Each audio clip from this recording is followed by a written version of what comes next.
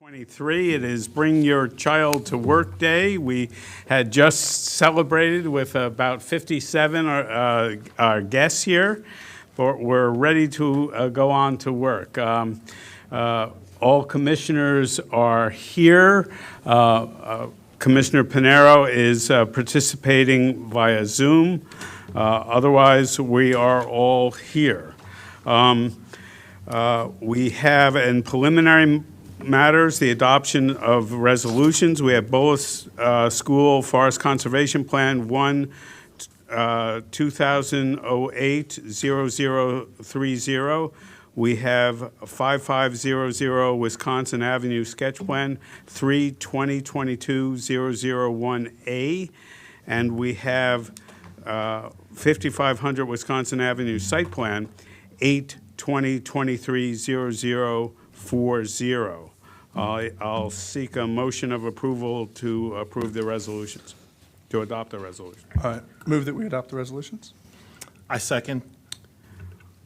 Seeing no further discussion, all those in favor say aye. Aye. Aye. Aye. All right, 5 ayes. Oh, I was absent. I'm sorry. I cannot attend. I didn't see the date of the resolutions. Sorry for that. I abstain, 401. We have no minutes to approve or other preliminary matters. We're moving right on to item 13, correct? This is a work section and action on Little Falls Parkway pilot project. We've certainly received a lot of testimony. We had a comprehensive memo in our packet from staff responding to that, but we'll hear from the park staff on this issue. Good morning. For the record, Mike Riley, Director of Parks. We are here today for a work session following a public hearing on Little Falls Parkway. In a moment, I'm going to turn it over to the team, and particularly Darren Flouché, to just go over why we're here today, and then the team is going to go through a PowerPoint presentation that is geared to respond to all the issues that we heard during the public hearing and provide the staff answers. Before I turn it over, I want to acknowledge that yesterday afternoon we received a letter from Councilmember Friedson on the project, and then later in the evening we received another letter from Mark Corman and all of his colleagues in the District 16 delegation of the General Assembly. Hopefully all of you have seen that. It came to all of you by email. Andrew's Friedson's letter came about 5 p.m. by email to all the board members, and then Mark Corman's later on in the evening. But I just want to just talk about the letter briefly, particularly the most important part of Councilmember Friedson's letter is it reached a conclusion in bold lettering that says, unless park and planning staff can clearly and measurably demonstrate that the new two-lane configuration is safer than the pre-pandemic condition, with 2 lanes separated by a median, I don't see a strong enough argument to dedicate the resources necessary to permanently implement this change. So during our presentation, we will make the case that the new 2-lane configuration between Dorset and Arlington is demonstrably safer than the pre-pandemic condition. We will address that during the presentation and during my concluding remarks. The letter from Councilmember Friedson also asked 6 process questions, generally geared should the board approve the staff recommendation. We're going to answer those at the end of our presentation. And then lastly, the Councilmember Friedson asked about progress on specific park recommendations of the Westbard Master Plan. We were not going to include that response in our presentation, although we do have a slide ready if you want us to get into that detail. But let me just say that we have made significant progress in land acquisition to the tune of spending over $8.5 million on acquisitions for parks as recommended in the plan, and we've also been closely tracking land that we will receive in dedication from development that's proceeding. So the short story is we have made significant progress on realizing the park recommendations of the Westbard Sector Plan. And with that, I'll turn it over to Darren Fleuchet to open up.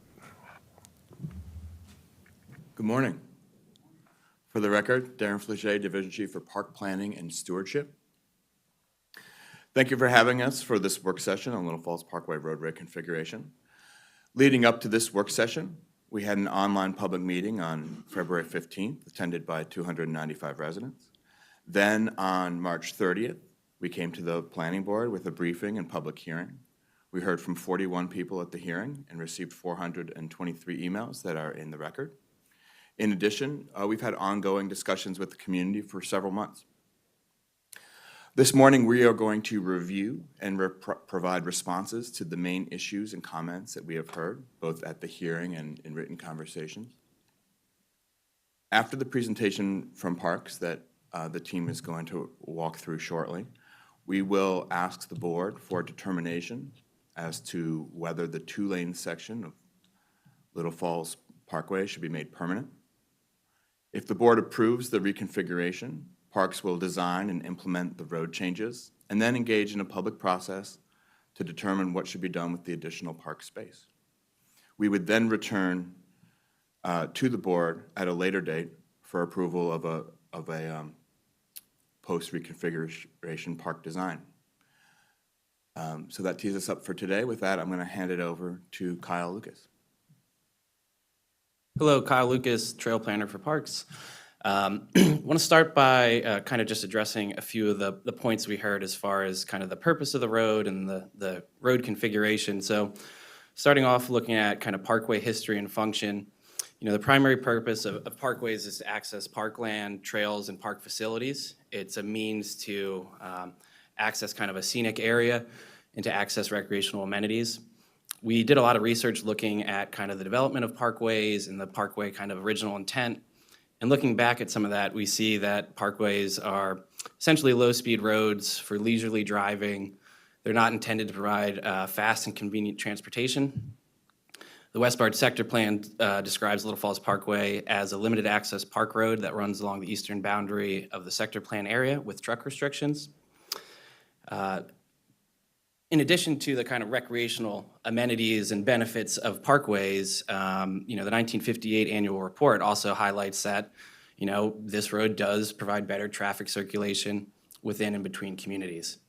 That traffic circulation between communities is still maintained with a two-lane configuration as opposed to a four-lane configuration.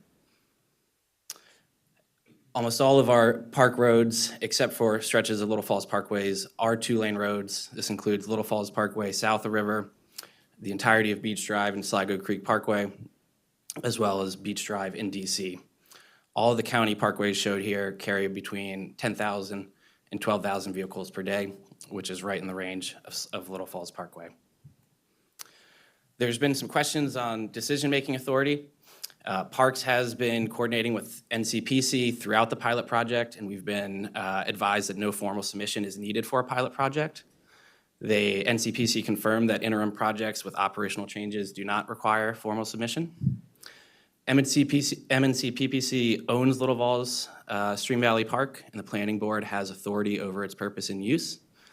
NCPC reviews development to ensure protection and preservation of watersheds and parkland.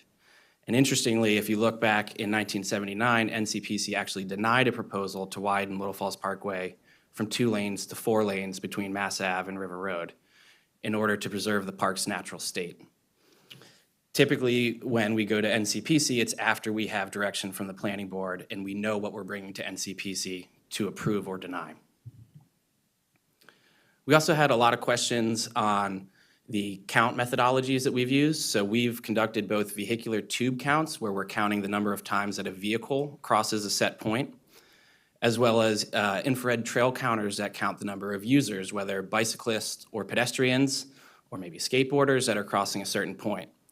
So this little map here I made shows kind of an example route and shows how a car would be counted. So if you're heading on Dorset Ave up to Bradley Boulevard via Little Falls Parkway, you would be counted once as you go past the Bethesda Pool. You'd be counted once as you go almost to Bradley, once on your way back from Arlington. But if you pass a counter heading north and then you pass it again heading south, you would be counted as 2 vehicles. even though you're the same vehicle and it could be the same exact trip. The same is true for bicyclists and pedestrians. If you count or cross a trail counter, you're counted once on your northbound trip, and if you're coming back on your southbound trip, you would be counted there again. In both cases, we're not filtering out individual unique users. It's just the number of times that somebody has crossed a location. So if we were to reduce the number of bicyclists and pedestrians down to just the individual users, we would have to do the same thing with vehicles as well. Another point you can see for the trail counters where those are located just south of Hillendale. We've labeled these in our data kind of as the Bethesda pool location, but it's not going to pick up somebody walking directly into the pool or somebody walking directly on the Capitol Crescent Trail, though it might count somebody on their way to the pool or their way to the Capitol Crescent Trail. One other point, all of the data that we've shared on the open parkways in our presentations have been just for Little Falls Parkway, just during the hours that the parkway itself was open. We're not including Sligo Creek or other locations on Beach Drive where we have also conducted counts. We've also heard, and a video was submitted that claims that nobody's using the open parkways. We pulled the data for the dates in that video just to kind of provide some context, and we found that on the dates listed in that in the video, the average number of users counted is 544, and some days were as high as 800-900 users on a day. We also had sent a few times. We've sent parks photographers out just to take pictures of the open parkway. On the left is a picture from our director, Mike Riley, showing some of the very high use early on, and the picture on the right is from one of the days from the video, where we had 350 users were counted, and shows that despite the claim that nobody's using these, people are using them, and that pictures are a snapshot in time and might not provide the full context. We also received over 400 emails from let's see, almost 400 people. 80% of the emails that we received either directly to the LFP dedicated email box or were forwarded to us by the chair included addresses. We took the time to map those addresses, which you can see here. We had 230 people email us in support of the project and 155 email us against the project. You can see there is kind of a geographic distribution to that. Notably, west of Little Falls Parkway, there seems to be more opposition, and south of Mass Ave, there also seems to be more opposition.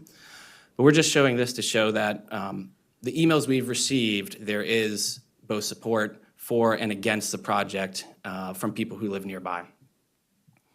There's also a few community petitions. We showed the petition on the left, which had about 1,900 signatures in our February meeting. Not as the reason that we've engaged this project, but we showed that as a way to show that there is support for doing these types of things. There's also support against doing this, and we've showed that right here on the right, which the Let's Make Little Falls Parkway Safe Again petition, which has almost 4,000 signatures and wants to return to a 2-lane crossing and a 4-lane condition along the rest. Addressing some of the uses for repurposing the former travel lanes, the planning board is not being asked to determine how to repurpose those travel lanes at this time. We will come back after a public engagement process to present findings and to take that farther. It is worth noting that there are safety and park connectivity benefits regardless of how the travel lanes are repurposed. If the recommendation is approved, we will temporarily activate a linear park along the unused portion. And again, we'll return in the future with recommendations following a public engagement process. I'll now hand it over to Andrew to talk a little bit more. Good morning, Commissioners and Chair. My name is Andrew Tsai. I'm an engineer at Montgomery Parks. A report was submitted to the board on March 30th, prepared by Brutus and Associates, which is a traffic engineering company that was contracted by residents and local HOAs. There are a couple of points that we would like to clarify in that report. But first off the bat, the report did reaffirm the safety of a 2-lane configuration and also confirmed that Little Falls Parkway in the pilot configuration had acceptable peak hour level of service at the intersections. So that mirrors our own conclusions as well. There was a misleading statement in the report that traffic decreased on Little Falls Parkway 33% after the implementation of the first phase of the pilot project. That was just a little bit misleading because that compared counts that were conducted in May when school was in session with counts that were conducted in June when schools were out of session and summer traffic patterns are in place, which are typically significantly lower than when school is in session.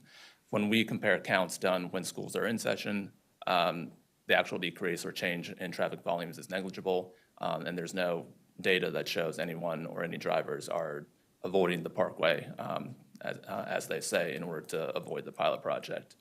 The BAI study identified the 85th percentile speed on Little Falls Parkway as 37 miles per hour. We're not completely sure where this measurement was taken or when it was taken, but if it's accurate, that's 12 mile per hour above the speed limit, and it would seem to refute the notion that parkway traffic is either too slow or gridlocked, and it would seem to support that additional traffic calming measures are warranted, once again, as the speed limit of the parkway is 25 miles per hour. 85th percentile speed means that the majority of the traffic was measured at 37 miles per hour or above. The BAI report recommended relocating the Capitol Crescent Trail to Arlington Road. That was an option that was studied in the 2019 facility plan and was ultimately not recommended because it increased delays for both drivers and trail users. The reason for the delay increase was because of the additional pedestrian crossing phase that would be required to accommodate that relocation. There was a statement that the purpose of the parkway is to provide relief to other overcapacity roadways. As Kyle touched on in the earlier slides, that's just not true. That's not the primary purpose of our park roads and parkways. There was also subjective statements on the character of Little Falls Parkway being a park road, that somehow having a two-lane configuration would be sort of less in the character of a parkway. But all our existing parkways are two-lane roads. The majority of National Park Service park roads are also two-lane roads, such as Skyline Drive. Beach Drive in DC is also a two-lane road. So the character of a parkway is a two-lane road. Emergency response has been a question that we've received throughout the project.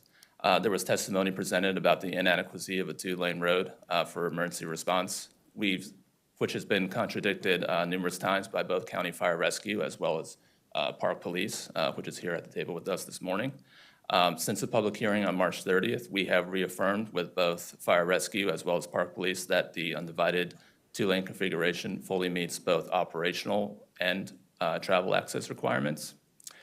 During the March 30th public hearing, a retired FRS firefighter testified in support of the pilot project and noted that its increased safety benefits were provided while also still meeting emergency response requirements. Two-lane roads comply with all standards and traffic engineering guidance manuals out there, including the 2019 Fire Department Access Performance-Based Design Guide, as well as NFPA. And there was also a letter that was submitted by a operational chief at FRS that expressed potential safety concerns, but Chief Charles Bailey with FRS has stated to us that, quote, that letter does not represent the official position of FRS on the issue of Little Falls Parkway. Questions were submitted by a traffic consultant with the University of Maryland Smart Growth Center at the public hearing regarding questions on how we conducted our model. To briefly answer those, our model used counts on Little Falls Parkway and local roads, which have shown historical declining growth rates since the early 2000s. Our model analyzed Little Falls Parkway with a 10% sensitivity analysis above 2017 volumes, and our model was validated against both traffic counts, queues, lengths, and durations, as is standard engineering procedure. One of the most frequent questions we received is, how is traffic going to potentially change in the next 20 years? To help answer that question, we work with our colleagues at Montgomery Planning to forecast traffic growth. One big caveat is that we have to assume that traffic will grow in the area in order to forecast a growth factor. That's not supported by counts that have been done since the early 2000s, but for the purpose of the model, we'll make that assumption. The model had several inputs that included using 2015 wide area traffic counts. So that was pre-pandemic counts, which are higher than current conditions. It's a standard 4-step travel model. It's a trip-based model. It's used by all counties and jurisdictions in the area to forecast traffic growth. We assumed full build-out of the Bethesda Master Plan, West Barth Sector Plan.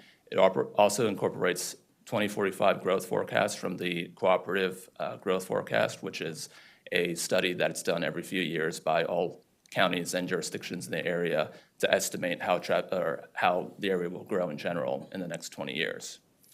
Using all that as inputs, the model estimated that specific to Little Falls Parkway, there would be a 5% traffic growth factor, and that's considered to be a conservative or worst-case scenario. So utilizing that growth factor, we found that in 2045, that equates to a peak hour volume of about 1,200 vehicles per hour. We believe the capacity of a two-lane road like Little Falls Parkway has 1,700 vehicles per hour capacity, and the average daily traffic would be about 11,000 vehicles per day. The road can accommodate 20,000 vehicles per day and currently has about 10,300 vehicles per day. The Planning Department also reaffirmed that the two-lane Little Falls Parkway recommendation in the West Barth Sector Plan, they still stand by that, and they still reaffirm that the parkway should be 2 lanes for the entire length. Questions have been brought up regarding the safety of a 2-lane configuration in the pilot project condition. Some of these requests or concerns have also been coupled with requests to return to a 4-lane condition. A 4-lane condition is something that we know can accommodate higher speeds. It's contrary to the Vision Zero guidance that we talked about in the March 30th presentation, as well as is highlighted in our reports. One of the goals of Vision Zero is to reduce vehicle speeds. That allows not only increased reaction time, it decreases the risk of severe injury or fatalities in the event of an impact. In Montgomery County, over half of all fatal crashes occur on suburban arterial roads. These are roads that are typically multiple lanes. They may or may not have a median, but they accommodate higher vehicle speeds. Some examples could be Veers Mill Road, for example, or Georgia Avenue. The graphic on the right here sort of highlights the danger of higher speeds. At 35 miles per hour, an impact is equivalent to falling off a 4-story building. At 25 miles per hour, it's equivalent to falling off a 2nd-story building. So one of the goals of our parkways is to provide traffic calming, to reduce vehicle speeds, and to make it safer for everyone, both users, say walkers, cyclists, as well as drivers. The studies presented that had cited crashes or the potential danger on 2-lane roads focused on rural roads that have higher speed limits than Little Falls Parkway.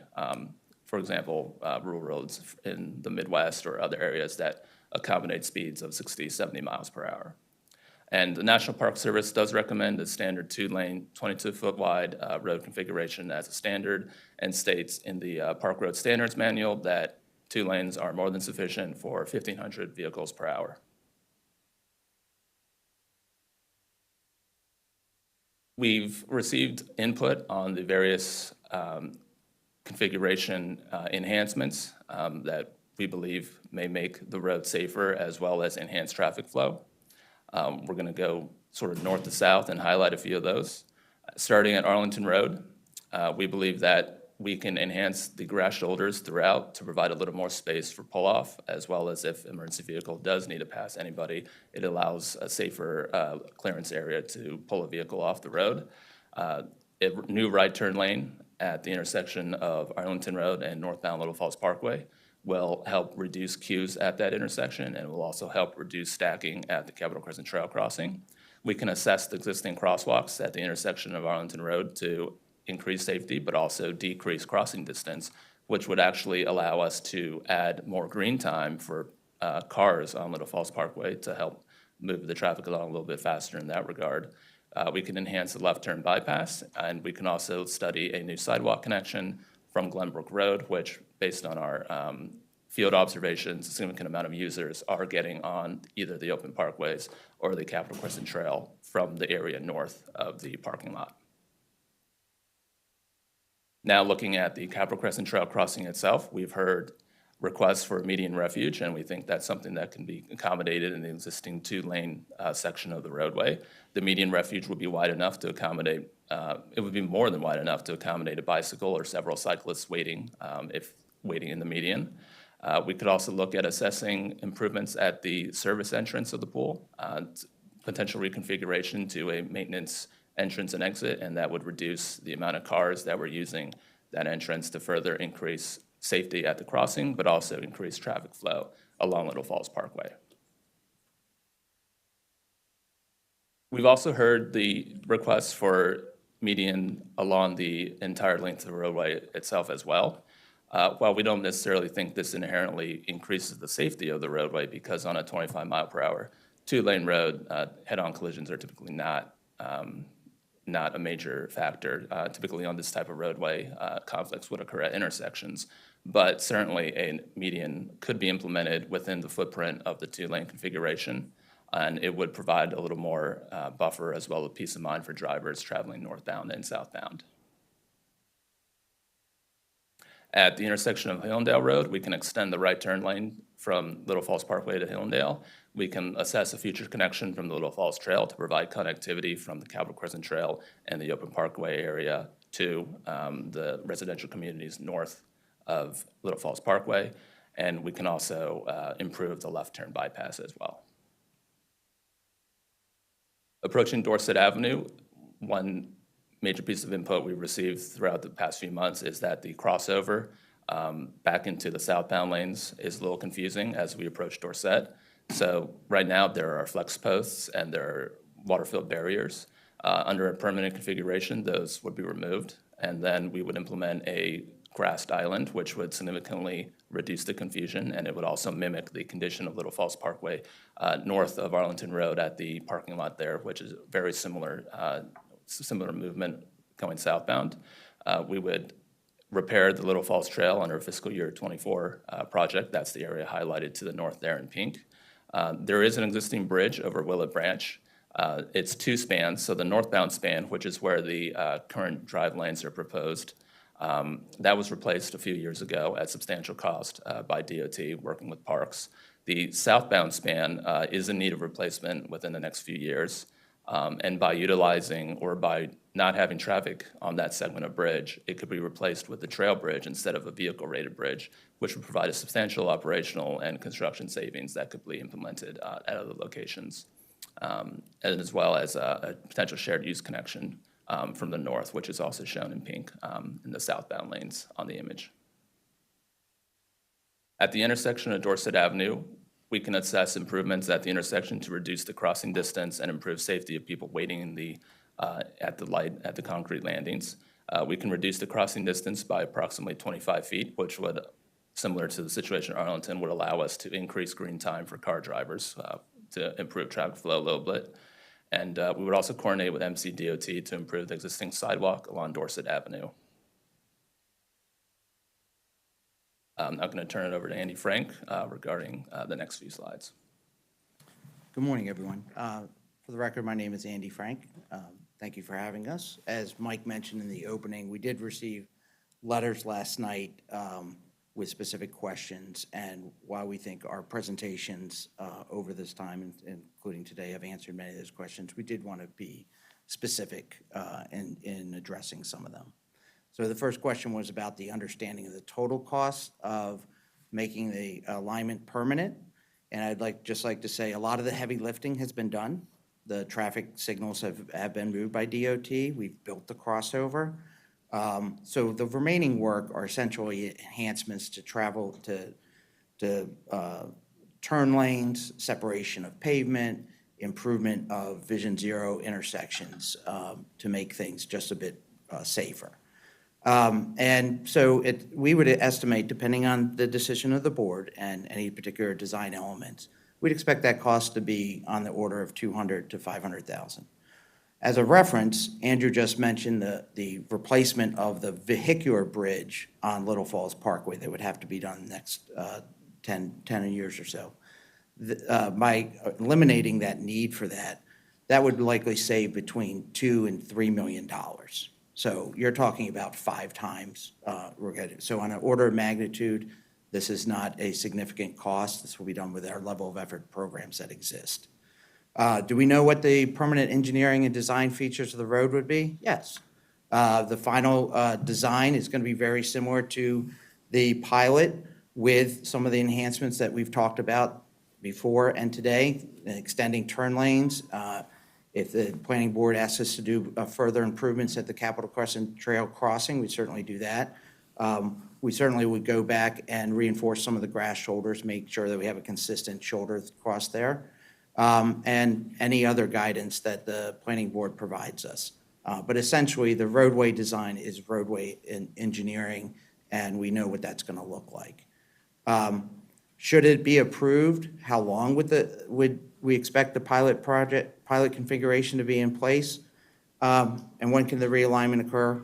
So I can give you our best guess of what we expect. As I mentioned, the design work is relatively straightforward. A lot of the heavy lifting's been done.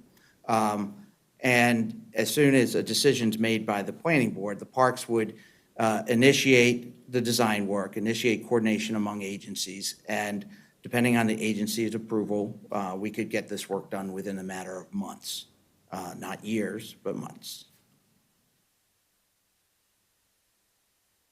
Will there be any public engagements on the option for realigning the parkway?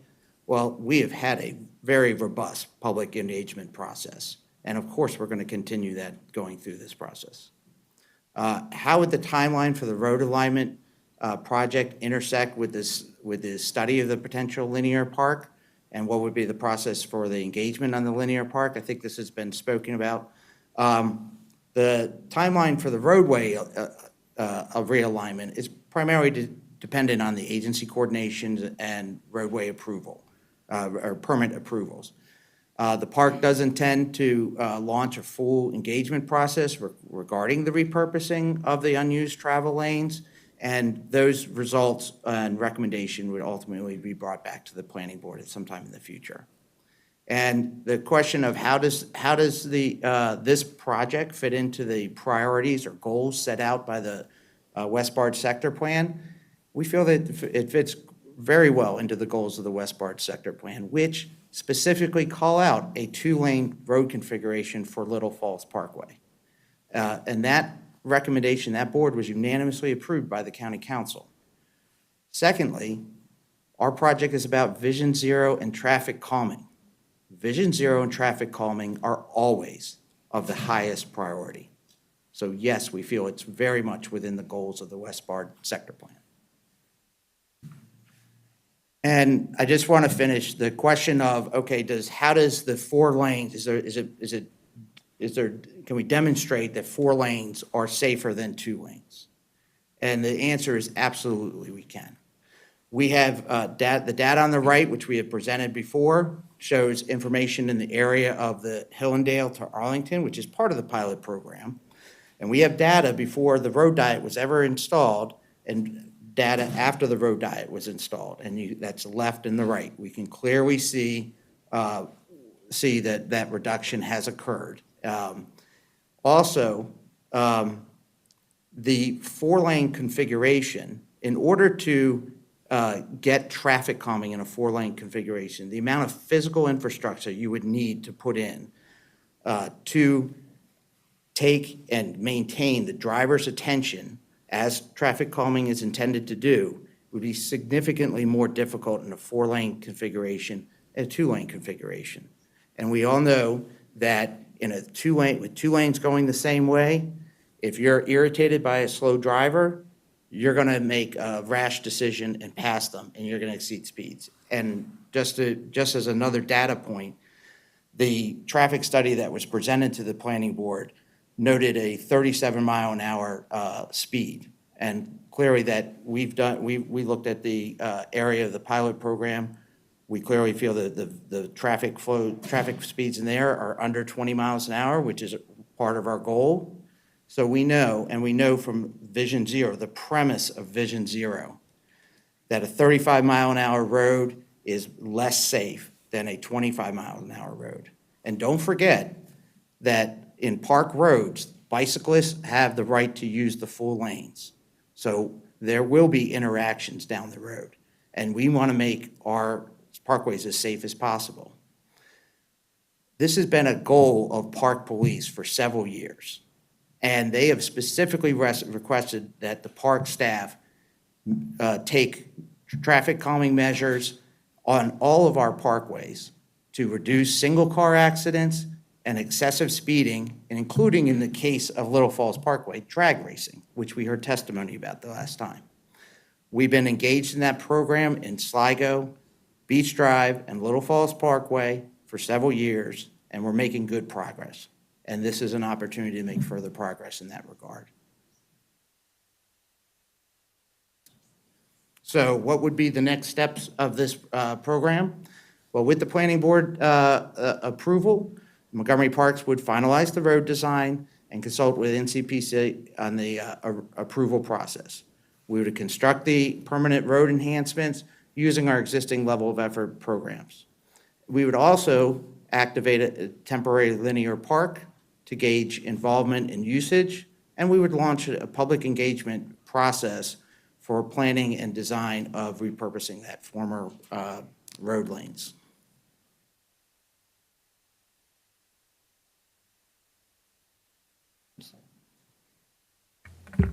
Okay, I'm going to wrap it up, and then we're happy to answer any questions you may have. So during my 9-year tenure as Parks Director, I've really stressed the need for Parks staff to formulate their recommendations and make decisions based on careful analysis of data instead of more subjective inputs.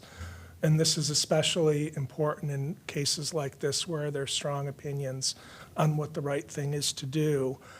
In this particular case, the data definitely confirms that Little Falls Parkway between Dorset and Arlington function well from a traffic perspective with 2 opposing lanes, with no significant travel delays or backups, just like Sligo Creek Parkway and Beach Drive, which carry similar traffic volumes. I've personally driven and observed Little Falls Parkway 4 times during rush hour over the last month, and my personal observations are consistent with the conclusion of the traffic data analysis. Our recommendation makes the road segment safer for pedestrians, cyclists, and motorists, consistent with our Strong Vision Zero objectives and the county's Strong Vision Zero objectives. A 2-lane road at 25 miles an hour is demonstrably safer than a multi-lane road at 35 miles an hour. That's just a fact.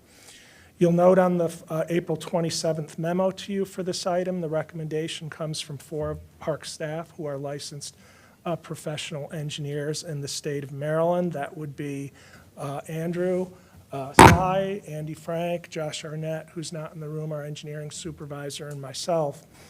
And I just want to read the very first sentence of our professional engineer code of ethics in Maryland state law. It's responsibility of the public. A licensee shall make every reasonable effort to protect the safety, health, property, and welfare of the public. So I just bring that point out that this is what we are committed to do, and that's what we're doing with this recommendation. We did listen carefully to all the testimony that's come in on this project. It's been a lot. As a result, we're recommending 2 things. We're recommending the incorporation of a pedestrian refuge at the Capitol Crescent Trail crossing, which was shown to you in one of the graphics. As Andrew Sy said, can accommodate pedestrians or bicyclists who do want to just, look one way and then get to that refuge before looking the other way. We also can include the incorporation of a narrow median in the road section where practical. I just want to clarify on the issue of a linear park that's got a lot of attention in the input, a lot of input that it's not warranted, it wasn't asked for, it's not needed. That is not a decision in front of you today. If you approve our recommendation, the former southbound travel lanes will continue to function as an open parkway as they have in past months. They will continue to function that way. People can walk or bike on them or as they please. And then in the near future, we would create a temporary pilot park along that section of the open parkway by adding seating, tables, games, other amenities, and we would assess the desirability and utilization of that space. And then after a period of community engagement, we would come back to the board with a recommendation on how that reclaimed parkland should be best used, and no determination has been made at this time on what that outcome will be. But regardless of how the former roadway lanes are ultimately repurposed, the opportunity to reclaim over an acre of parkland for park use is a significant benefit of this recommendation, other than achieving our Vision Zero and safety objectives. So with that, I ask for your affirmative vote on the recommendation based on the evidence and data that has been presented to you, and my team and I stand ready to answer any questions. Thank you for that presentation. I'm sure we have questions, and I'll try to organize our conversation this way. If you have a question, let's ask staff that question, and then let's have a discussion on what we proposed and what the merits are. So if any board members have questions besides me? No questions to staff? I just have one question regarding of the intersection with Dorset Avenue. Is it a traffic light there? Oh, okay. Yes. So when there is traffic light, there is enough time for people to cross? Okay, that was my question. Thank you. Commissioner Davis? No, I just wanted to say I appreciate that the staff has done a really nice job of responding to the concerns and the questions that we have come up. I agree, the pedestrian refuge at the Capitol Crescent Trail was something I was going to bring up, and I want to make sure that we put that in as well. And then a narrow, medium, and practical, I think, is fine. But honestly, I think that they've done a good job of responding with data and directly to the concerns that have been raised. And so I'm, at this point, supportive. Commissioner Bartley, questions? Yeah. Are you aware of any input from County Executive Mark Elrich with his concerns regarding the road diet? We did get a letter from the county executive in advance of the public hearing. I don't have it in front of me, but I remember the gist of it was to ask the board to delay a decision and gather more community input. That was what I recall the gist of it is, and I can't recall a project in recent memory where we have had more community engagement and input than this one. The reason why I was asking is the members or the park and planning staff that presented here today did a great job in addressing the public comments from the elected officials, but there was no address to Mark Elrich's letter, and so that's the reason why I was asking. Thanks. Yes, Mr. Chair.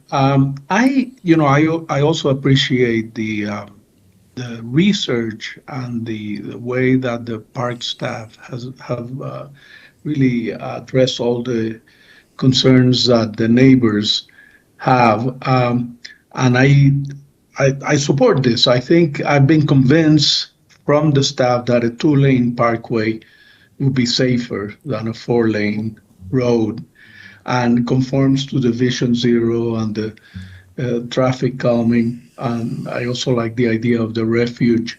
I think there's this issue has been. There's been so many concerns from the neighbors, but on the other hand, I've used the Little Falls Parkway. I also use the Beach Drive. I use the Sligo, and we have to think about the county as a whole, not just the neighbors that live next to it. Commissioner, could you, if you have a question, please give your question to Yes, staff, and then we'll have a discussion. Sure. Yeah. I think the traffic studies that have been done, the growth forecasting, and I know the neighbors have raised the issue of whether there's any cut-through traffic through the neighborhoods. Now, I know that there's going to be development in West Bard and River Road. The traffic studies seem to indicate that it will be able to absorb the future traffic in the next few years. Is that, can you comment on that? Is that an issue right now? This is Andy Frank. I believe we've addressed this in many ways through physical counts, through projections of our traffic engineers and the modeling, and our coordination with the planning board to look at the worst-case modeling. In all cases, the 2-lane road configuration is absolutely sufficient to allow anticipated traffic to functionally pass through Little Falls Parkway, yes. And this issue has been addressed by a consultant, not, it hasn't been done in-house. It has been done both. The planning staff and park staff have looked at this using the planning transportation modeling, and independently, the traffic engineers have looked at this using both traffic modeling and actual counts that were taken over the past year. So yes, it's been looked at multiple ways. Okay, thank you. Okay, I have, May I have one more question? I'm sorry.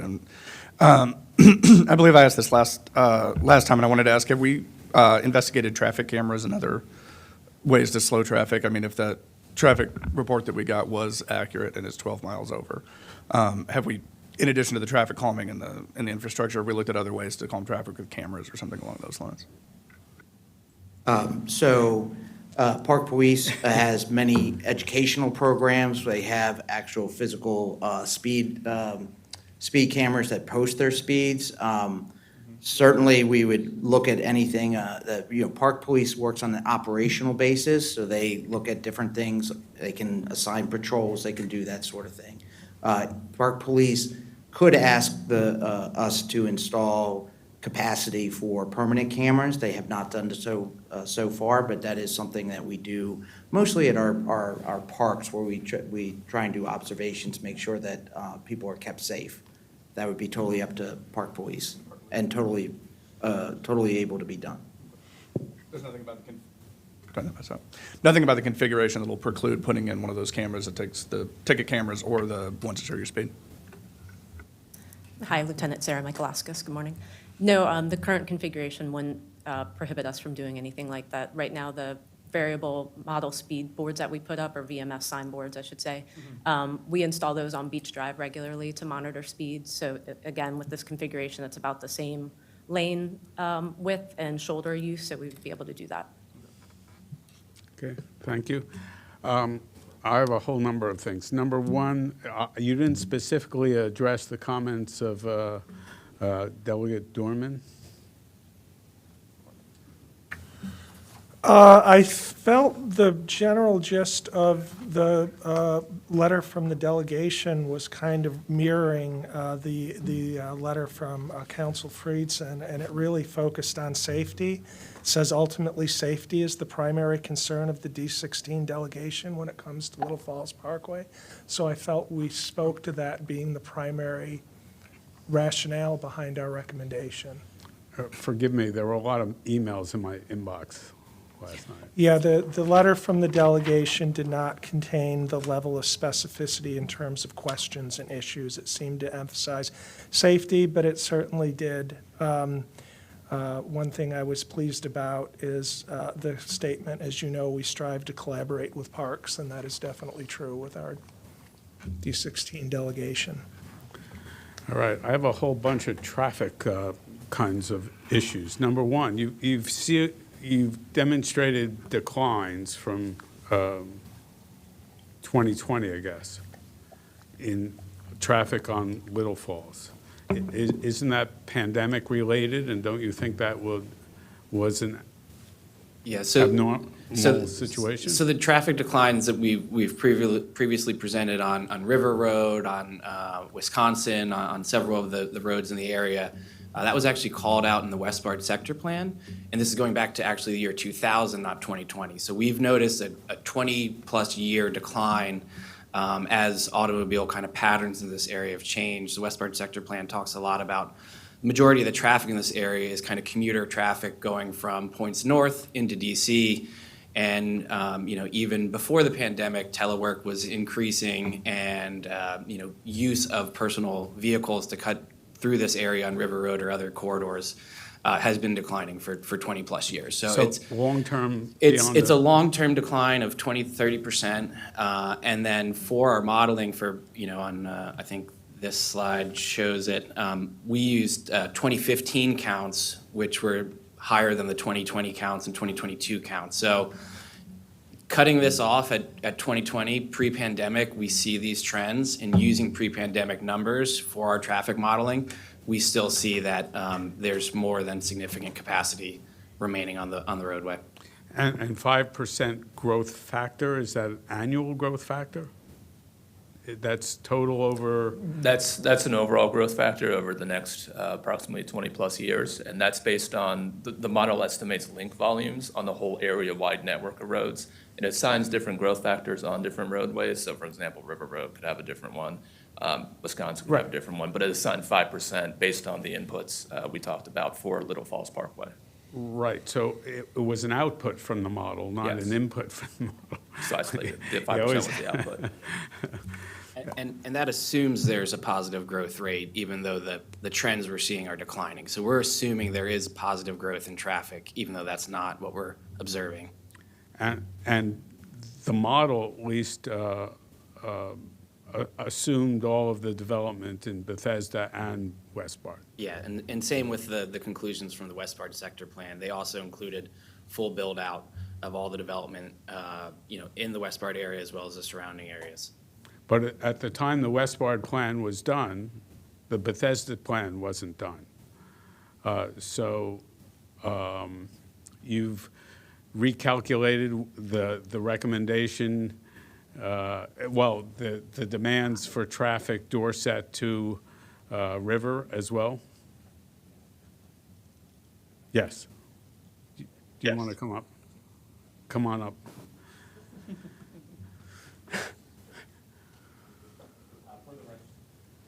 Not used to being down here. Thank you. The light works differently. Up there, it's red. Here, it's got to be green. So, for the record, Jason Sartori, Chief of Countywide Planning and Policy at the Planning Department. And I really, honestly, I don't think I can emphasize or explain better than the park staff has already done on this. But just to answer your direct question, yes, the model has been updated to reflect the Bethesda downtown plan, and for 2045 reflects a full build-out of that plan. And it's the same model and same data that were used for the Silver Spring downtown and adjacent communities plan, which came obviously after the Bethesda and West Bart plans as well. And what was the 2045 projection for traffic on this section of Little Falls? Okay, yeah, so the 2045 with the 5%, you're looking at about 11,000 vehicles per day. Even if you applied that 5% factor to pre-pandemic volumes of, I think it was 13,000, you're looking at about 13,650 vehicles per day. So still well below the 20,000 limit of volume that you would expect for a roadway like this. Well, again, just based on your slides, the MPS said that a two-lane road was sufficient for 1,500 cars, so you're below that. For peak hour. And what's the definition of sufficient? Is there a level of service associated with the word sufficient? I can try to answer.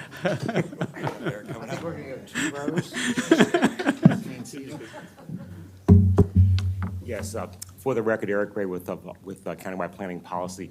Yeah, basically, we're talking about maintaining a level of service D on a two-lane road, and with the information we see, we're well below that. Okay. What else did I have? I'm still uncertain on the source of the speed range that you got at 37 miles an hour. Was that speed camera? So that speed was cited in the Brutus and Associates traffic analysis report that was submitted to the board and conducted on behalf of some of the local residents. That's just their speed observations. It doesn't list exactly where on Little Falls Parkway it is, but it does identify the 85th percentile as 37 miles per hour, which means that there's an additional 15% of vehicles that are going above the 37. So to us, that kind of highlights that you know, regardless of where on the parkway that number was recorded, it shows that there is a clear speeding issue and a need for traffic calming. Was there a date on that speed? Was that before or after you lowered the speed limit to 25? So this would have been after we lowered the speed limit and after the pilot was in place. I believe they conducted their traffic counts in March of 2023. So I would imagine that the speed was recorded around that same time. And does Park Police have any information to substantiate or contradict that number, or? No, we don't have anything that would contradict that. I would say since the traffic calming has gone in, our officers have noticed the speeds have decreased with the lane configuration, how it is. And I think the crash data also shows that too, with the reduced number of crashes on the parkway. And as long as I have an officer live and in person, do you agree with the claim that this road configuration would be safer than 2 lanes on opposite sides of the median? Yes, that's how Park Police feels. With the lane configuration, how it is, with the 2 lanes, how it is, that we do feel it's safer. Okay. All right. Now, I'm off my traffic routine. In terms of process, the decision you're asking us for today is to commit to the permanent alignment as we direct it to you. How will that be paid for? Do you need a separate project description form and CIP item? No, we do not. We have several what we call level of effort projects that get annual appropriations every year approved by the council, and we have a wide range of discretion of what specific projects to do in those level of efforts. In this particular case, we have 2 level of effort projects that we would use to fund the project. One is our Vision Zero project that is still a relatively new program. And the other one is called Planned Life Cycle Asset Replacement that receives several $1 million each year. And we have really preached to the council over the last 5 to 10 years that these level of efforts are the way of the future for us. They give us flexibility. They allow us to move more quickly. They allow us to prioritize needs as they come along, to the extent where during CIP hearings in recent years where we had budget cuts, we would defer large standalone projects like the Little Bennett day use area. We actually, a $10 million project, we pushed out of the CIP entirely to protect our level of efforts. Ovid Hazen Wells Park was deferred regularly. So the short answer is we have money and the discretion to use those programs to implement the turn lane improvements and other things that the staff described to you. And going along the lines that Councilmember Friedson was going on, would using these funds for this purpose delay other priorities made by the master plan? No, with the priorities that are all referenced in this master plan at this stage, we're in a property acquisition phase and a dedication phase through public development. So spending some FY '24 or '23 money for construction on any of those projects is not an option right now. And you're not deferring anything that you had in line for this money otherwise? Well, I would use the word reprioritizing. Obviously, we get so much money each year, but there's nothing in the queue that is so critical that it's not like there's something that we won't be able to get to in 6 months or a year after maybe we had planned to, which is not going to create a big problem. All right, and my last question, I promise. If we approve this, you automatically take it to NCPC for approval as a permanent change? We believe that, and because the word permanent is in there as the key word, we believe NCPC will need to approve this. Right, so it would be subject, so we, just so I get the order straight, we approve, you get to NCPC, if you need any DOT permits, you get the permits, and then you proceed to construction when you can. That's correct. NCPC approval, any other necessary regulatory approvals that might be needed for this, although I'm not sure there are, and then we would proceed directly to construction. Okay, I'm done. Any other discussion, please? Can I, Wes, one more question? Can you put a little bit more, and give us a little bit more information on why we don't want to move the lane crossing down to Arlington Road to the light, and just discuss that a little bit more than it's in the memo? Yeah, sure. So that was alternative B that was studied in 2019 facility plan, and we didn't recommend it because there were environmental impacts associated with relocating the Capitol Crescent Trail entirely to the intersection of Arlington Road. But the main reason was because having that many users cross the road of that width would require a dedicated pedestrian crossing phase. And we found that that phase, which, and Brian, you can correct me if I'm wrong, would be at least, I think, 30, 45 seconds, which would actually result in significantly increased delays for the cars that are waiting for the signal to cross.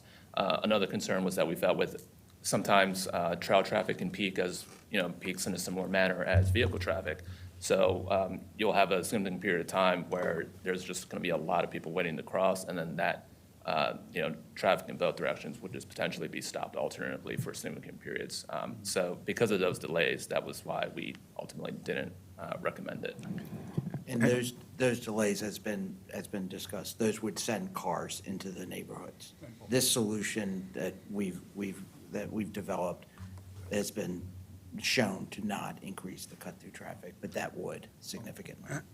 Great, thank you. And there was a former PDF submitted on that, on relocating the trail to Arlington, wasn't there? And There's a Little Falls CCT crossing PDF that was proposed in the budget. A facility plan was conducted. There's a vote by the planning board at that time that differed from the staff recommendation, but ultimately that was not funded, and ultimately that entire PDF was removed from the CIP. So that does not exist anymore. Okay. Anybody else? Discussion? Go ahead. So,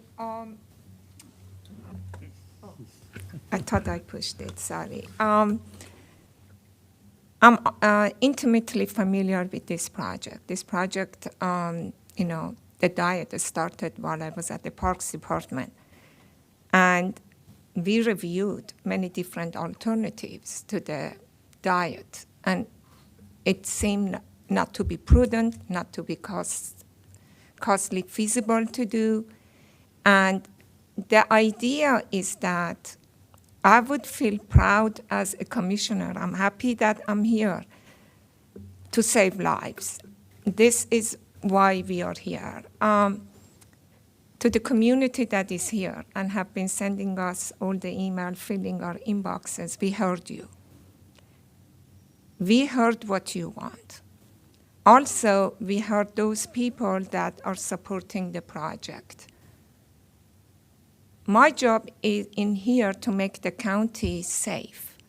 If I can save one person, I will do that. That could be my sister, it could be my brother, it could be my child, it could be my grandchild. I will do that. If there is a few seconds that you get delayed to go to where you want to go, just think about it. We had one of the public that his wife was killed driving very close to, on River Road. Would you allow that? Would you allow that you just go a few minutes faster? It's not a matter of safety. I I trust the engineers, I trust the understanding, and I understand it. I'm an engineer myself. The way that Parks Department had proposed the project, I do believe is safer. I do believe that it saved lives, and I do believe it's in accordance with our visions and goals for Montgomery County. It supports Strive 2050. It supports many other elements that we are working with. I know that anytime we make a decision, we ultimately have to make a decision. Some people would be happy and some people would be unhappy. Those people that are unhappy, they say that the commissioners did, or planning board or the government didn't hear us. I just want to make sure that you understand that we heard you. But we believe that what staff has brought forward, especially with the changes and safety improvements that they have brought in, this option is safer. So I'm in the support of this option. Would anybody else like to speak? The Parks and Planning staff did a tremendous job in devising this. I had an opportunity to visit the site with the staff and walk the site. I walked the actual hard surface, and then I got off the hard surface and actually walked through the woods. And it's well conceived, and the statistics, the facts, and the testimony support that it would be safe. But it's a tough position to be in because during the interview process, one of the things that I was queried on, being a Republican, is whether or not I would listen to the concerns of the citizens. And I've listened to the concerns of the citizens. And I've also listened to the concerns of the elected officials with regards to the permanent closure of the road. And so I'm torn as to whether or not to approve it or vote against it. And one of the concerns I had was whether or not there were any alternatives that were thought of and implemented to make the people safe on the road, and whether or not the pandemic was used to permanently close the lanes at a time that was convenient to get this through. And so in striking that balance, I'm very torn on my decision here today. But the good intentions of the planning board and the intent of the planning board to protect the citizens and make Montgomery County a more livable and safe community are well vetted and well balanced and fair. And I just wanted to let you all know that both sides have done an outstanding job in letting us know their position. And what I mean by both sides are the public citizens and the public servants who serve on the planning board. Thank you all. Even before there's a motion, I'd like to say some things, if everyone's okay with that. Number one, I certainly understand the need to have a crossing of the Capitol Crescent Trail of 2 lanes of traffic and no more. That seems obvious if you go there and observe the volume of people crossing that road. The engineering solution was put forward and did not go anywhere. You're not going to have a major change to that intersection. So that will be 2 lanes, in my opinion, and should be 2 lanes. The other thing is that the West Bard Master Plan says that it'll be 2 lanes, Dorset to River Road. So you have 2 lanes at the crossing, 2 lanes below it. The question is how you get from there to here to there. I am convinced by the testimony that the 2 lanes would be 2 lanes in sort of facing each other would be safer, mainly because of speeds. People do pay attention when they see somebody sort of coming at them. It does slow people down. And speeds is the critical variable in safety. Now, I have been listening to testimony too, as we all have, and I think the staff has done an outstanding job on responding to the testimony we heard. Yes, there is some concern here about capacity. And on a two-lane road, if you can get turning movements out of the way, you have a higher functioning road. And what the staff has done is look to ways to get both right-hand turning traffic and left-hand turning traffic into protected areas, if you will, and out of the lanes of traffic so it can flow. Of course, it can't flow too far because there are traffic lights here and there's a speed limit of 25 miles an hour. That's okay too. We're trying to accommodate all things. To the question of will the other two lanes that we're not going to be using ever be needed for traffic, to the best of our knowledge, the answer is no. So I can see the answer to go for a permanent position on the two-lane section. I also heard the desire for at least some median on that. And I understand that too. You know, everyone here knows I'm old. And, you know, we might sway a little bit. And you don't want to sway a little bit into oncoming traffic when you can. Two-lane roads are safe. There's no question about it. People pay attention to them. But here we have some space that we can make that little error not result in a crash. So I think we should do that. With regard to the refuge at the Capitol Crescent Trail itself,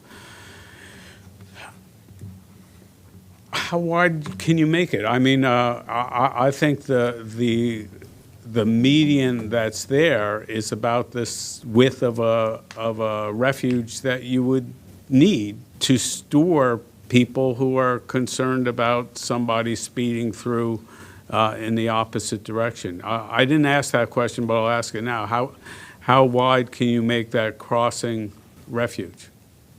So the typical minimum for refuge crossing is 6 feet, and what we're showing on this graphic is 8 feet, and certainly as part of the design process, we can see if we can increase that a little bit. And what's the width of the current median? It's about 15 feet or so. I would, my own recommendation is to make that median as wide as, that refuge, let's not call it a median because you're not going to continue it, that refuge as wide as you can. We will look into that with our engineering team. And again, it's because of my own observations that I don't see bikers go by, I see pelotons go by, and they come in groups. And you know, what can I tell you? That's how I saw the activity there myself. All right, can I have a motion? I would be proud to give a motion to approve the project with the modification made, with having a median refuge as wide as possible at the Capitol Crescent Trail, and include median as much as feasible or possible along the length, with the reinforced shoulders and also with additional turning lane as you have proposed today. Seconded. Second. Okay. All those in favor say aye. Aye. Aye. Aye. Aye. All those opposed say nay. All those abstaining say abstain. I abstain. Okay, I have to, I appreciate the dedication of both the residents and of staff. This has been quite the adventure here, but you certainly stepped up to answer all of my oddball questions and all of the questions that the board raised. I thank you and everybody for your dedication. We thank you. We have to break. We'll be back at 10:50.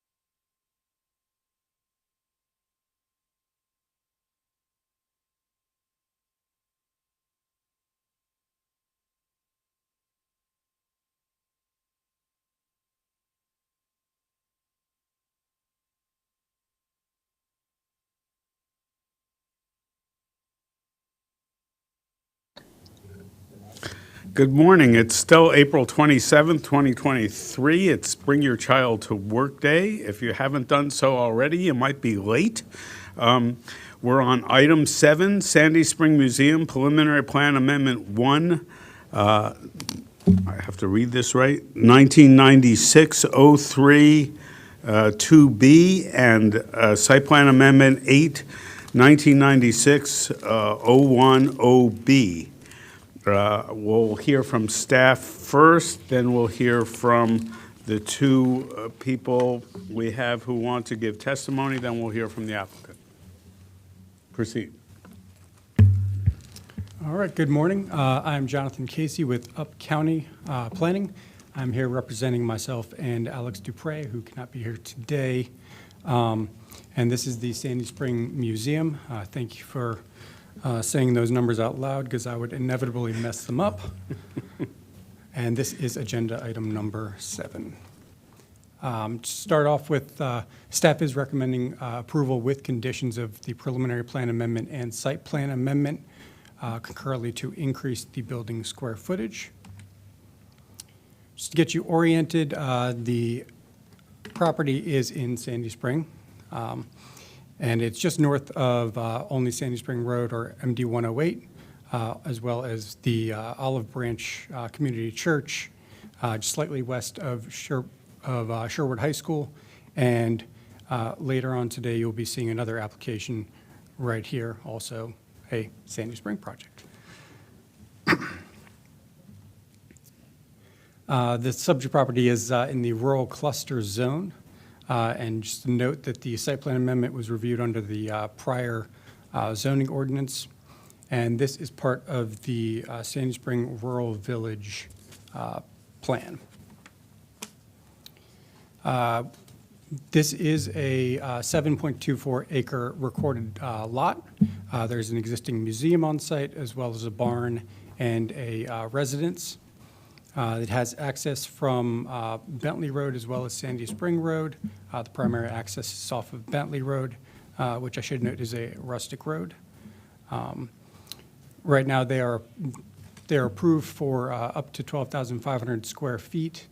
And this application is seeking an increase of that square footage. Just an overall proposal. As you can see here, highlighted in blue, this is the addition that the applicant is seeking to construct. A rather significant amount of landscaping and site improvements are also proposed, including an artist studio landscape area, a new folk life area, an outdoor amphitheater right here, which includes sound barriers and an existing vegetated buffer. And then the applicant, excuse me, will be improving this access point here and adding a small parking lot. So I do want to kind of lay the groundwork for what you're looking at today. We have the preliminary plan, which is for the overall square footage of 23,200 square feet, and that is what you see in blue and yellow. That's 2 separate phases. The site plan only covers the area in blue, and the area in yellow will require a future site plan amendment. That was the applicant's choice to proceed this way and go for the full density as part of the preliminary plan at this stage and do a site plan later. Okay, so as far as the site plan goes, as I mentioned, during extensive landscaping on the site, they're also removing the existing residence, which is right about here, modifying the parking lot to provide some additional parking, adding a walking path around the perimeter of the property, which is like a crushed stone material, landscaping and lighting improvements, as well as upgrading storm drains and utilities as necessary. They're also revising their final forest conservation plan to show some natural surface trails that some of them are being reestablished within the forest conservation easement. which is permitted. And one other note, this driveway here, which was discussed in one of our community correspondence, is a new driveway. It will be essentially a one-way movement entering here into the parking lot and then exiting here.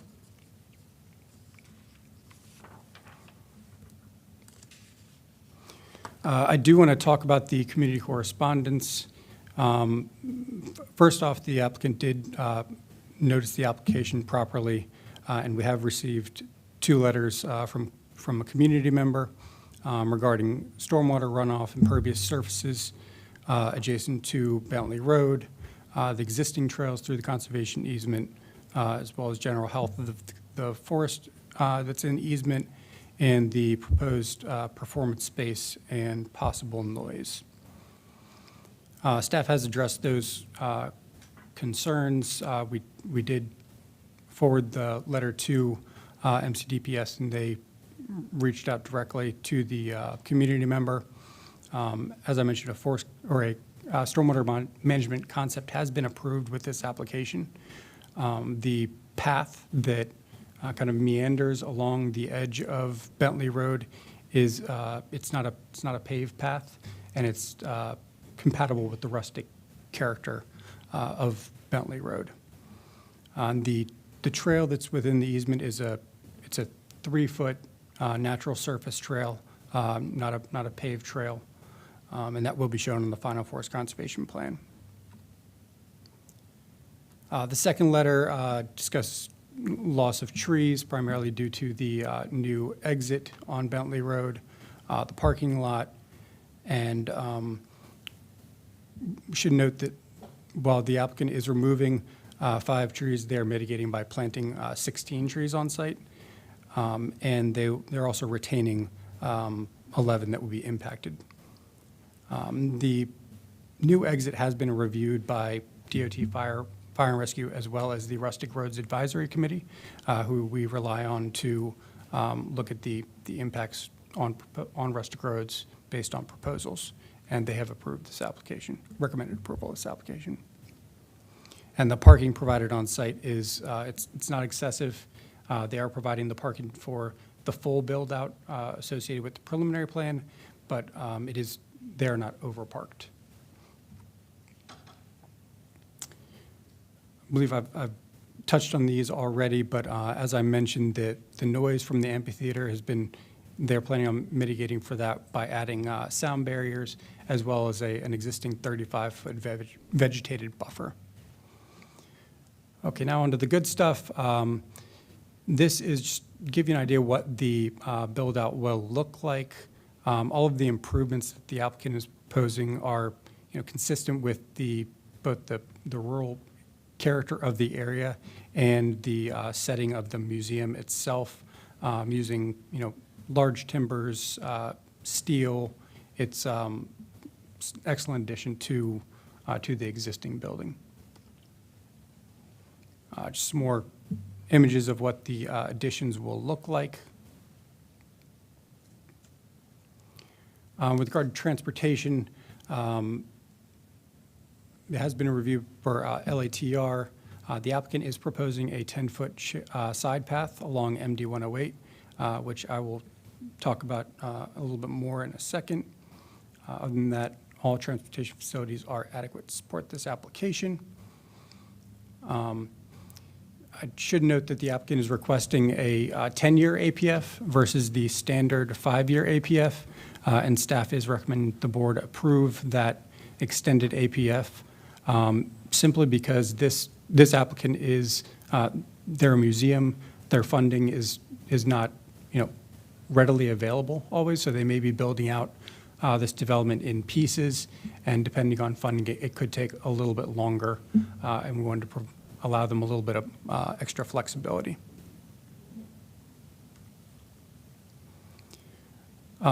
As I mentioned, the Forest Conservation Plan has been submitted to this application, as well as a tree variance request. This is the existing Category 1 and Category 2 easements on the property.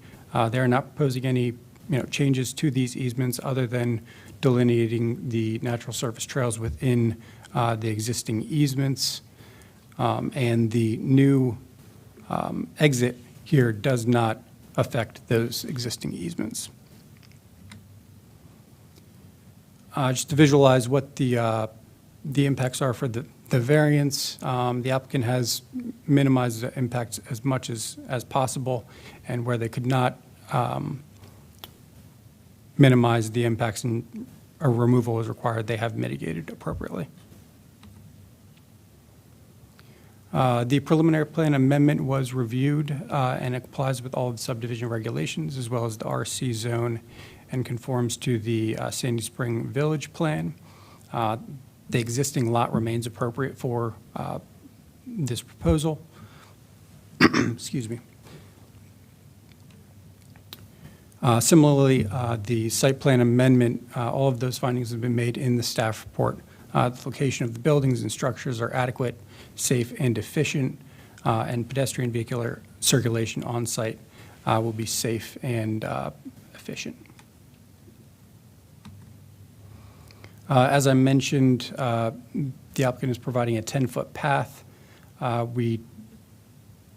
In consulting with the applicant's engineer, we are proposing these revised conditions that are a little bit more detailed than what was in the original staff report, and it breaks up the design of the path and constructing it. So it again provides a little bit more flexibility in implementing that path. And if there are no questions on this, I will move to conclusion. Staff is recommending approval with conditions of the preliminary plan amendment and site plan amendment. Thank you very much. We'll hold our questions till we hear from Ms. Hayward. If you'd like to proceed, you have 3 minutes, please. Before I begin, before the clock starts, may I ask Mr. Casey, it was my letter, one of the ones you summarized? It did not make it by 12 noon, I will tell you that. Then, no, I don't believe Okay, that. just wanted to know. And again, before my time starts, I would ask the chair to leave the record open so that my letter may be considered, but it's, it's your choice. We're likely to decide today, Okay. so. If, my written testimony probably my name is Fran Hayward. I live on Bentley Road. I've been a resident for more than 20 years. My property, Oakley, is the historic property that granted the land to the museum for their site plan. And 20 years ago, when I became involved in the community, I met people who represented themselves as the founders of the Sandy Spring Museum, and they told us 2 things. One was that the driveway that the staff has recommended be approved would never be built. They also said that the forest conservation area would be left undisturbed. In the meantime, I have a farm. I cited everything, my barn, my riding ring, as appropriately as possible based on some of that information. I train horses. I really am not looking forward to people jumping out of the woods when we're riding. But let me try to rein it in a little bit. I have 3 messages. Save the trees. They're really, really important for a whole variety of reasons: water quality, habitat, but global warming. In my written testimony, I cite scientific studies, and it's very clear that size matters, and the benefits for global warming for mature trees have been grossly underestimated. The new science shows that we've really underestimated the carbon sink ability of mature trees. I appreciate everything the museum does, almost always, with maybe the exception of these trails coming through the conservation area. But so I appreciate that they are planting or have planted 16 trees. I have seen these trees because I pass them, some of them at least, and their trunks are barely the size of my wrist. The science is that they have to be 30 years old. Now, these trees are somewhere in that 30-year window, but they have to survive to 30 years, which is not a given. And really, the trees that are being removed are more like 100 to 200 years old, judging by their size. I'm not an arborist. So this is, our policy in Montgomery County is to take action to mitigate global warming, climate change. It is essential that these big trees be saved. And I will be looking at the tree variance, and I will try to figure out how I can state my case to maybe a more appropriate authority, but, it may be hard for me because I have this other thing that I do. My third point would be communicate with the local community. It is very clear from the required public meeting process that was conducted at the museum that the community really didn't refer to the people who live on Bentley Road. The community referred to people in a focus group. And the way that, and it's in my testimony, but the way that came out was there was a question, why are you proposing paths through a sensitive area? Why can't folks just walk down Bentley Road, a lovely rustic road? And the answer was this community indicated it wanted the community indicated it wanted the enhanced experience. Now, these are not exact quotes of the questions or the answers, but it was clear at that point, as I thought about it, the community didn't mean the people who lived on Bentley Road. It meant the future folk life community. And they're important people for sure, but these activities are positioned to affect in a detrimental way the agricultural viability, not just of my property, but of all my neighbors. And we do a lot of things. No cows, but we've had goats, sheep, chickens. We still have, not me personally, but neighbors. There's a whole bunch of things going on. Small agriculture is the way to go, and we are doing it in Bentley Road. Thank you so much. I appreciate your consideration. Thank you. We have in Teams David Woodward.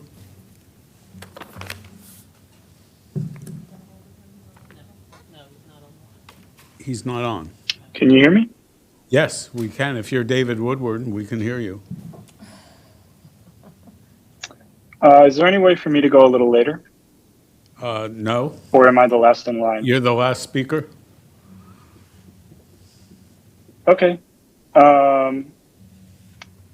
I will yield my time. Thank you. Okay. Does that mean I get to talk? I don't know who he's yielding his time to. No, I appreciate your testimony. Does the applicant have anything to say? You have the support of staff. Staff pretty went through your application, but please proceed. For the record, Kevin Foster with Good Chick, Little and Weber. Mike, oh, yeah. Sorry, for the record, Kevin Foster with Good Chick, Little and Weber, located in Burtonsville. With me here today is Allison Weiss, to my left, the executive director of the museum, Scott Knutson, the architect, and Jerry Thielen, a construction consultant. We would certainly like to thank staff for working with us. We've worked long and hard on this design. The museum is an integral part of the community, and I think we've worked pretty well trying to fit this into the existing conditions there.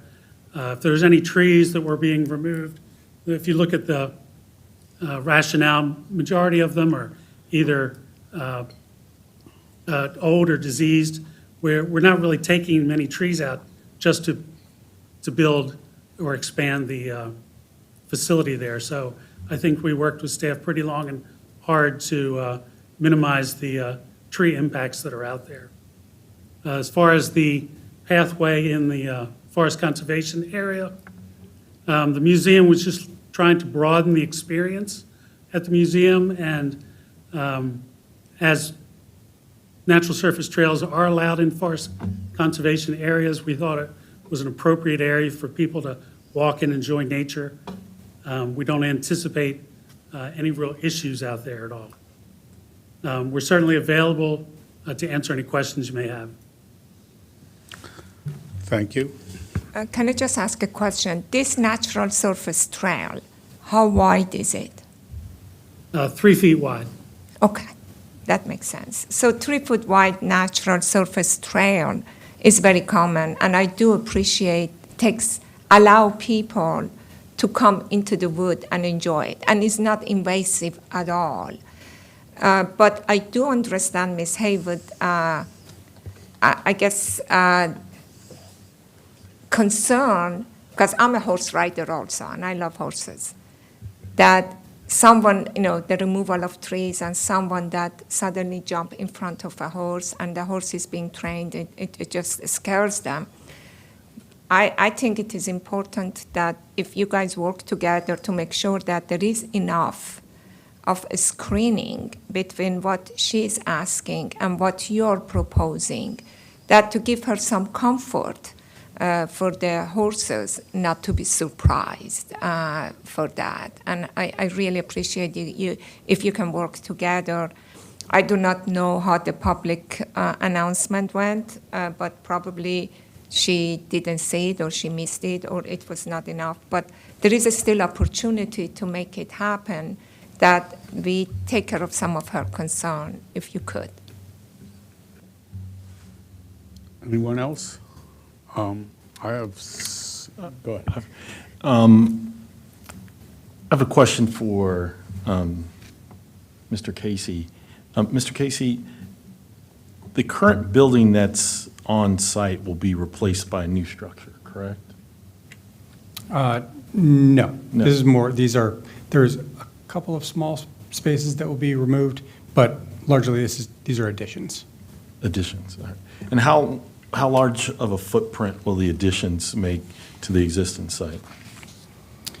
So the total, assuming they come back in for a site plan amendment for the second phase, the total will be 23,200 square feet. Right now, the existing to remain is 12,123. With the addition of it's an outdoor amphitheater, correct, if I'm looking at it correctly? Is there any additional parking? Because I didn't see that here, or am I missing something? The parking is based on the building square footage, but yes, they are adding some parking along here. Okay.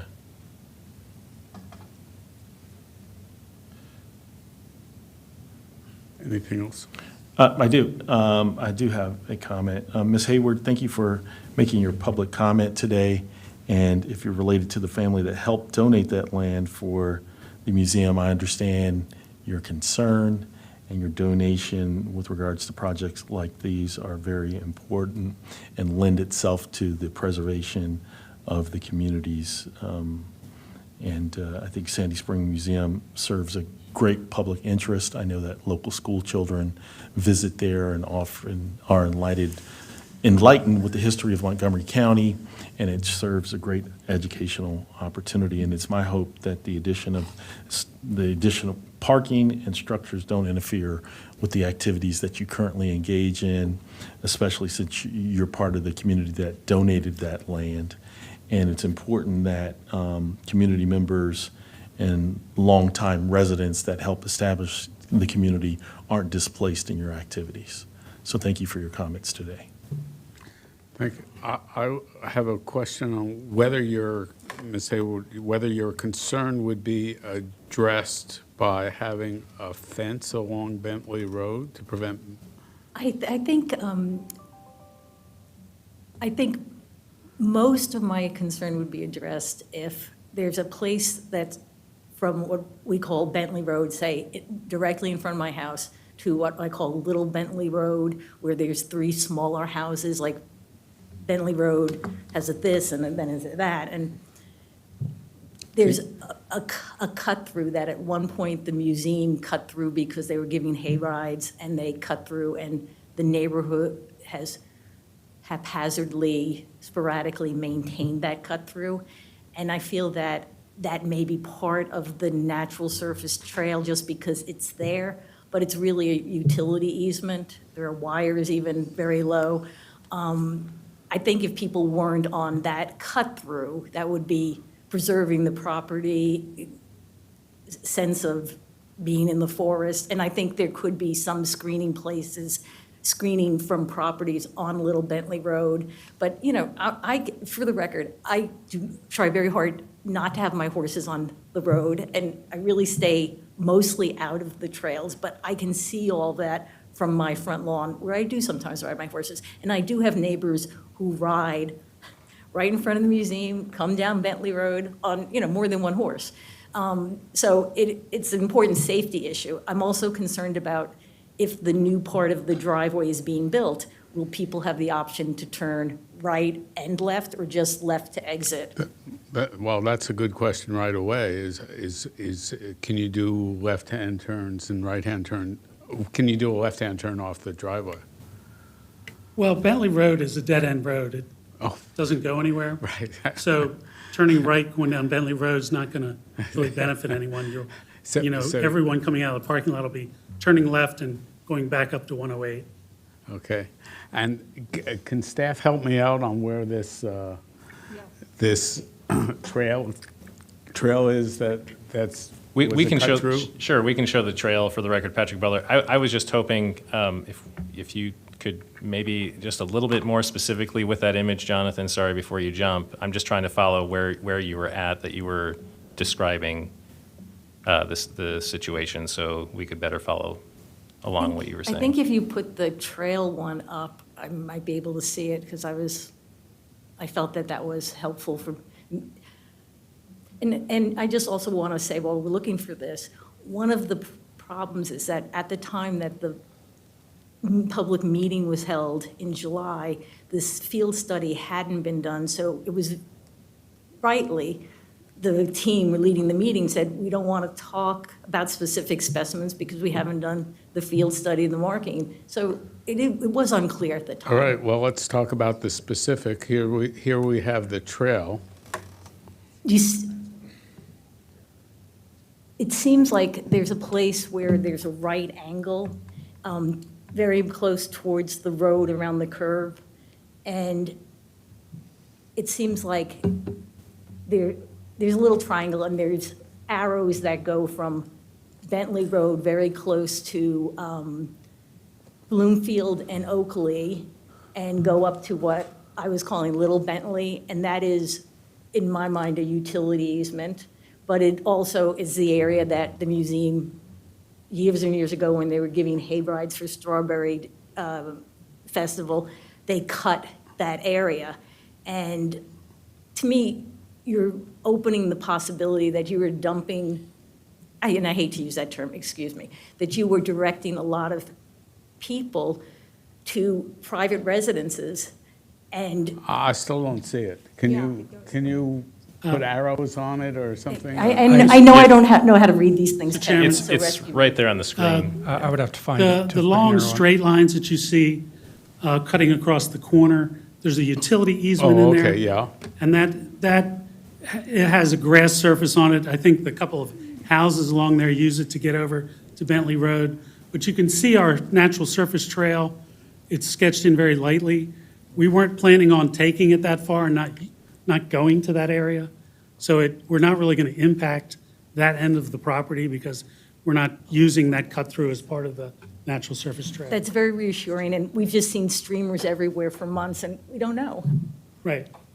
Now, a lot of the markers out there, as part of our plan, we had to locate all the specimen trees, so we had to put markers on them so our survey crews could pick them up. Right. So that's really why most of them were there. All right, so the trail will not go into that utility right away. Will not, So we'll make sure of that yes. as a condition. Okay, well, thank you. My geography was off. I did not understand what. And one smaller piece, just want to point out, that is set to be a Category 1 conservation easement, and there's no arrangements for any maintenance, mowing, or anything like that. It's supposed to be left not Right. being maintained. So just adding to that. In addition to the path not extending to that extent, this area is not to be Right. used for hay rides and those sorts of things. Right, That's which not means gonna- if you put it 10 feet from the right-of-way, you can't get there from here. Right. Which is a good thing. The other question I had is, it looks to me like that the exit point is kind of a good thing. It looks like a right in, right out makes a lot of sense here. So I can't be too sympathetic on that one. But you wouldn't allow the traffic to make the right turn onto Bentley Road, just the left onto 108. But people would only do it if they're lost anyhow. Does it make sense to say no right turn allowed as a sign? I mean, if someone on Bentley Road decides to drive to the museum on their way out. Both people? I mean, there's only how many people at the end? I think there's more than two. Okay. But, There are more than two. but what, I mean, that would be like, you can't go home because you can't take a right. No, you can get out on Sandy Spring Road and come around. It just, in this particular case, it does not seem like that would be an appropriate. Okay, and the last thing I had is how about requiring a bigger caliper tree replanting? I believe there are some downsides to providing the larger caliber trees. But the standard is a 3-inch caliber tree, which is not a small tree. We're not talking about twigs. Yeah, 3 inches is a real tree. I believe it's the survivability of that size of tree is pretty optimal. Right, you have to, okay. Anybody else? Otherwise, I'll entertain a motion.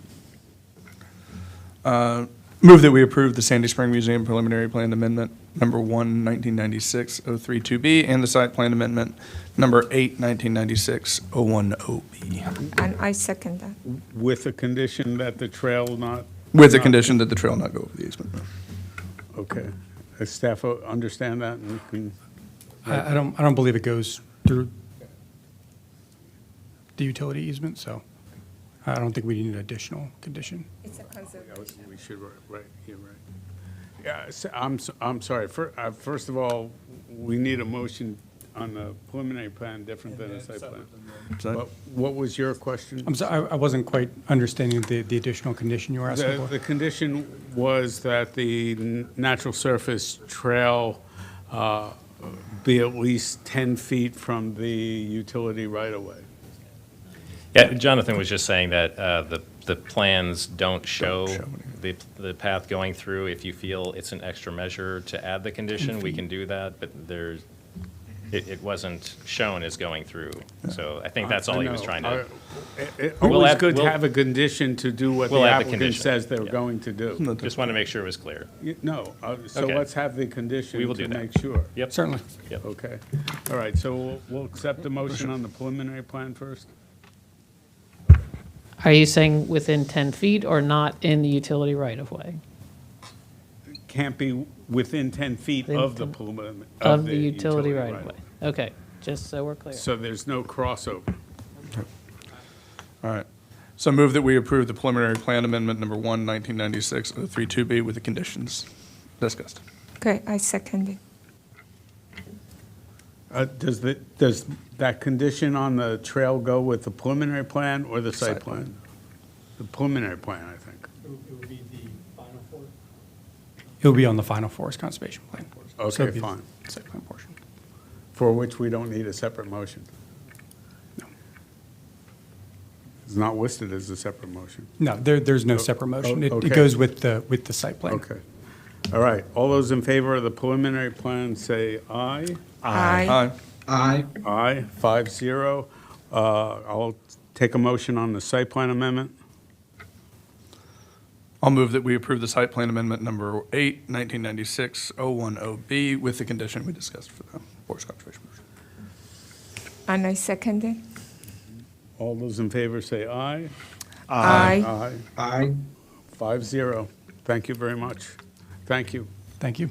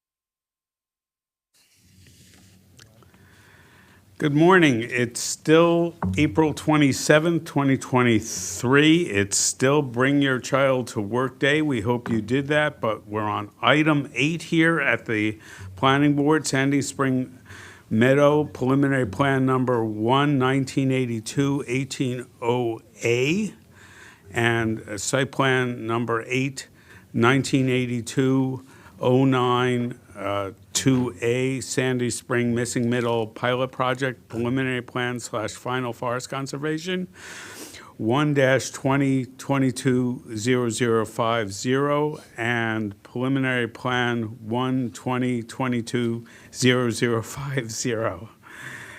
That's a lot of plans. We hope staff keeps those straight, and I'll turn it over to them.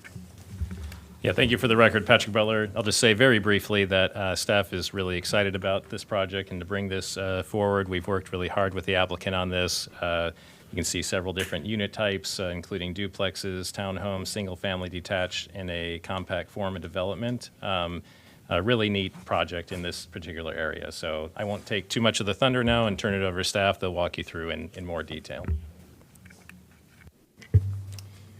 Good morning. I am still Jonathan Casey, still with Up County Planning. Thank you, Patrick, for that introduction. I think our presentation is done. No. Here with me today is Philip Estes. We reviewed the Sandy Spring Meadow amendments as well as the Sandy Spring Missing Middle. This is an HOC project. We've worked with them for quite a while on this application. So as Patrick said, we're happy it's here today. And this is kind of a creative way of using standard building typology and architecture to provide missing middle housing. So to start off with, staff is recommending approval with conditions of the Sandy Spring Meadow preliminary plan and site plan amendments, as well as the Sandy Spring Missing Middle preliminary plan, site plan, and preliminary final forest conservation plan with conditions. As far as community outreach goes, the applicant has met all signage requirements and done the proper pre-submittal community meeting. No major issues were raised. We did receive a letter from the Patuxent Watershed Protective Association, and they have no objections to this application. As of today, we have not received any additional community correspondence, and I don't believe there are anyone here to testify. There is, David Woodward is We do have signed one? up, though. Okay. I stand corrected. Just get the board oriented. We are very, very close to the Sandy Spring Museum. It's a couple blocks down. And it's just east of the Sandy Spring Volunteer Fire Department. This is the overall application area, which encompasses all of the applications you're looking at today. The property is R60 zoned, as well as a small piece of RNC. Then this is within the 2015 Sandy Spring Rural Village Plan. As you can see, there is a mix of zoning in this area. Sorry, what is it? CRN. Not RNC. My apologies. Maybe Philip should just take over from now on. As if I haven't confused you enough already, this is probably the most confusing slide. Highlighted in red is the original Sandy Spring Meadow preliminary and site plan applications, which is being amended by the two amendments that are before you. And that is the area in yellow. That area is being removed from the original application area, and that area will then be incorporated into the project area or the Sandy Spring Missing Middle application. And that is highlighted in blue. The only addition to the project area is this single-family house right here.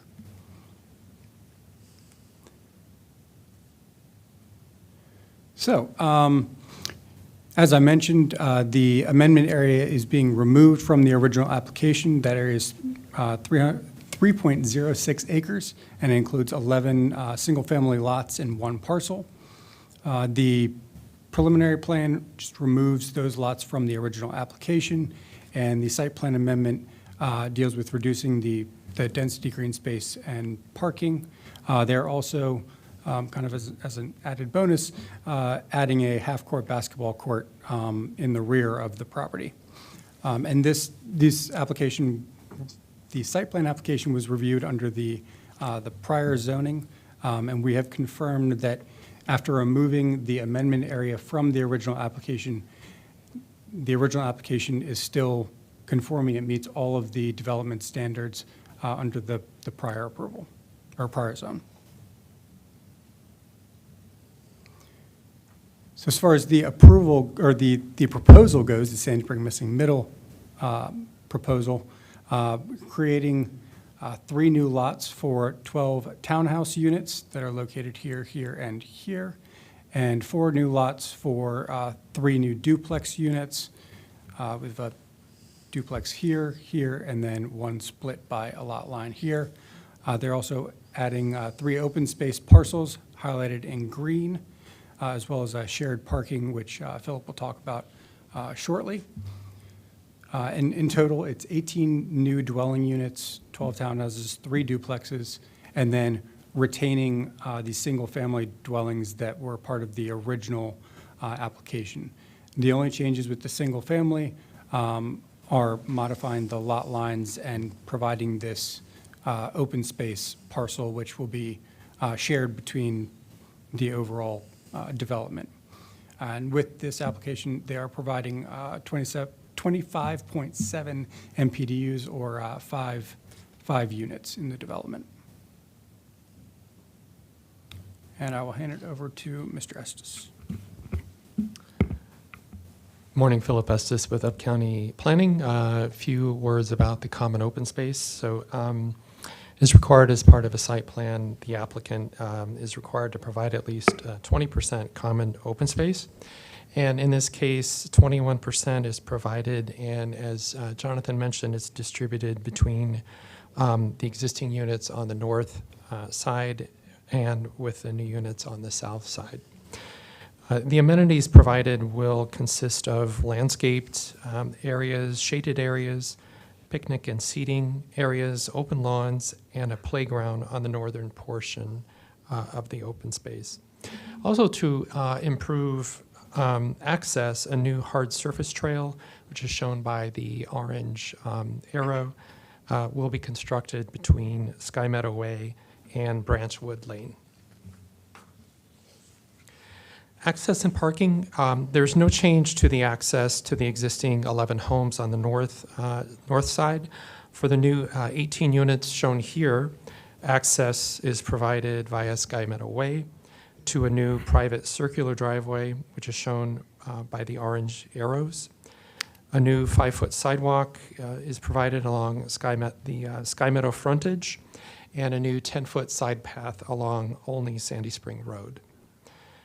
All parking is provided by rear-loaded garages and surface parking accessed by that private drive.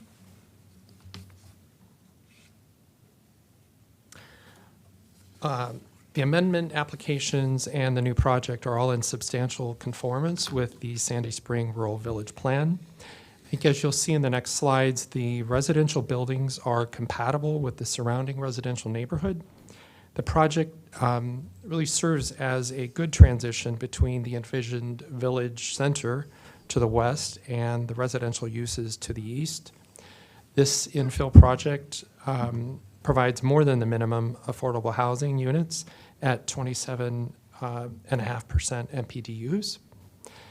The residential edge is continued along Highway 108, and as we'll note in the forest conservation plan, the forested areas are protected and enhanced with actually additional forest conservation area on the northern edge of the existing subdivision.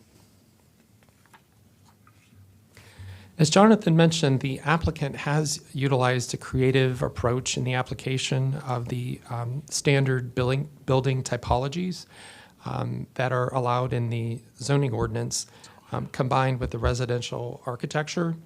This effectively integrates the additional housing units and density into what's relatively low-density neighborhood.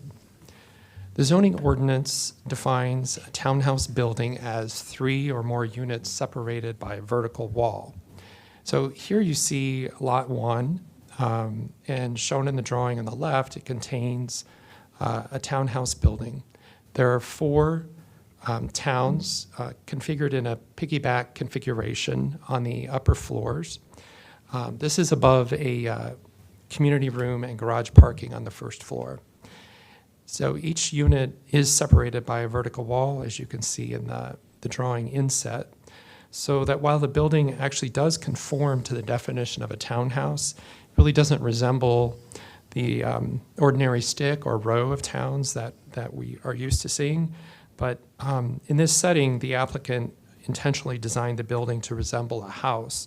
So when you're looking at this from Sky Meadow and the surrounding area, the building will read as a large single-family house on the corner with a large inviting porch, which leads to the community room. So this is situated among other houses in the area and will certainly blend in. Similarly, here on lots 2 and 3, which are along Sky Meadow Way, is another townhouse building with 4 piggyback towns, as you can see configured here. The building also reads as a single-family house, but I think if you look a little closer, there's 2 front doors on the front, so it could also read as a duplex house with a front porch, and parking is also provided in the rear. Moving south down to the corner of Sky Meadow Way and Highway 108 is another duplex building. Is actually a duplex building type, and this contains 2 units in an up and down configuration. Again, the architecture and the building read as a single-family house. And since these buildings front Highway 108, they will nicely reinforce that residential edge as recommended in the master plan. And finally, on lots 6 and 7 is another duplex building, but in a side-by-side configuration. And like lots 4 and 5, this also continues the strong residential edge along the highway. This really does do a nice job of successfully integrating missing middle density into the existing neighborhood.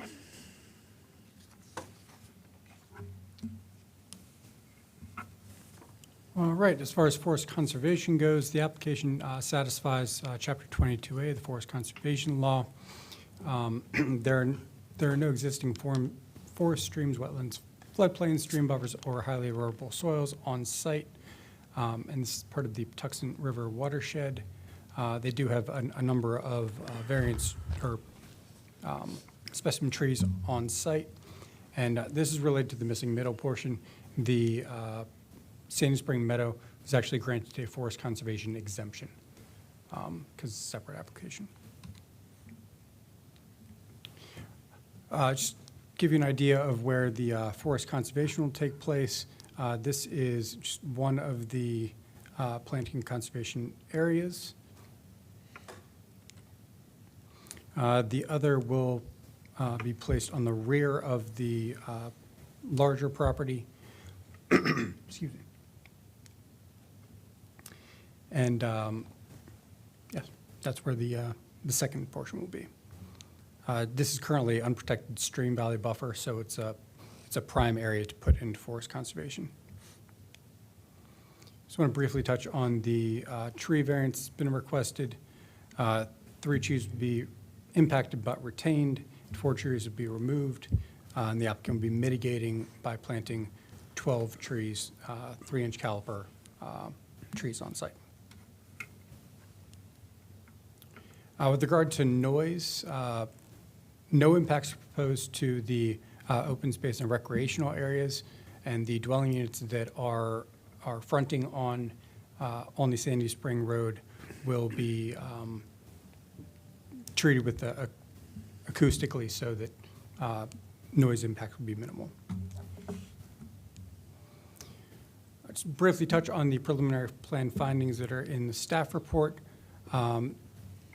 all of the lots here meet the subdivision regulations. This application does conform to the recommendations of the Sandy Spring Rural Village Plan. Adequate public facilities have been reviewed, and excuse me. And as I mentioned, forest conservation plan as well as a tree variance are included, and a stormwater concept has also been approved for this application. The site plan amendment and the new site plan conform to the preliminary plan findings, and as we've detailed, the Sandy Spring Village Master Plan. The applications meet all the applicable findings and development standards as fully detailed in the staff report. Staff has one final recommendation, which is a revision to condition number 1 for the site plan. And this is really to clarify that the new site plan includes both the 18 new dwelling units as well as the 11 existing units. So this revision incorporates that language, and all the other recommended conditions remain the same. This concludes staff's presentation. We're available for questions or comments. I'll have questions after everybody else gets to talk. Is David Woodward on this phone call? We have one team. Yep. Okay, if you. Can y'all hear me? We can hear you. You have 3 minutes. Go ahead. Okay, fantastic. First off, I'm broadly in support of the plan, and I agree it's architecturally very clever. My comment stems, and I'm a little confused with all the amendments, but from what I can tell, originally there were 22 units proposed, and now it's down to 18. And I guess with the 25% MPDU, that's at least a loss of one potential MPDU. And, there may have been good reasons for that. I don't know. But given, that this so it's not perfect, but there is bus connection to this location along 108. And so in theory, the future residents would be able to, if they needed to, bus to get groceries and downtown only and that sort of thing. I think it would be wrong to, reduce the density. I support, of course, reducing the green space, reducing the parking, but, from my limited vantage point, it looks like decreasing the density would be a mistake here. Thank you. Thank you for your testimony. Does the applicant want to say anything? You have a recommendation for approval, remember. Thank you. We'll be brief. Matthew Gordon from the law firm of Selzer Gervich, and my colleague Bob Dalrymple is joining us virtually. Seated to my far left is Dave Ager from Townscape Design. To my immediate left is Jay Shepard from the Housing Opportunities Commission. To my right is Emily Lally from Zavos Architecture. And to my far right is Phil Rhodes from AMT Engineering. We are in full agreement with all of staff's recommendations, and we appreciate being able to collaborate with them. It's been a long road down this. We started with a concept plan, I think, in the spring of 2021. We had a pre-submission community meeting at that time, and then we worked with staff, which led to these applications.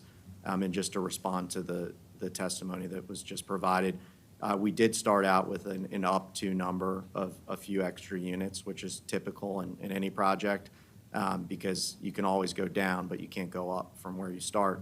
And the missing middle component of this, which I'll explain why we believe it's still a missing middle project, albeit that there are constraints in the existing zoning ordinance.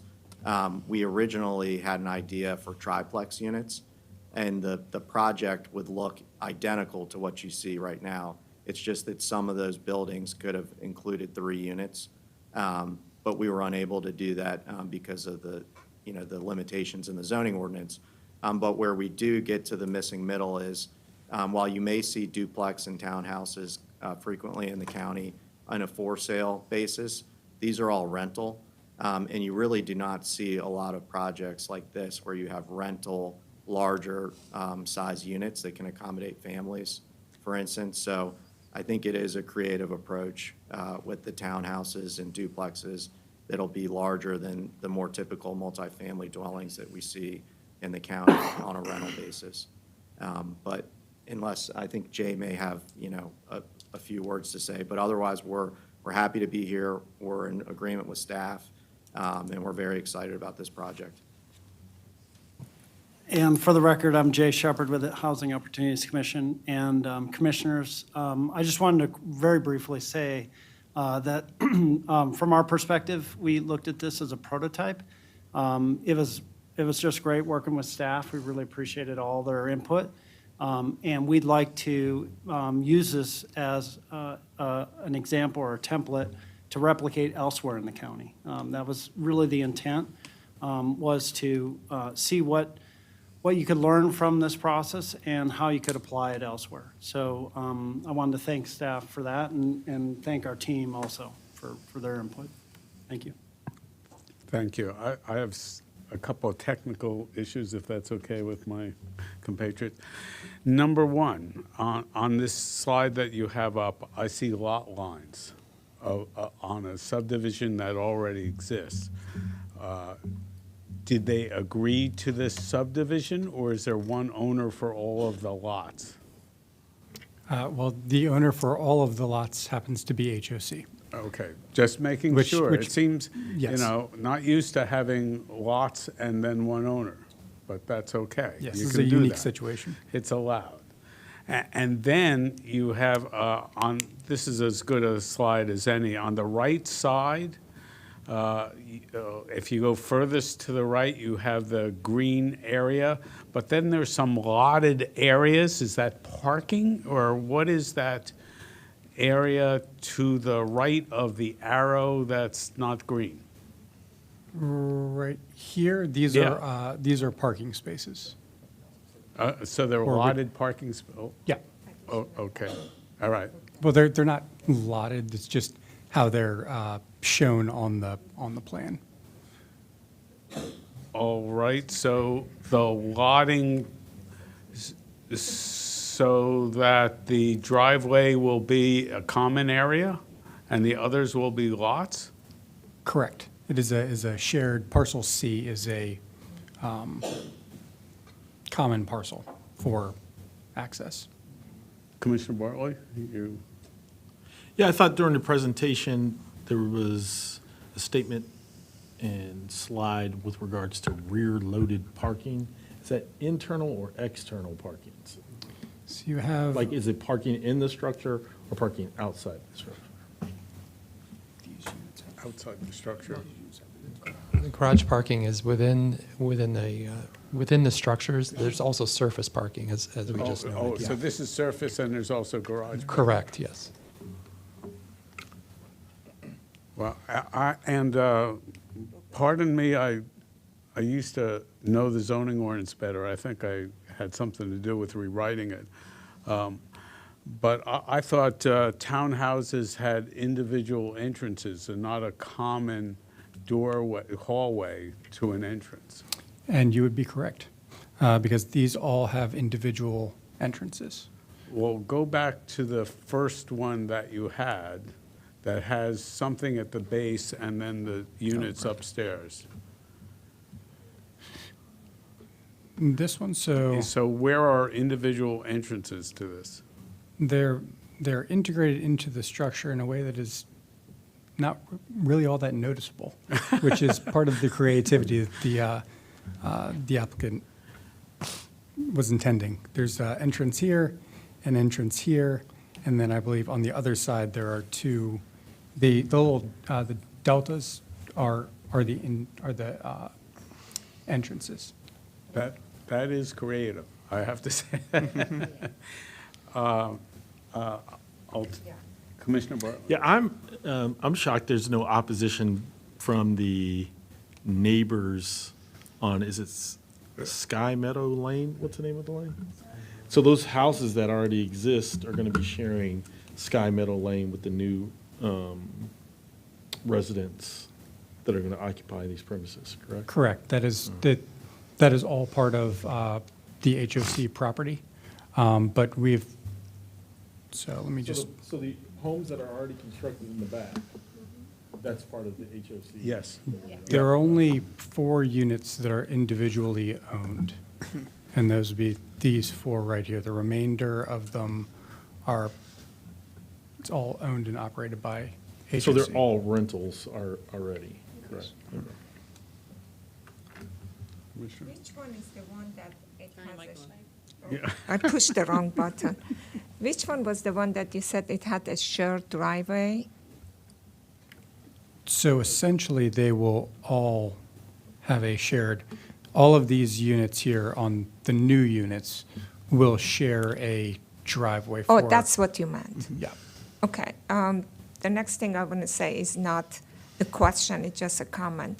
I was really impressed when I saw how creatively you have added this together and how blended and nice it looked. And I hope that as what you wish, that to be a prototype for future. It's really nice and creative, and it's going to create a very beautiful community. So I just wanted to congratulate all of you, specifically the architectural design. It's done very well. Just wanted to say likewise, I was actually really excited to see HOC as the applicant here, so I'm really excited about this. I would just go on to say that if there is opportunities for more density in the future with projects like this, let's do as much of it as we can with affordable housing. Thank you. The one thing I'll say on the design issue is if you look at lots 6 and 7 and the property over to the right, you have backyards facing front yards. I don't know if there's another, can you show something that has the lot over to the right? Nope, you still need another one. There you go. Sorry, Mike. So these units all front on 108, and the new units will also front on 108. So the orientation is consistent with the existing development pattern. I thought I saw a house in the back on where it says P329 or something. Is that a house or an outlot in the back? This, are you talking about on the proposed or? Yeah, on no, there. I where believe you're- it's a shed. Oh, it's a shed, okay. There's All right, so there's that's- a shed right there. The house is up all right, closer to the road. But still, I thought these houses were in the front of this house, but that's okay. That's,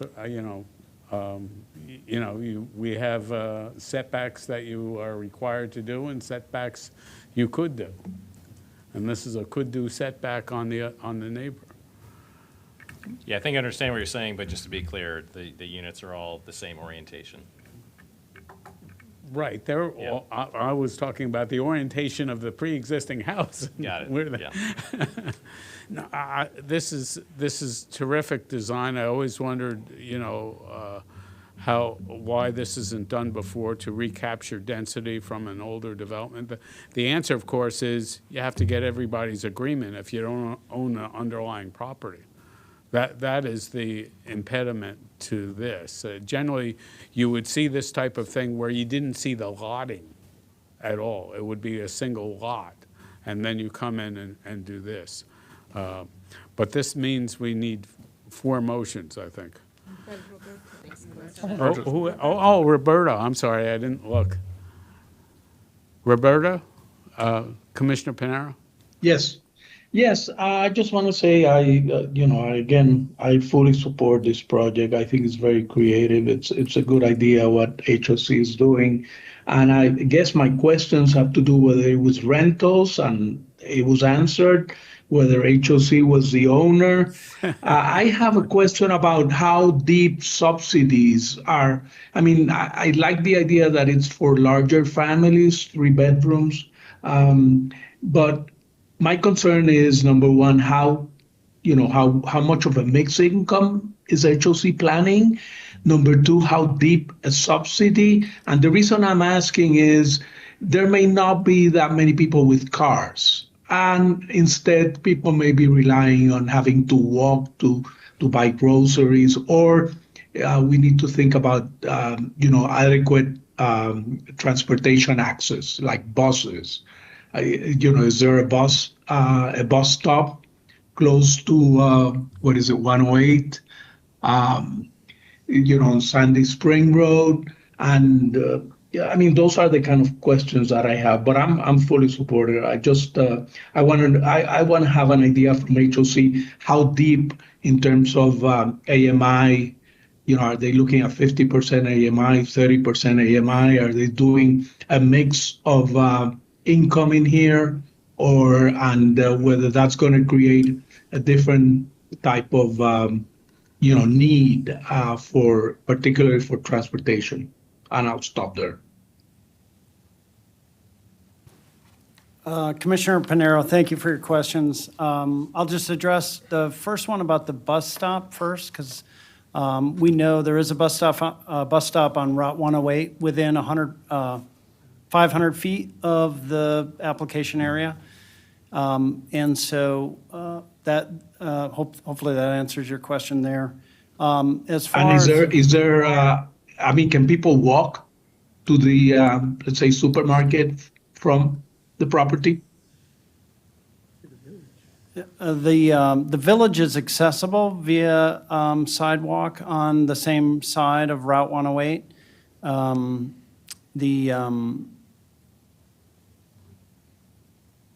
Hold on just a minute. Okay.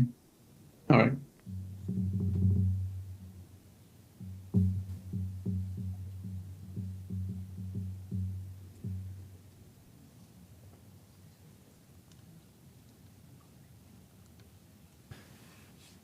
I just wanted to kind of verify, there, at the Village Green, there's small commercial shops in there that could be of that retail fashion. There's also an elementary school, there's the high school, of course, east on Route 108. And so those are the primary amenities along Route 108 in Sandy Spring. And subsidies? Okay, how about in terms of the mixed income?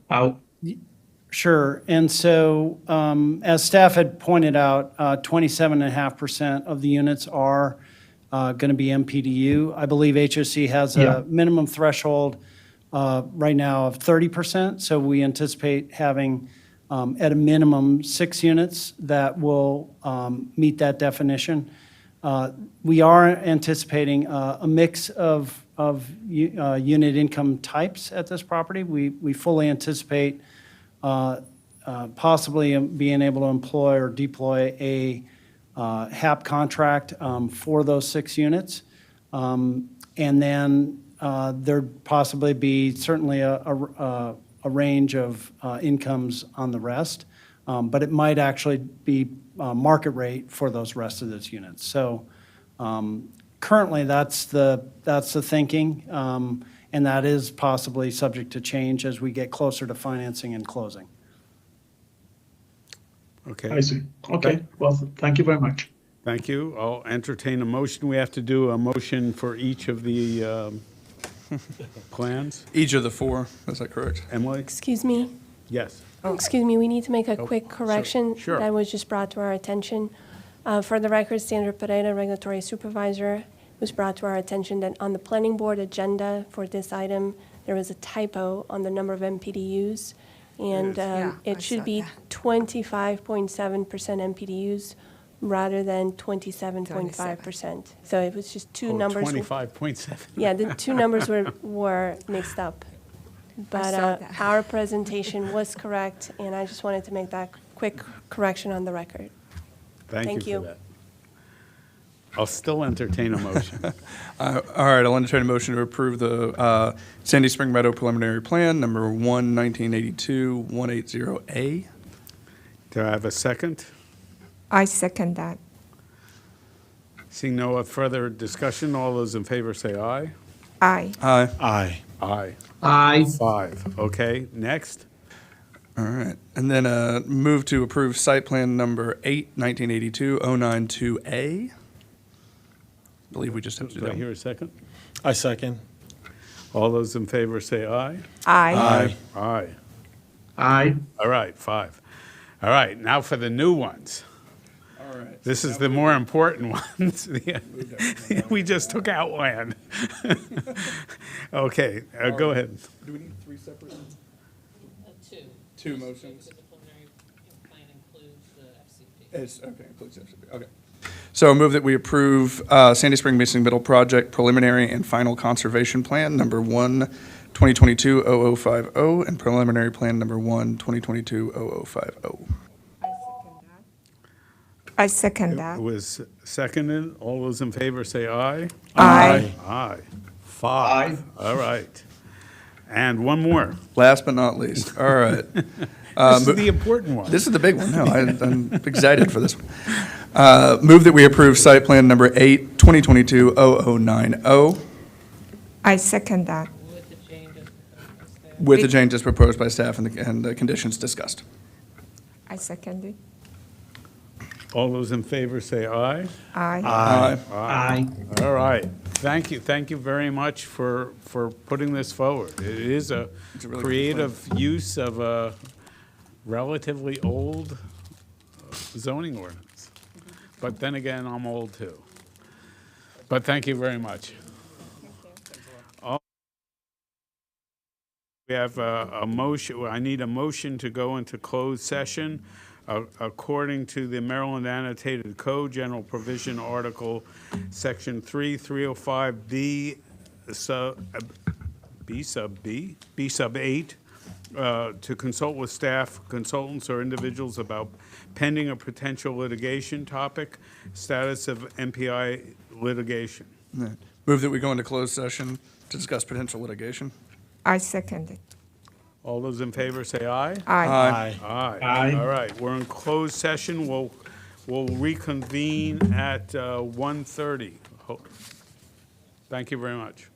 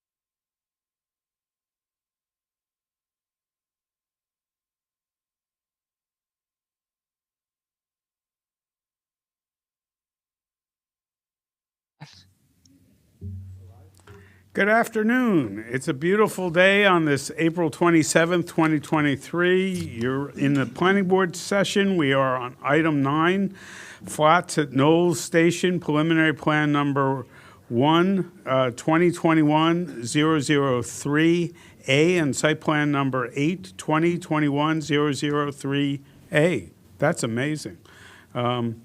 We'll hear from staff first. We do have some people who wish to testify later.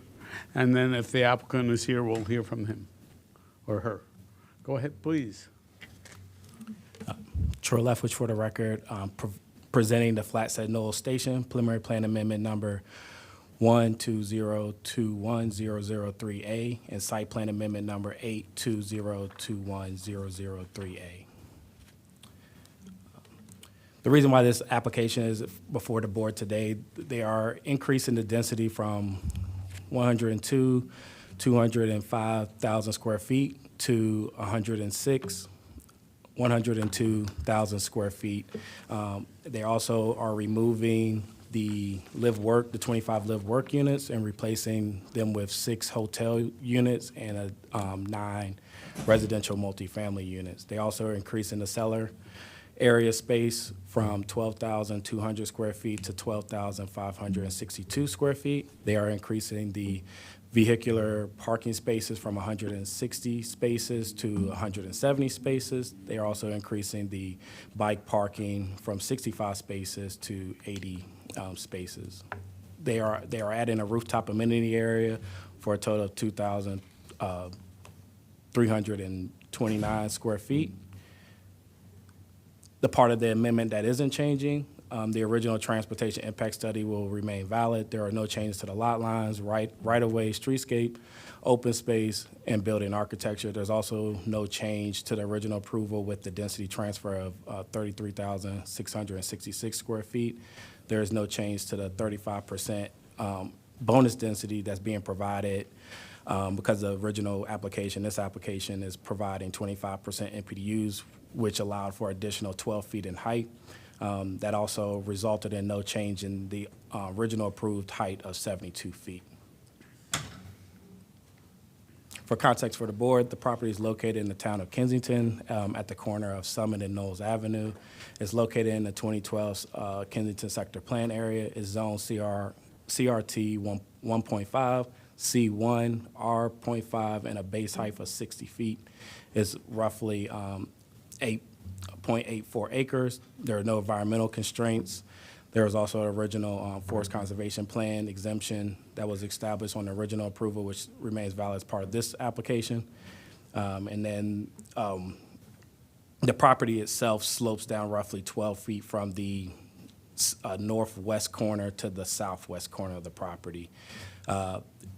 Context for the board is on the border of the town of Kensington, roughly to the west of the property line, or the western boundary of the property line.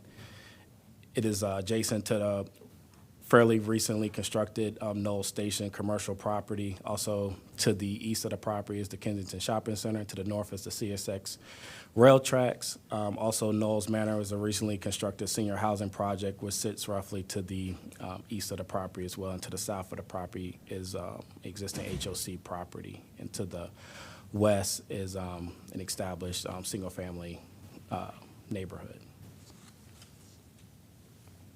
Additional context for the board, just images of the existing conditions. Image 1 shows the view from Summit and Knowles at the intersection. This is basically the primary corner of the proposed building. 2 is a view from Knowles Avenue looking towards the intersection. You can see the recently constructed townhouse project at that corner as well, at least a corner of it. Image 3 is the rear of the site looking to the east, showing the viewpoint of existing gravel access point, showing the existing commercial property, the Knowles Station property. Image 4 is the view of the existing home structure that's on the rear of the property that will be demolished as part of this development.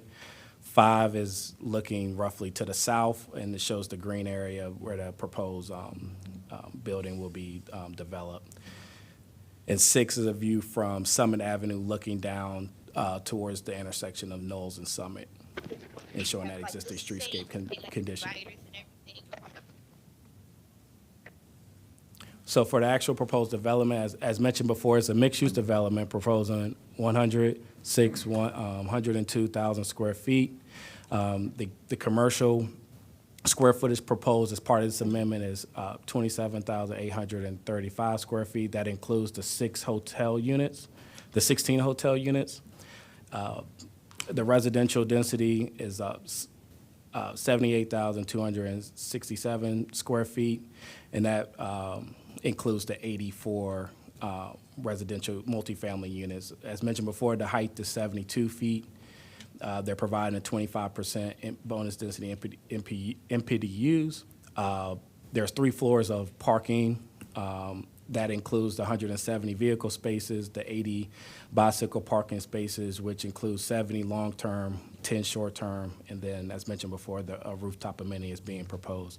One thing to note for the board, as mentioned before, the streetscape improvements for the project is being maintained. The access points on Summit Avenue, and then the access points headed to Dietrich, adjacent to the Knoll Station commercial parking lot to the rear will be maintaining those access points that was originally approved. And also the loading dock on Summit Avenue is being maintained. The project isn't changing anything with the open space, so there is an urban central plaza that's being maintained as well. And then the streetscape landscaping as proposed before is still being maintained. For additional context for the board, previously approved, this is the lower left elevation is a view from Summit Avenue, which is the longer leg of the elevation. And as you can see from this image, the 3 levels of parking garage, level one is below grade with the ground floor retail that has access off of at the corner of Summit and Knowles. This is also was considered cellar space because it's below grade. I'll go into a little bit further details in additional slides of what's changing at the cellar level.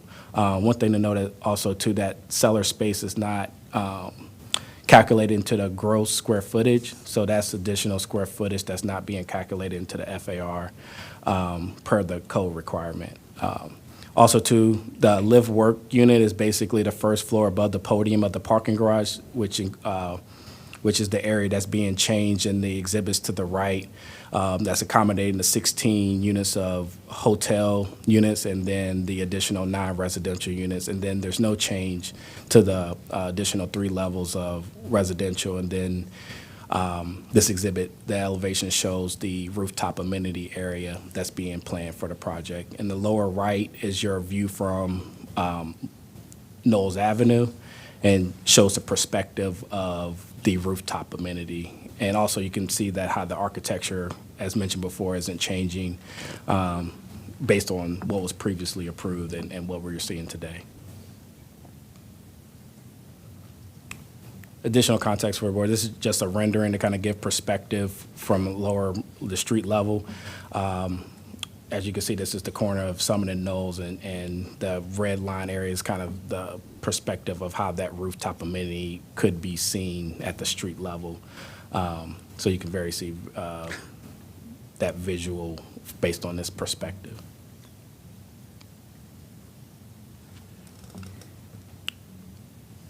Just for context for the board, live-work units is essentially a combination of a residential unit and a commercial use that's approved under the zone. And so this is just an exhibit to kind of highlight what was being removed from the live-work component. The original plan was one whole floor would be live-work, where an individual could essentially work in a space and live in a similar space. And the exhibit to the right kind of shows how that could potentially be laid out. But again, for the record, the live-work use component is being removed as part of this amendment. And so this slide shows the hotel floor versus the live-work floor. For reference point, this is that first floor above the podium of the parking garage.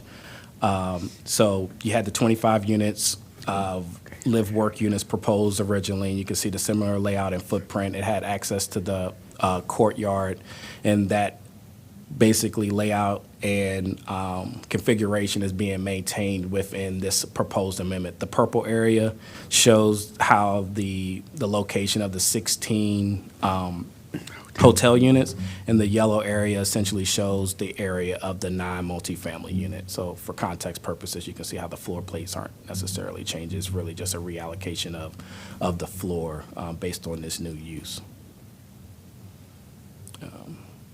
And this exhibit explains what's happening with the transition between amendments of the cellar space. The original cellar space was 12,200 square feet, and it's increasing to 12,562 square feet. That's a difference of 362 square feet.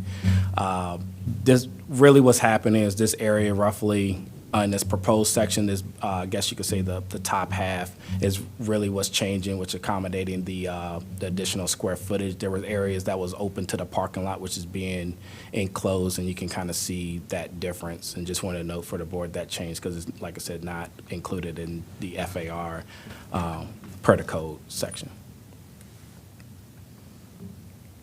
This is an exhibit of the rooftop amenities showing the enclosed roughly 2,300 square feet of amenity area that's allocated for the future residents of the project.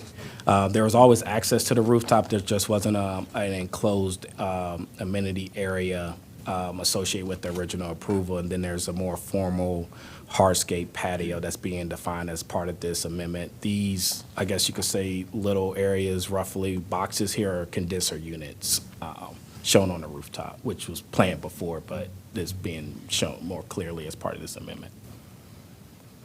At this time, I'll turn it over to our recently new transportation planner, Richard Brockmeyer, and he'll go over the findings as part that was assessed as part of the transportation analysis with this amendment. Thanks, Troy. For the record, my name is Richard Brockmeyer, Transportation Planner with the Mid-County Regulatory Group.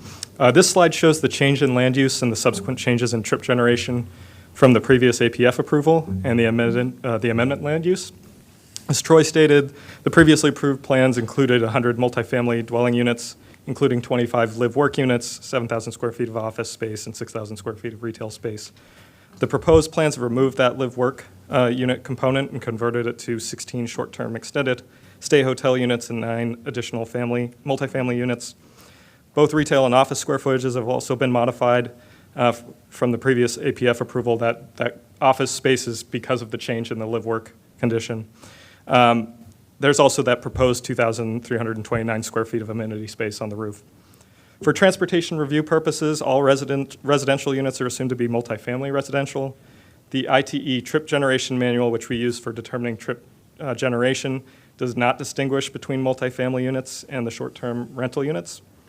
Therefore, there's no change in the trip generation between the approved 25 live-work units and the proposed 16 short-term extended stay hotel units and the 9 multifamily units. Additionally, the proposed 2,329 square feet of amenity space on the roof is specifically for the use by the residents.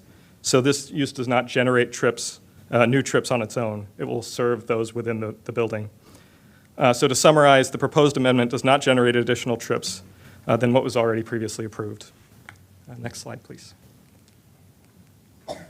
So this slide provides an overview of the motor vehicle adequacy analysis required per the LATR guidelines. I'd first note that we do have a correction to the table that was in the staff report on page 18. The CLV numbers were incorrectly entered and have been revised. So the revised ones are down there on the bottom in red.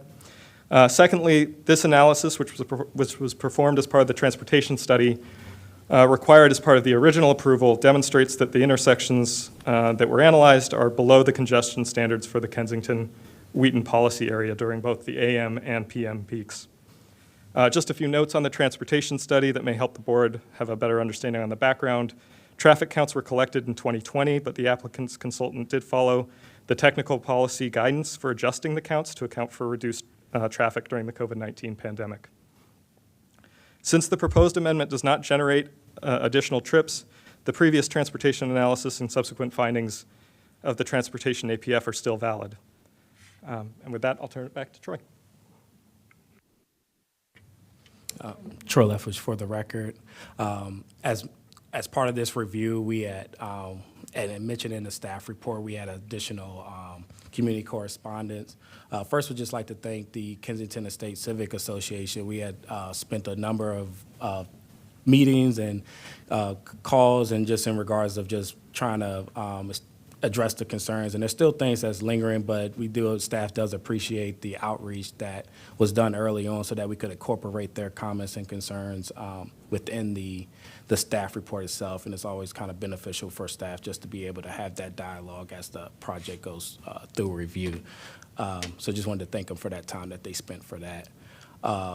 Also, too, with that said, there's still additional concerns. There's highlighted on this slide, there's traffic concerns. There's also the hotel use and operations. I believe the board has an additional attachment that came from the applicant in regards to the operations, but I'll leave that for the applicant to respond more to the operations of that at that later on at today's hearing. And there's also concerns in regards of the storm drain and stormwater approvals. And one thing to note with that, this project was reassessed as part of this amendment in regards of the storm drain analysis and the stormwater management. The storm drain part of it is part of SHA, so they received a new SHA approval letter. The stormwater management is approved by us in regards of DPS, and we received the approval letter associated with this amendment. There's also letters of support from the town of Kensington, one letter from the community, an additional letter from a community member. And at this time, that concludes my presentation. We look forward to questions and comments and then recommending of approval of conditions and the red line change that was presented earlier in the presentation. Thank you for that. We have one speaker in person, Joan McDermott from the Kensington Estate Civic Association. You'll have 8 minutes, and then we have 2 individuals on teams.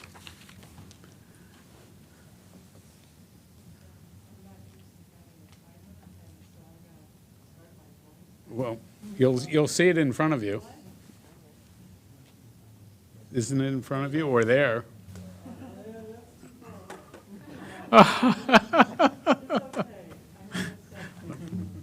Yeah, it is too far.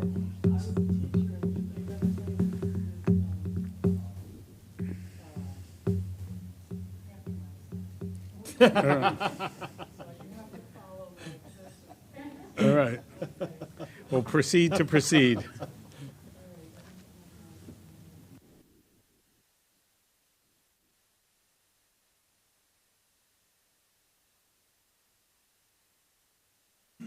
It's green now.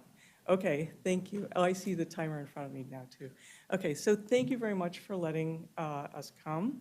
My name is Joan McDermott, and I have been communicating with Troy and quite a few of his colleagues in this department and in others. Everyone has been very helpful. I'm representing Kensington Estates, and if you look at the diagram, you'll see that the site of the flats is here at the corner where you see green. And we are the community that is just south of Knowles and west of Summit. There are about 440 houses here. This area is bounded essentially on the north by the train tracks. So the community of Kensington grew up on the train track here. You see that Connecticut goes north here, and traffic has to funnel through this spot or the small bridge here over the tracks on Summit. So the first thing that I would like to point out to you is that the traffic was studied at this corner, at Connecticut and Knowles, at Summit and Knowles, and again, if you cross the bridge, it's Summit and Pliers Mill. This is Pliers Mill that goes here. So the study that was done, let me see if I can, here we go, was in fact done because the numbers of predicted trips did trip the study requirement. And the study was done during the pandemic, and calculations were done to predict what would happen under normal circumstances. The findings that they had was that there were negligible increases in the delay. I'm looking for my cursor now. There it is. So, well, there it goes. This is why a hand is a good thing. Somewhere there's a mouse. So you see the green arrows pointing to the future delays. And if you look at the lines with the predicted delays, you'll see that there's negligible differences. And so the conclusion was that there is no, thank you, I've got it. So can you follow my arrows? My arrows are now, how do I need to do it?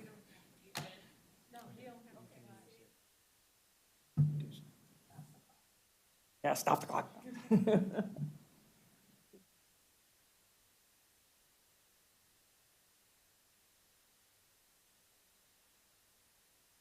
Yeah, okay. Oh, I see. So my screen might be different from your screen. I apologize. Do you see the? I know, I saw it, but it's not consistent. I don't like your monitor. Anyway, I need to proceed. So we will just verbalize everything. So what you see on the left are the 3 intersections that were studied. And what you see then highlighted with the green arrows is the future delay compared to the previous column for the existing delay. And you'll see very little change. But for those of us who live there, we know that this can't possibly be accurate, that there's, I don't know what is, the problem with the methodology, but I think that we would like to call for new studies.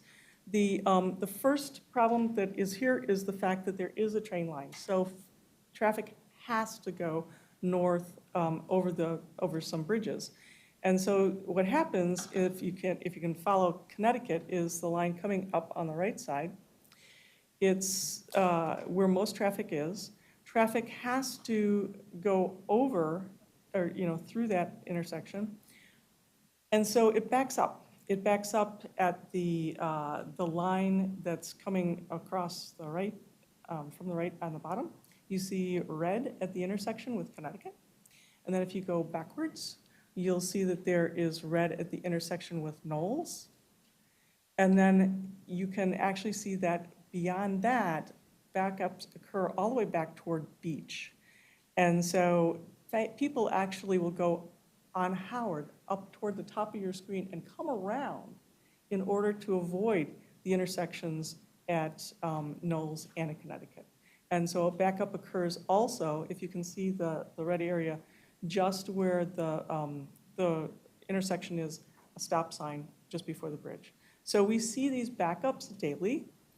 They happen in the afternoons. You'll see here a picture from 3 blocks down from the Knowles Summit intersection. This is Summit. And what our residents find is they can't exit out of the neighborhood. We also see cut-through traffic, where people will try to avoid these intersections and go through our streets. This is an old development. It was started in 1948. Lots of houses don't have driveways. There are streets with no sidewalks. And so there are these narrow areas and people coming through, and so it's quite dangerous for pedestrians. We have a lot of people with small children and dogs, and so we worry about it. We find this statement, it has to be erroneous, where that the congestion standards are set for like 80 seconds of delay, but it must be exceeded at times. Okay, I'm going to proceed. I hope that you can follow where I'm going. I want you to focus now on this map. Things can be better here if there are more, if there's a coherent plan. So what you're looking at is the aerial view of the Kensington Shopping Center. For those of you who are familiar with the area, there is a Strauss Snyder's hardware store that anchors this one, and it's the lifeblood of the community. And so for those of us who live there, it's worth your life to go to Strauss Snyder's on a Saturday. And going in and out of that parking lot is fraught with peril. So typically, when I'm going there, I make a left onto Diedrich from Knowles. I didn't even realize that was illegal until we were looking into all this, and it was pointed out to me that there's a no left turn sign there. So you aren't supposed to make a left into the shopping center. You're supposed to go almost all the way to the intersection and then make a left from a left turn lane. There's 3 left turn lanes, and you're supposed to go all the way to the intersection and somehow get into the shopping center at that point. It's not a good design. It's too busy. And so that, combined with the fact that there's no loading docks, periodically a truck will block all the traffic coming down Knowles. It is just badly designed. There is a no right exit at that spot. Nobody pays attention to it. They make lefts all the time. And so it's, what you have here is a commercial area that needs to be assessed and maybe some small changes made to have it function better. Now, the flats is proposed for the corner that you see boxed in red. The proposal is to keep the passage under the building that is currently being used across the grassy plot that it's going to be built on. That is a poor design at best. And so what you see here is the back of the Knowles Station. You see cars transiting through the parking lot. It's dangerous, it's narrow, and so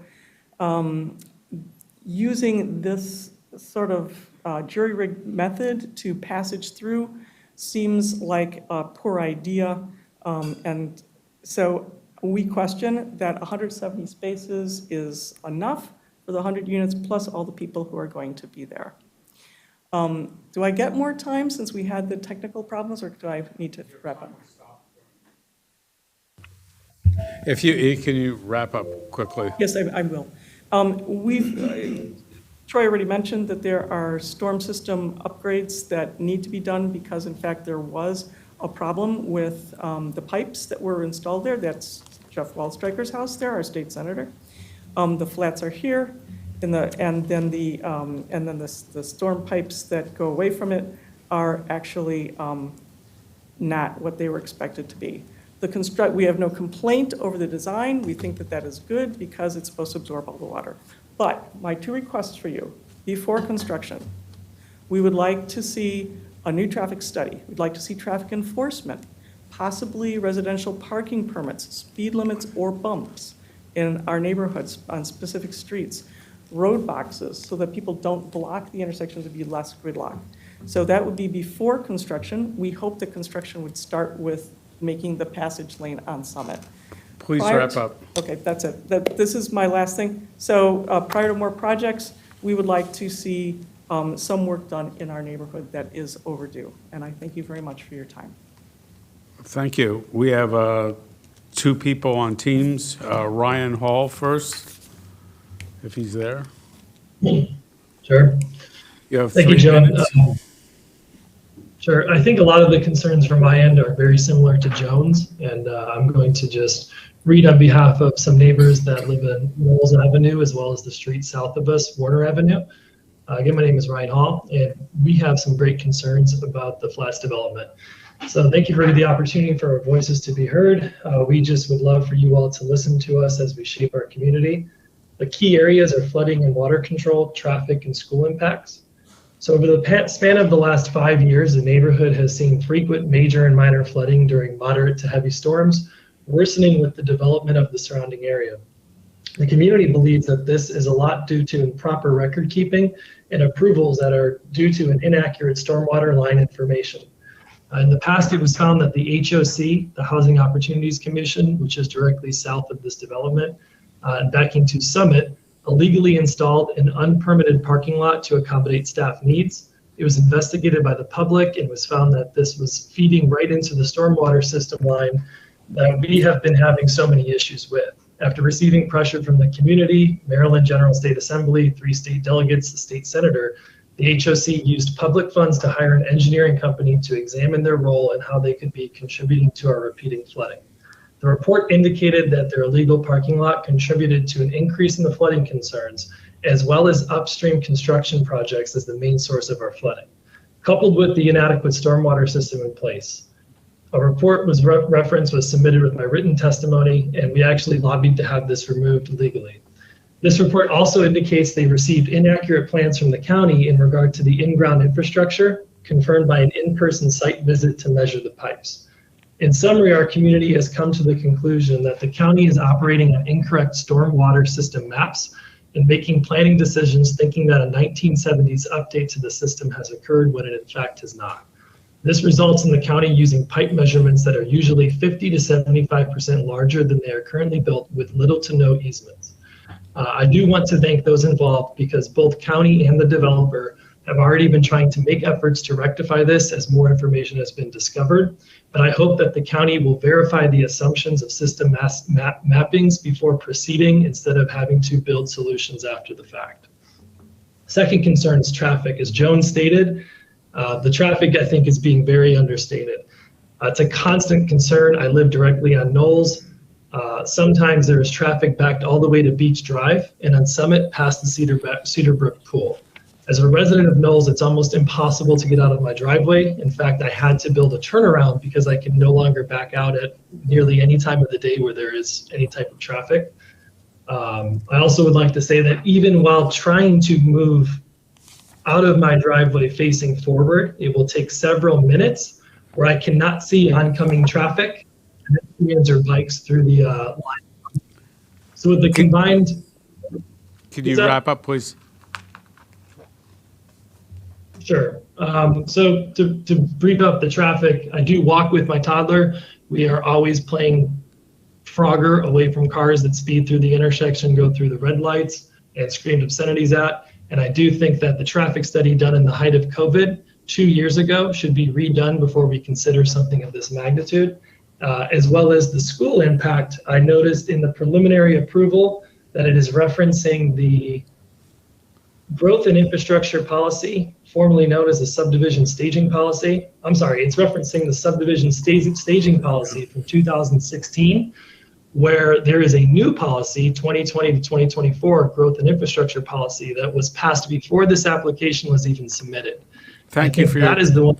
We'll ask staff about that. Thank you for your testimony. In closing, thank you for the opportunity to provide feedback. I welcome new development and I see the benefits of this. But as a government employee myself, I'm reminded daily of the oath that I took to serve the taxpayers that I represent with the utmost integrity and with their best interests in mind. As we begin to undoubtedly develop this community, I hope that you remember yours. Thank you. Thank you. David Woodward, we haven't heard from you in at least an hour. Yeah, I know. Sorry. Thank you all for your time. I'm broadly in favor of the new development.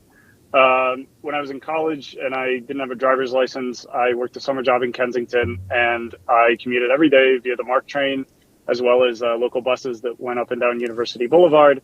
And while there are some pedestrian safety issues, I think that the new location has so many incredible transit connections that it would be foolish to overplan for cars. So I can explain that. So what I mean is that I'm broadly in favor of the plan, broadly in favor of the amendments, but I think that as a condition for approving the amendments, there should be a condition that they don't actually increase the number of parking spots in the garage. Just being realistic, I think the only people who are going to be able to afford to live here are yuppies. They don't really have families. They drive less. I'm just concerned that this county's way of it sounds like they're doing 2 cars per household. And, I have a toddler, I walk, and we play Frogger with cars as well. It's very dangerous. But I'm just trying to say that, not every family needs 2 cars. And it sounds like there are a lot of valid traffic concerns in the surrounding communities, totally valid. If you simply prevent the people who purchase these condos from owning lots of cars, well, that would solve it. They'll find other ways. The transit connect, like Kensington is so close to both ends of the red line. I mean, the MARC train. I really see no reason the county couldn't be a little more ambitious on reducing car dependency here. So thank you for your time. Thank you very much for your testimony. All right, is the applicant here? Would the applicant like to say anything? The applicant is coming.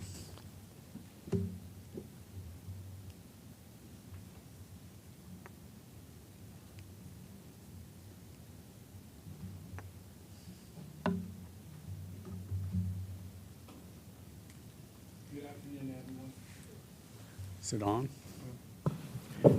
Good afternoon, everyone. For the record, my name is Tom Brault with 10509 Summit Venture.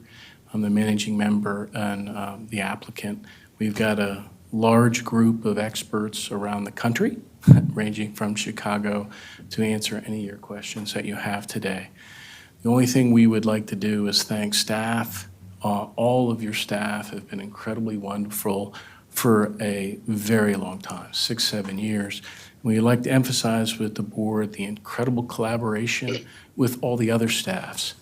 In this particular case, being in the town of Kensington, we had the great and distinct honor of being the first applicant to the Development Review Board within Kensington when we developed the adjacent Wine and Co.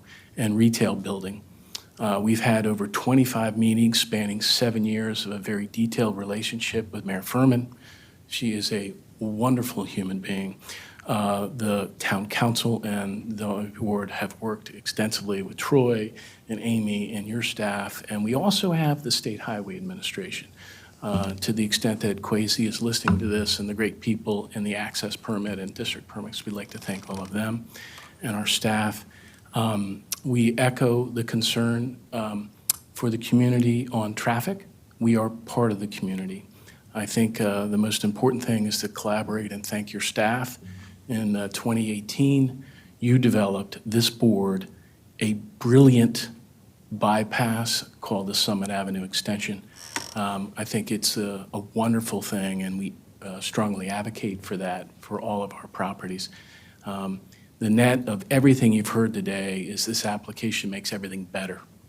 We reduce traffic by what we have before you. We reduce parking by what's before you. We reduce congestion in your school by what's before you. Thank you very much. Thank you for that. Commissioners, any comments, questions to staff? I do have a question. The two public commenters pointed out the current traffic conditions within vicinity of their homes. And with this particular development, it's not going to exacerbate the current traffic, or will it increase the current traffic situation? I'm not clear by that because I think one of the slides showed something with regards to a reduction in traffic. Was that correct? Thanks for the question. Again, for the record, Richard Brockmeyer. The explanation is what is before the board is the amendment to the already approved plan. And so the amendment does not add additional trips. It does not add additional traffic beyond what was already approved. And how do you respond to the COVID problem of doing traffic studies? Again, they followed the LATR guidelines and the methodology and guidance provided by the county at the time that they were doing that traffic study. So the consultant that was working on it followed those methodologies, and that's the product that was produced. And if we approve the amendment, are we changing the validity date of the preliminary plan as well because the traffic has changed? I don't believe that's changing. Troy, is that? No, there's no change to the APF or plan validity as part of this amendment. So that all those original entitlements is associated with that original preliminary plan. So no extension is being Okay. requested at this time. And the other comment was that we are using the wrong storm drainage pipe diameters to to try to resolve a problem. Do you have a comment on that? Troy Left, for the record, when the original preliminary plan came in, that was the case, that the storm drains that was shown on the GIS was wrong. And so as a part of this amendment application, even before this amendment came in, that had been addressed and been addressed through the applicant with his permitting process. And then even before this application was submitted, there was a additional review associated with the actual pipe size with the project. So to reiterate, when it was originally approved, we did not know that those pipes was inadequate, but at this time, that has all been addressed and assessed as part of this new amendment. So are they adequate or not adequate with this development? So the broader issue with the storm drains is going to have to be assessed with a larger project. They are inadequate, I guess, in regards of dealing with the issues along Knowles Avenue. And I think there's been conversations and there's been addressed with SHA and MCDOT in regards of just what the future requirements are going to be needed to deal with the storm drain. But those requirements aren't necessarily being associated with this applicant. Well, what is the finding we have to make with this applicant with regard to storm drainage? Matt Folden, for the record, Regulatory Supervisor for the Mid-County Division. And so we have our partners from DPS on the line and in the room here who can answer some specific questions about the engineering criteria for storm drain adequacy. But basically, as Mr. Leftwich was saying, with the original approval, there was inaccurate information for the storm drain system. That was brought to light. There was a new study that was completed and approved by DPS and by DOT looking at the storm drain capacity. So there is adequate storm drain capacity to support this application. That was a necessary finding for our for our adequate public facilities. There are larger issues within the storm drain network in the area. But for the purposes of this specific application, we found that there was sufficient capacity within the storm drain system. Okay. Anybody else? No. Oh, Commissioner Pinero. Thank you, Mr. Chair. I mean, I hear the concerns that the neighbors, Kensington State Civic Association, and I've driven through that area, and that, you know, the intersection of Knowles and Connecticut, it is so bad. The traffic is so bad. I mean, it backs up into Summit, it backs up, like one of the speakers says, it backs up into Beach Drive. The problem is you have people going north on Connecticut Avenue. It's all congested, so they go through the neighborhood to get into Summit. You also have traffic coming from places like NIH trying to cut from Wisconsin into Connecticut Drive, and also from Bethesda. So this is a highly congested area. The question I have is, what would it entail? Because obviously to do a traffic study during COVID, I mean, that's inappropriate. What would it take to do a new traffic study? I don't want to delay this project. This project is a good project, but on the other hand, I want to have we should have a better understanding of what the traffic impact and what, how much it's going to contribute to more traffic. And like one of the speakers said, maybe we should lower the number of parking spaces that are in this project. So what would it entail to do a traffic study? How much time are we talking about? How much cost? Okay. Something that is, it's appropriate. So I'll just leave it there. Staff?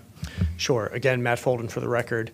If we were to require a new traffic study, it would require a significant amount of time to go out and collect new traffic count information about the existing traffic. There's a significant cost that's associated with that, usually in the tens of thousands of dollars to do these types of studies. They're very specialized.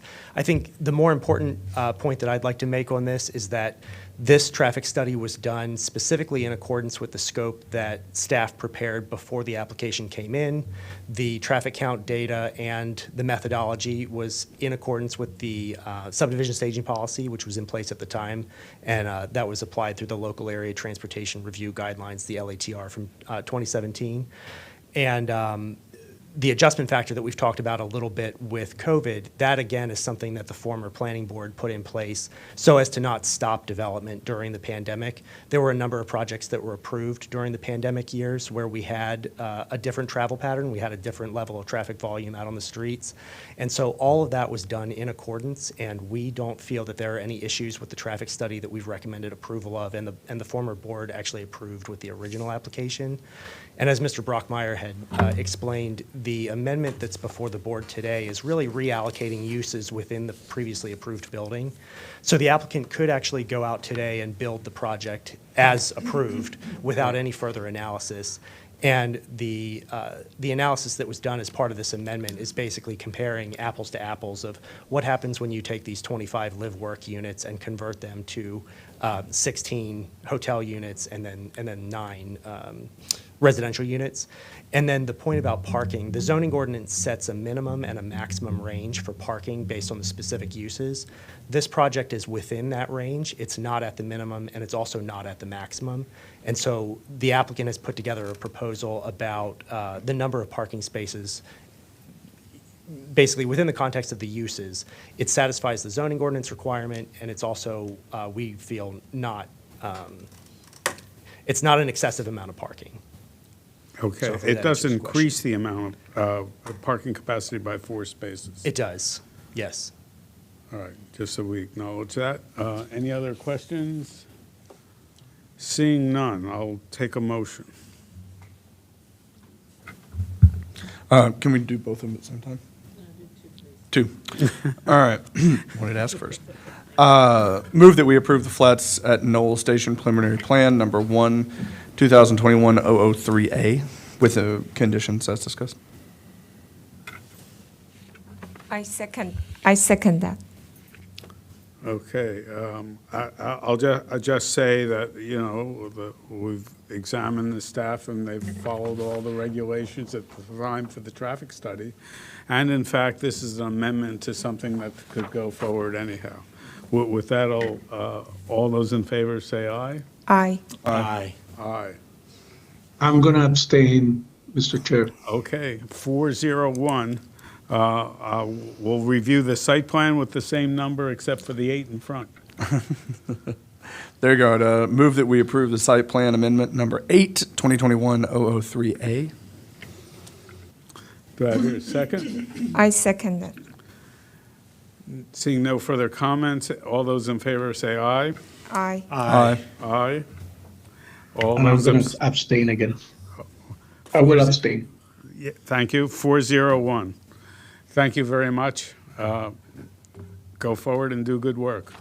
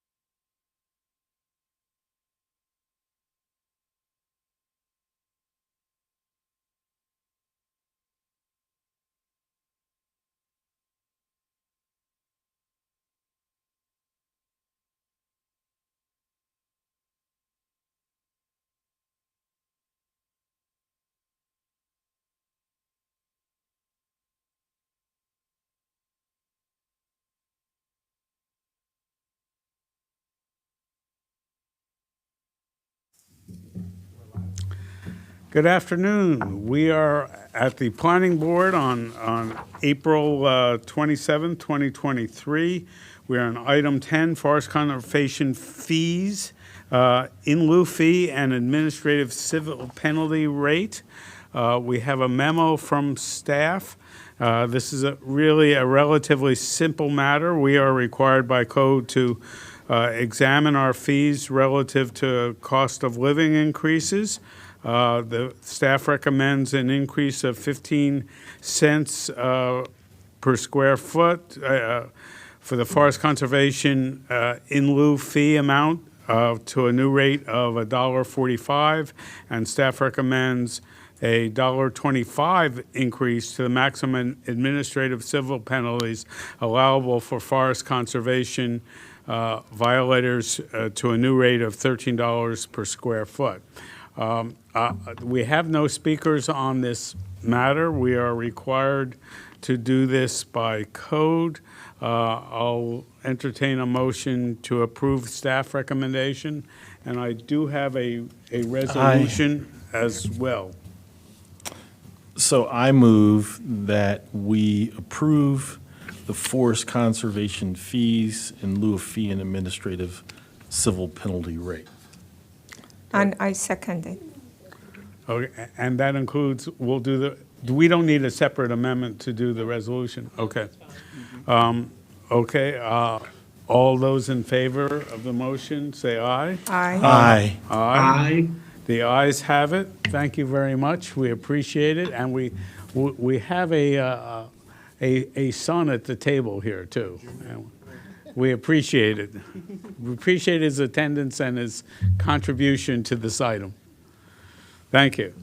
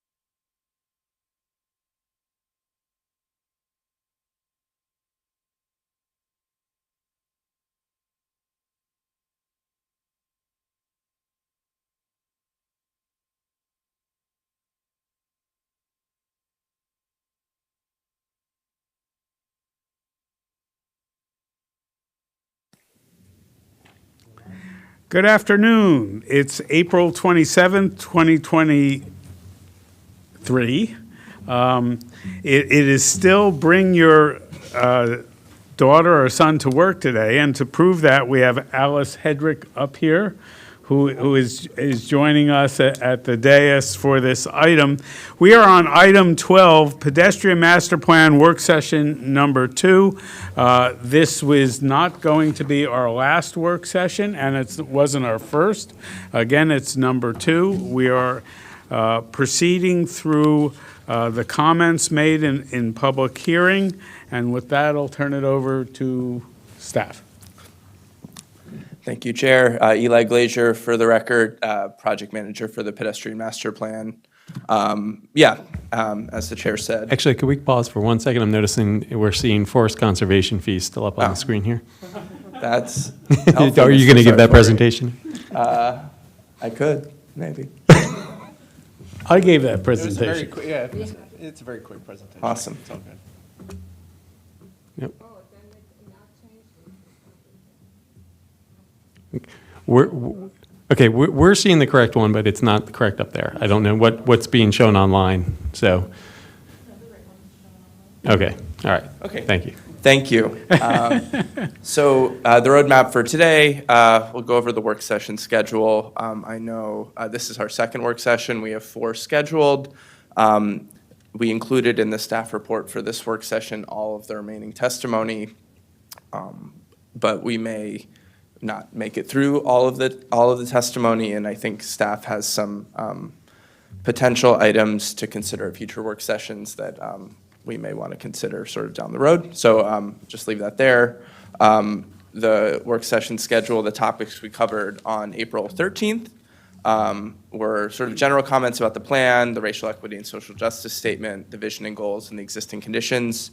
The current and future work session topics are essentially the entire recommendations chapter, implementation, monitoring, the plan appendices, and then sort of jumping back to the front matter of the document, the table of contents, executive summary, and introduction. So I think staff feels very confident today about making it through sections A and B of the recommendations chapter, and potentially section D. I think in particular, the prioritization section, I think we have some additional work that we want to do before bringing back to the board sort of improvements and recommended changes to that section. So it's probably something we'd like to skip over today if that's possible.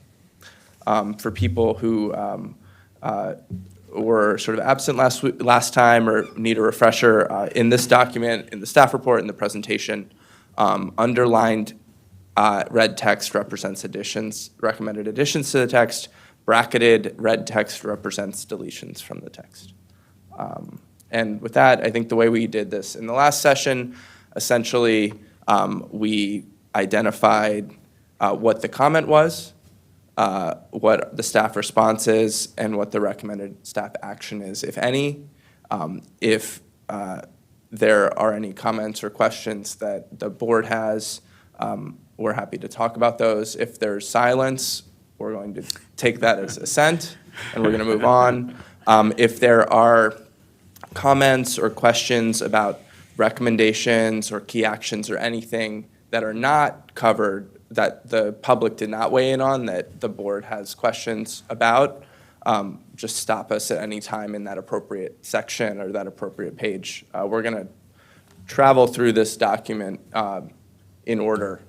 So if we are going to skip over something that you're interested in, just call our attention to it, and we can talk about it. So we'll jump right in.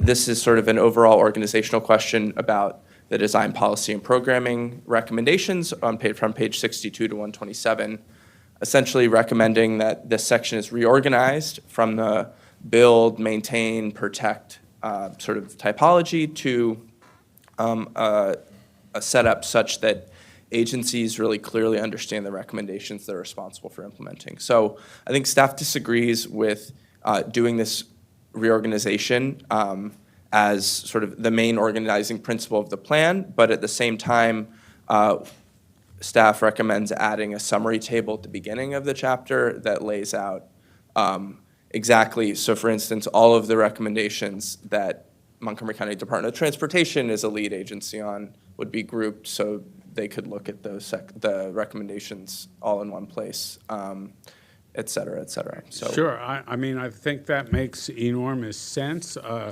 I don't know if you're going to have some ability of an organization to reorder as they wish within that, or you know, do you plan on having 4 separate lists, one for DOT, one for each agency? I think probably what we would do is we would create a table where sort of in the main column on the left, it would be the agency, and then all of the key actions would be shown sort of adjacent to that agency. And then once this plan is approved, I think as we work towards implementation, we would develop spreadsheets and other materials to sort of aid the implementation and provide some personalized guidance to the implementing Sure, agencies. I mean, that's how it would be useful to an agency instead of, you know, I am responsible for 20 things instead of, here's thing 1, 3 people are responsible. Absolutely. Yep. Okay. That's the thought. No, I think you're answering, even though you said you disagree, you're organizing it in a way you can overcome the problem. It's a friendly disagreement, I guess. All right. Everybody okay? Yes. Next, just throughout the document, this was a comment to include the municipalities as stakeholders and as implementation partners. Staff agrees. Recommends adding municipalities to the list of entities on page 61 and 62 that are responsible for implementing the key actions, and then staff can identify municipalities as lead partners on individual key actions as applicable. We can make these changes and make sure they're included in the planning board draft that's presented to the board at the final work session. Great. References to related efforts throughout the document. There's a comment from the county executive that many of the key actions identified in this plan are already in various stages of implementation within MCDOT and other agencies. That's true. We're very excited about that, and we have worked with the county executive, especially in the Vision Zero action plan, to make sure that the agencies are implementing these things, these items before the plan is even adopted. So we agree, and we recommend updating the descriptions of the recommendations on page 9 of the staff report to mention the Vision Zero action plan efforts with the text related effort Vision Zero action plan. Now jumping specifically into the design policy and programming recommendations, B1A on page 64. There was a comment that the proposed shift in B1A from a reactive sidewalk project prioritization approach to a proactive one should not remove existing sidewalk requests from the construction queue and should continue to permit residents to request sidewalks. Staff partially agrees with this. I think the pedestrian plan envisions the annual sidewalk program being proactive in building sidewalks based on considerations including pedestrian safety, specifically pedestrian crashes, which was this, if you recall the testimony, that was, I think the specific concern that this person had was that the recommendation would make it difficult for communities to request sidewalks after pedestrian crashes had occurred. And I think what we'd like to see is the Department of Transportation prioritizing where sidewalks are constructed with safety as one of the key factors anyway. So rather than being responsive and reactive to a specific crash location, looking at the other the larger picture and figuring out where sidewalks would be beneficial to improve pedestrian safety countywide. So a less reactive approach, an approach more in line with Vision Zero and our data-driven efforts to make sure we're building sidewalks in the places with the highest benefit and lowest cost. That being said, we partially agree in that sidewalk projects that are already in that queue should not necessarily be removed from the queue, but as we move forward in identifying where sidewalks should be constructed, it should be in that sort of proactive way rather than the reactive way. I did not understand your reaction when it says sidewalks in the queue should be considered for future construction. Are they going, do you plan on reprioritizing them? So the queue that exists today, essentially, you make a request, and it goes to the bottom of a list that's about like 10 years long in determining whether sidewalks are built or not. The request is looked at by engineers for feasibility, and then ultimately some of those projects rise to the top and have public hearings and end up being constructed. So what staff is saying is that projects, we're not recommending eliminating that queue right now, like just starting from scratch, but we would like DOT to prioritize where sidewalks are built in a data-driven way. So, moving forward. Are you suggesting prioritizing the queue list as opposed to queue jumping by however you have the most priority by your own metrics rather than what's on their list? Yes, I think what we're saying is rather than sort of a first in, first out system where like you gradually work your way to the top, if there are projects in the queue today that based on the prioritization approach we've identified in the plan or another prioritization approach that the county pursues, those projects should be built first. So I wish you would say that then, to say that the queue list should be maintained and prioritized per the metrics of this plan. So a potential change could be, and if you're on page 10 of the staff I am. report, sidewalk requests already in the annual sidewalk program, queue should retain their position in the queue or something to that I'm not effect? saying that. I'm saying, you know, you can still maintain your idea of prioritization based on safety rather than other things. Okay. But go through that list and prioritize that. Well, there are some sidewalks that, when they're in the queue, they're promised to the communities. And if it is promised and we shy away from it, that's probably going to be an issue for DOT. I do understand what the staff is trying to do. I don't really believe that DOT matrix is very different than your matrix. I don't remember that. That's what happens when these things come so far apart, that if you had a matrix to decide about the priority. I remember you had some priority. And I remember we talked about, because it was Larry Cole suggestion that safety should be number one. And you said that, yes, it is, but in the context of that section, you kept it, you said it's not in the priority. I do believe that DOT, because I was part of that, DOT has their own criteria for, I don't want to talk about them, but when I was there, I remember we had our own criteria to prioritize how to bring the sidewalk each year. And the issue is that if it is in the queue and they promise to the communities and they have had meetings, I think we cannot really go ahead and arbitrarily change it. Yeah, I think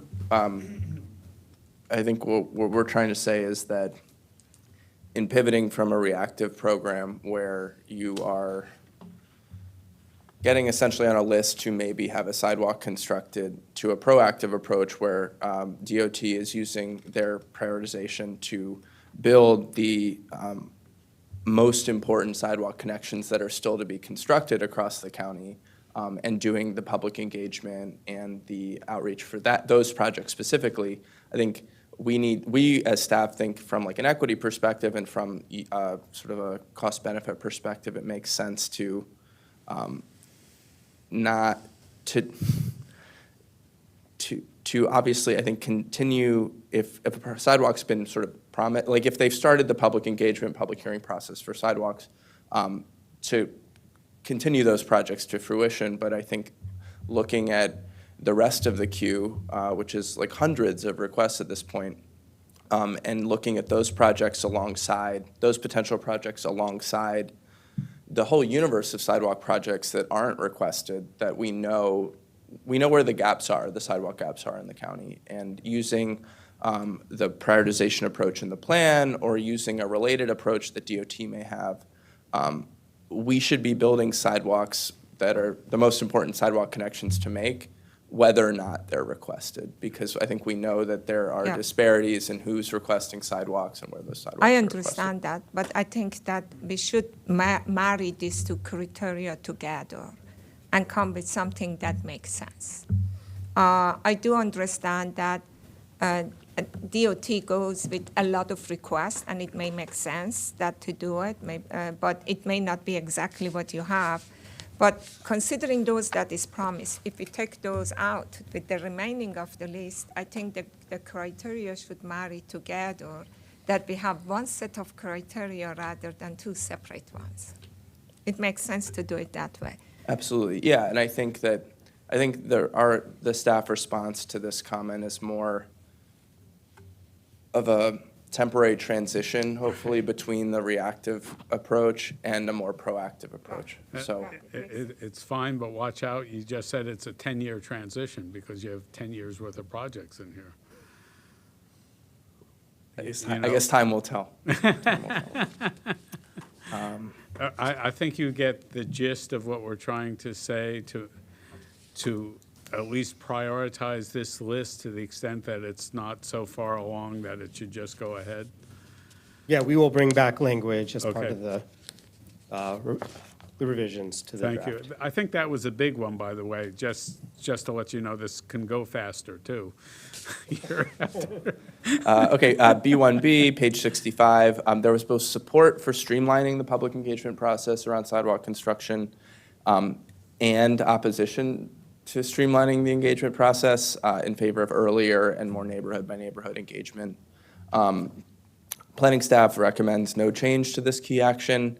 I think the best way to think about this key action, which was about making it easier and quicker to build the necessary sidewalks, is that this key action is really intended to be implemented in concert with B1A. So we're essentially first prioritizing the sidewalks that are in highest need in the county, and then doing public engagement around those sidewalks to specifically make sure they're being constructed in a contextually appropriate way, but that they're being constructed. I think that when we talk about a lot of public infrastructure that's essential, the conversation is, and I think rightfully should be, how it's going to be constructed rather than whether or not it's constructed. And that's not a conversation that we've had about sidewalks in the past, but that's sort of the gist of sort of B1A and B1B taken together is we need to build these connections for safety and for connectivity. Yeah.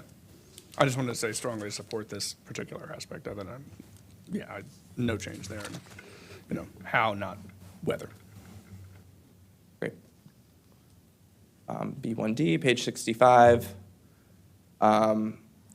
B1D should exclude sidewalk work that is only fixing the existing sidewalk to ensure that there are no trip hazards. B1D is, it's requiring that new and reconstructed sidewalks achieve at least a somewhat comfortable rating using the pedestrian level of comfort tool. This was a comment from the county executive, essentially with the concern is that if you're just doing very simple sidewalk maintenance, it shouldn't necessarily trigger a complete sidewalk reconstruction. Staff agrees with this and adds the note in underlined red that sidewalk reconstruction does not include maintenance projects to eliminate tripping. It's a fine note. Yes, okay, great. Can I ask what, are we at the PLOC tool? Yes, Okay. this is in reference to the PLOC. Bottom of page 11. Yep. I would like to know more about the PLOC tool. Of course. And its definition, So there's more. application, and yeah. use. Thanks. I can, so the pedestrian level of comfort is an analysis that planning staff developed starting in 2018, So this is an original concept from us. This is a Montgomery Planning developed product that I think really closely mirrors in intent what's called the bicycle level of traffic stress, which is a tool that was developed by the Mineta Institute of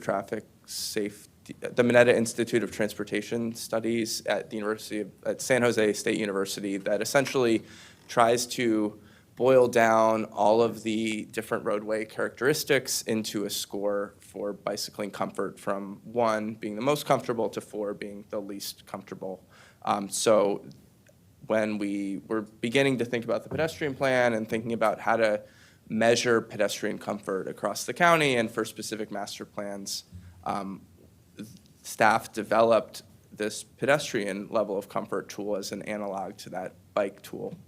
It takes into account sidewalk width, the width of landscaping buffers, the presence of parking, speed limits, the presence of sort of vertical separation like a Jersey barrier or something like that. It also takes into account at intersections.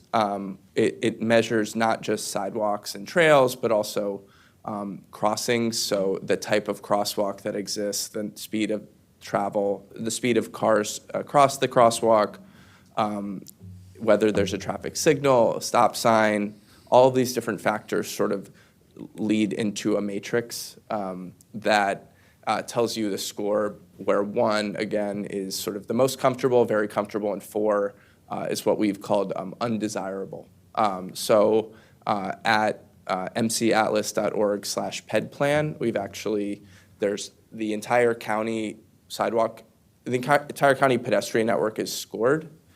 So you can see every sidewalk, every street that doesn't have a sidewalk, every crossing leg is scored using this approach for every street in the county. And what this enables us to do, I think this is the present, yeah. So what this enables us to do is use our GIS tools to run, I think, some very unique and innovative analysis to better understand how comfortable it is to access different destinations within the county, like schools and transit stations and parks and things like that. This map on the screen now is an example from Forest Glen, essentially understanding the blue lines are the sidewalks and facilities that are comfortable to walk on, and the red lines are the ones that are uncomfortable, and the lines that are thicker are the lines that carry more trips from residential units to the metro station. So what something like this allows us to do is, for specific projects, really understand if we could just fix this one thick red link, it would make trips for hundreds of households more comfortable. So understanding the costs and benefits and the trade-offs of making these improvements. So I think in the specific example on the screen, making the intersection of Forest Glen Road and Georgia Avenue more comfortable for pedestrians makes a lot of sense because all of the traffic, all the pedestrian activity going to the metro station really gets channeled into that area, especially from east of Georgia Avenue. So I think it's heartening to see that there's a CIP project to really make that connection more comfortable. So this is sort of one of the ways the level of comfort tool can be used. It's also been developed, it's also been incorporated into the growth and infrastructure policy so that private development has to achieve this level, this Block 2 standard when building out their frontage improvements. The matrix and the sort of factors involved in level of comfort are also incorporated into the standard, the sort of the default dimensions for the Complete Streets Design Guide. So it's just sort of integrated into that.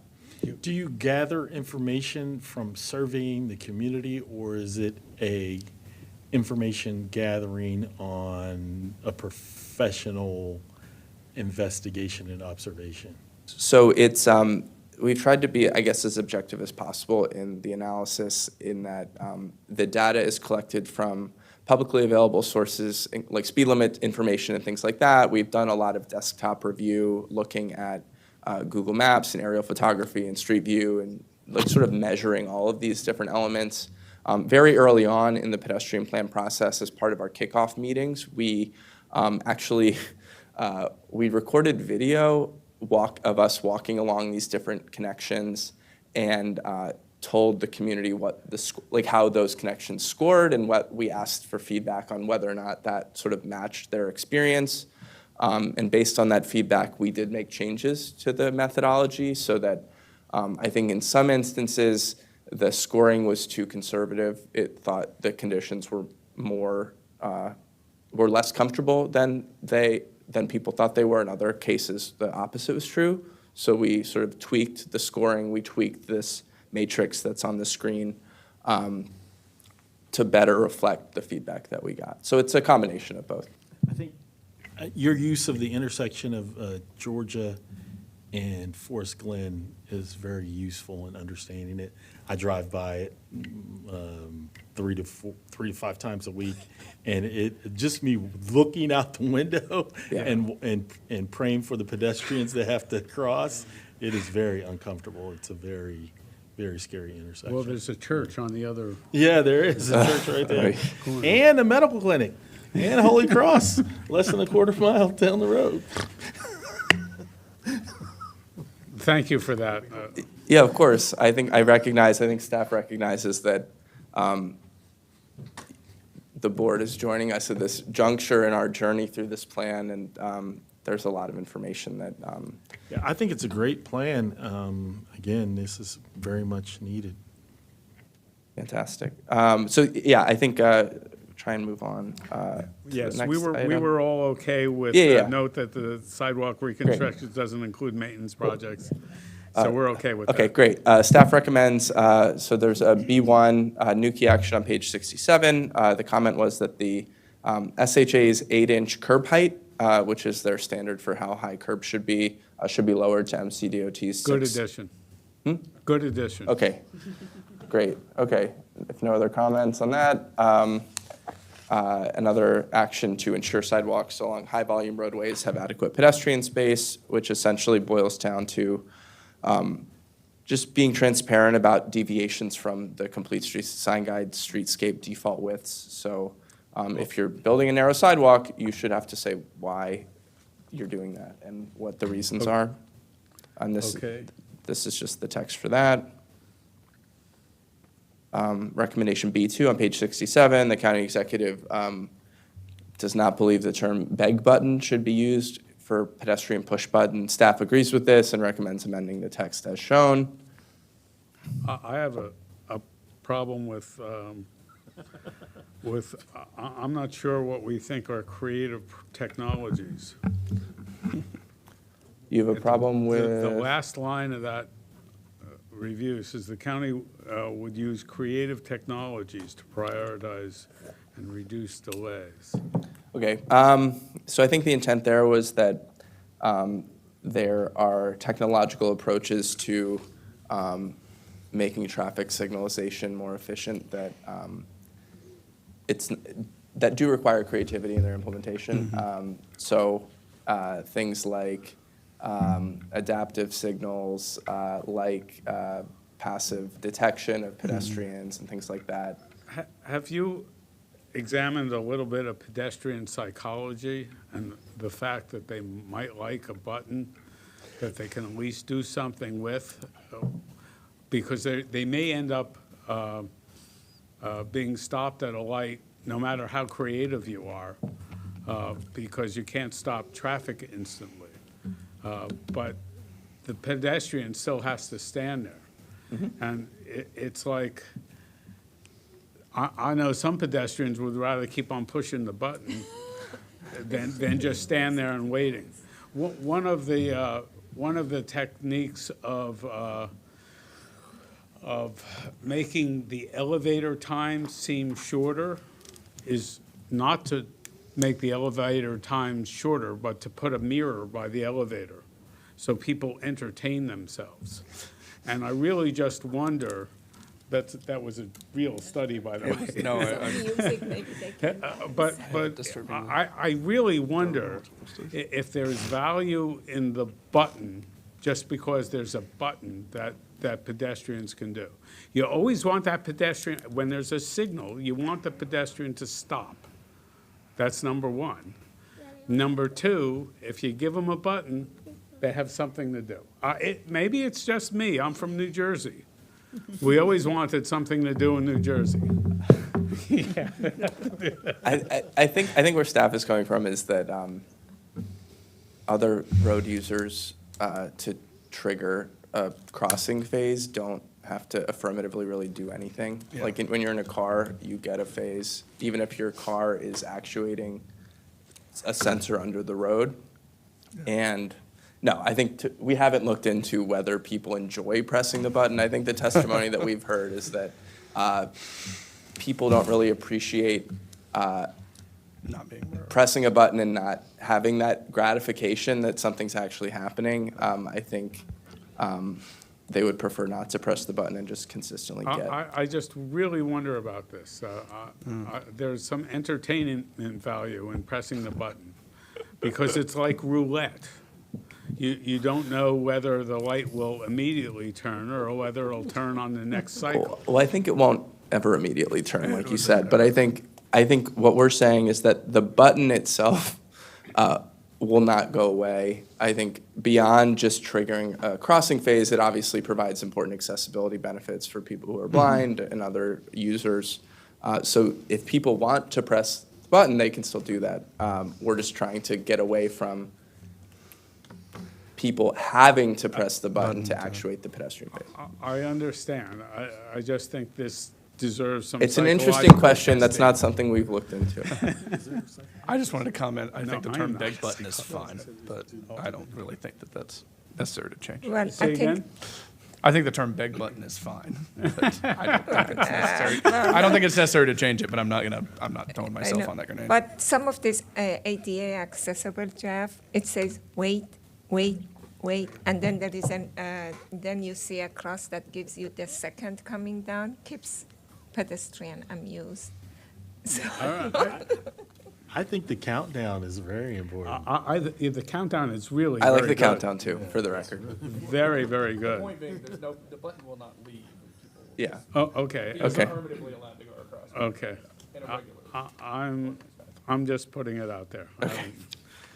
B2A is about pedestrian recall, which again is where the pedestrian phase is you get a pedestrian phase every signal cycle.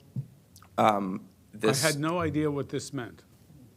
was the plan helpful in explaining what this meant? Could we do better in explaining it? I have to admit that I just read your notes and didn't go back into the plan. Into the document itself, okay. Okay. But yeah, so essentially pedestrian recall is every time a pedestrian could get a walk signal, they get a walk signal automatically. So like if you walk up, Right. you don't have to press the button essentially is what that means. And if that is the mode of operation, doesn't that delay roadway traffic unnecessarily if that phase is longer than it would be than needed? I imagine there are specific instances in specific places where that may be the case. In many instances, the pedestrian signal time required is probably actually less or equal to the existing amount of green time for vehicles in the same direction anyway. So it's kind of, I think it's moot. And I think in this specific recommendation, we're saying that in downtowns and town centers, adjacent to rail, bus, rapid transit stations, schools, parks, community centers, and staff recommends the addition of major trail crossings. I think you're going to see a lot of pedestrian traffic anyway. Right. And it's not sort of putting this willy-nilly across the I county. agreed with this, I just had the note. Yeah, of What course. is recall? Yes. Which I would have learned if I went back to the It's okay. full plan.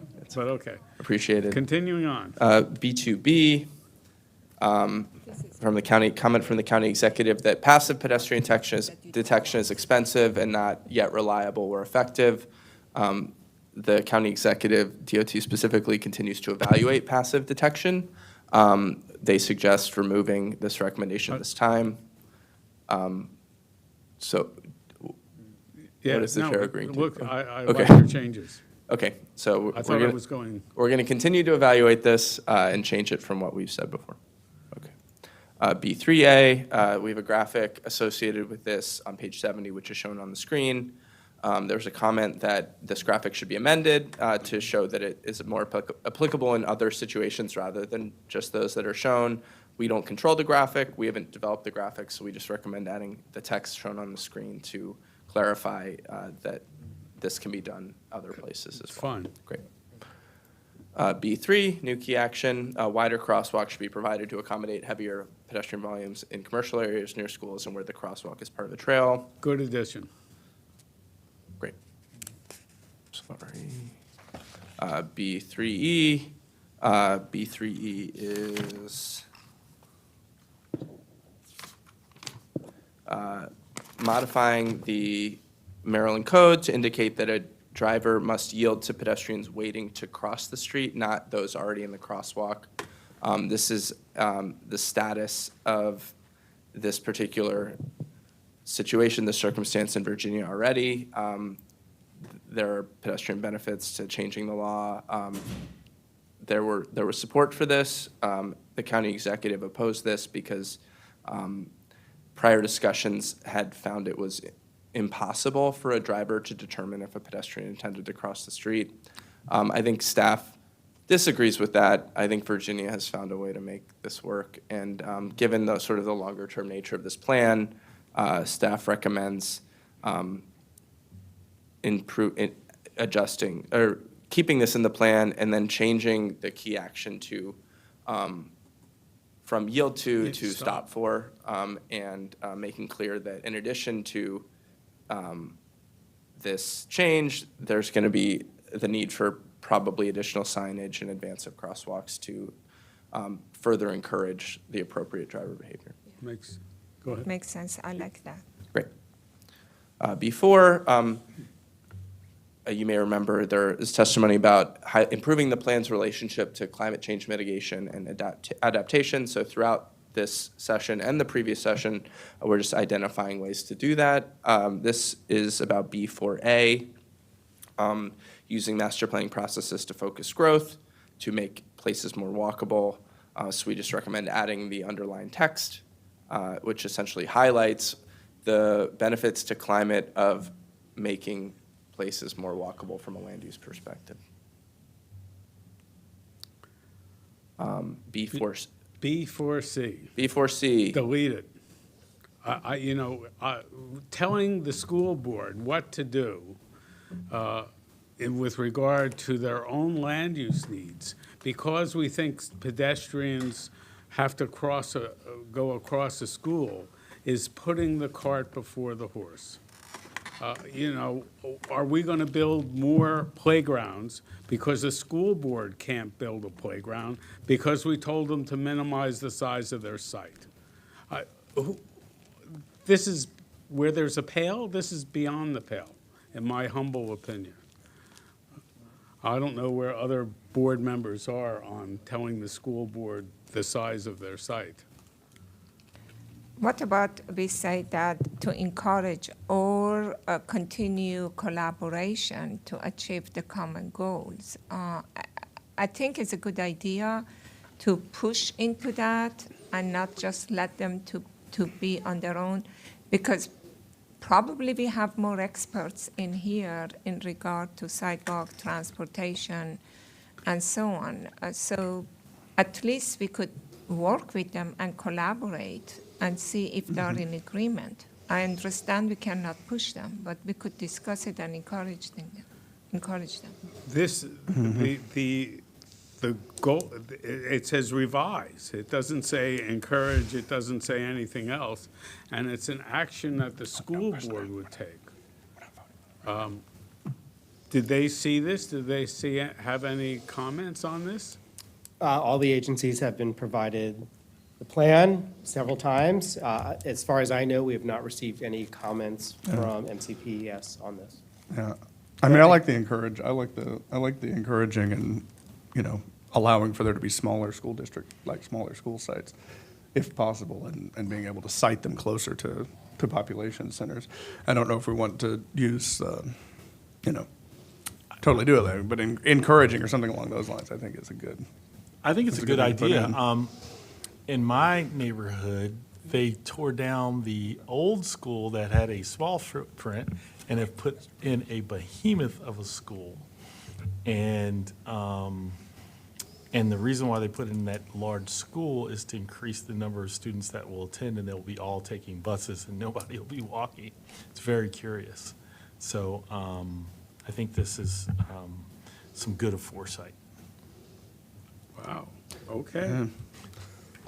Well, you've heard it here. I guess could we have like Yeah. direction? If I could suggest that what we do is we revise this to say, well, revise, where it says Revised revise. Instead of revised minimum, we say encourage MCPS to revise minimum.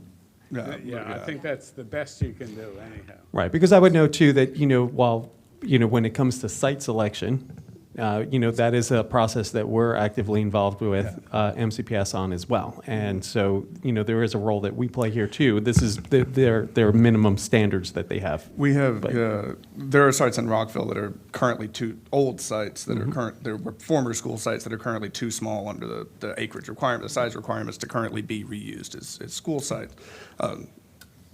She actually used to go to daycare, what her siblings do at the moment. I think this is good, allowing us to do some infill development with schools, I think is at least something we should acknowledge in the plan. Did you have a comment else? No? No. Okay. All right. Okay, I mean, And I think it's a good idea that not only encourage them in that, also encourage them for co-location, because we are working very hard to reduce the size or have co-locate different, like schools and parks. It requires that they minimize their footprint, that they could get more park in small lands. Schools and Yeah. healthcare, schools and So it helps a lot. So we could not only say encourage them to minimum, and we could even say that to co-locate. Agreed. Okay. okay, thank you. Well, you wanted comments, you didn't I want have us to no- just sit here, Staff has no concerns about anything that's been shared. All right, continuing on. B4D, this is a comment from the county executive. B4D is updating the Complete Streets Design Guide to include a transit corridor overlay to provide additional context-based guidance on crossings and target speeds. The county executive's concern is that applying this overlay over long lengths of boulevards will somewhat erode the purpose of that street type, and in lieu of overlays, it may make more sense to carve out town center designations around stations. Planning staff met with MCDOT on April 11th to discuss this, and DOT recommended considering rephrasing transit corridor overlays as growth overlays, in line with the growth corridors identified in Thrive Montgomery 2050. Okay. Staff agrees with modifications and recommends changing in B4D transit corridor overlay to growth corridor overlay. And for folks who may not be familiar with these corridors, the map on the screen sort of identifies what those corridors are in the centers and then the corridors as well. Okay. So, great. B4G, it's about open parkways and their permanence. Define, please. Yes, of course. So there was opposition to open parkways, which are Beach Drive, Sligo Creek Parkway. So during the pandemic, these parkways were closed to traffic. motor vehicle traffic. And gradually, those restrictions have become weakened, loosened. On Sligo Creek Parkway, the roads are closed on weekends, holidays, and Fridays. On Beach Drive, they're closed just on the weekend and holidays. Most of the specific comments staff received about this key action was directly related to Beach Drive. So the staff response is that these parkways are not inherently a problem, and that any adverse impact should be evaluated and then mitigated by the county. We have a couple of recommended changes to the key action, changing make the open parkways permanent to study making, and then I think there's an important change here that is not in the staff report version of this, that the initial document here changed it to weekend and holiday open parkway days and times, but after sort of additional coordination with parks, we added the parenthetical, which it says, including Fridays along Sligo Creek Parkway, to just reiterate that the current condition today is Friday, Saturday, Sunday on Sligo Creek Parkway, and just Saturday and Sunday along Beach Drive. The parenthetical I had no problem with. I think that's fine in there with that addition. One second, Ken. I would not say study making. I would just leave it as make. My personal thing is that we should expand and retain those as much as we can, the open parkways and, anything along those lines as much. I would hesitate to say study making and just leave that in, but that's my. Did the recommendation come from the Parks Department? It did not. Well, do you mean the To origin put- of the recommendation? To put the word study in? No. Mr. Chair, may I, Robert Cronenberg for the record, may I make just a clarification for the record? Because I live on Sligo Creek Parkway all the time, and there's a portion of it that is closed on weekends. There's a portion of it that's not because it's used by Holy Cross and it's used by some other residents. So I'm assuming that you're talking about the situation that it is today. Not, so if you're studying it, you're studying the portion, or if you're making it, you're making the portion that is closed on a temporary basis today. Is that the recommendation? Just want to make it clear. Yes. Okay. Yeah, I think it's retain current. Yeah. And retain current and make permanent current open parkway. And for the record, Jason Sartori, Chief of Countywide Planning and Policy. I just wanted to, I'm not sure if we resolved the question over whether we say study or make. I think this was in response to some testimony that we received indicating that the current closures and the situations that we have now has spillover effects in neighborhoods that don't have sidewalks. And so there's a safety concern in those neighborhoods that you're adding more vehicles to those when the roads are closed. And so the studying was really just to say, before we make a decision to make any of this permanent, that we would study and understand the spillover effects. Yeah, I would. In that case, then I would leave it as make the open parkways along Beach Drive permanent and put something in the description underneath of study spillover effects before returning to the board and making it permanent or whatever, something along those lines. But I would put that then in the reduction so that the actual recommendation is to retain the open parkway, or the goal is to retain the open parkway at its current state. That's mine. I like that. Yeah, and then put that in the underneath. Thank you. Does that work for you all? Yes, it works for me. I don't want to make your job more difficult. B4H is provide public seating, restrooms, and other pedestrian amenities in downtowns, town centers, and along boulevards. There was support for the key action to both to include public restrooms that should have sort of family bathrooms or adult changing tables from members of the community. That testimony came from members of the community with physical disabilities. And then there's also support for the key action to also include providing these amenities like public seating and restrooms in parks, trails, and sort of at respite locations along sidewalks and things like that. So I think staff agrees with this. There's also a comment about adding urban districts as a lead agency to handle maintenance. The text below identifies the recommended changes to the key action and the description and the lead agencies involved. So I'm a little bit confused. You're recommending that because not all the parks have bathroom. There are small parks that they don't have bathroom. But I understand, I haven't been able to review it, that the pros, including bathroom. I don't know, I think that this needs to be coordinated with the Parks Department in regard to the parks. I understand that if you say that if there is a bathroom warranted, you want to have, family bathroom, or you want to be having unisex. Those are things that right now by law is required. They will do that. But not every park or every trail has that. So that would be, if that is put in here, put a tremendous expense for any trail that Parks Department wants to do, because it has both operational and also capital improvement. I would coordinate to see that what language they want to put in here. They just said pros, so you may want to coordinate with the chief, with Darren.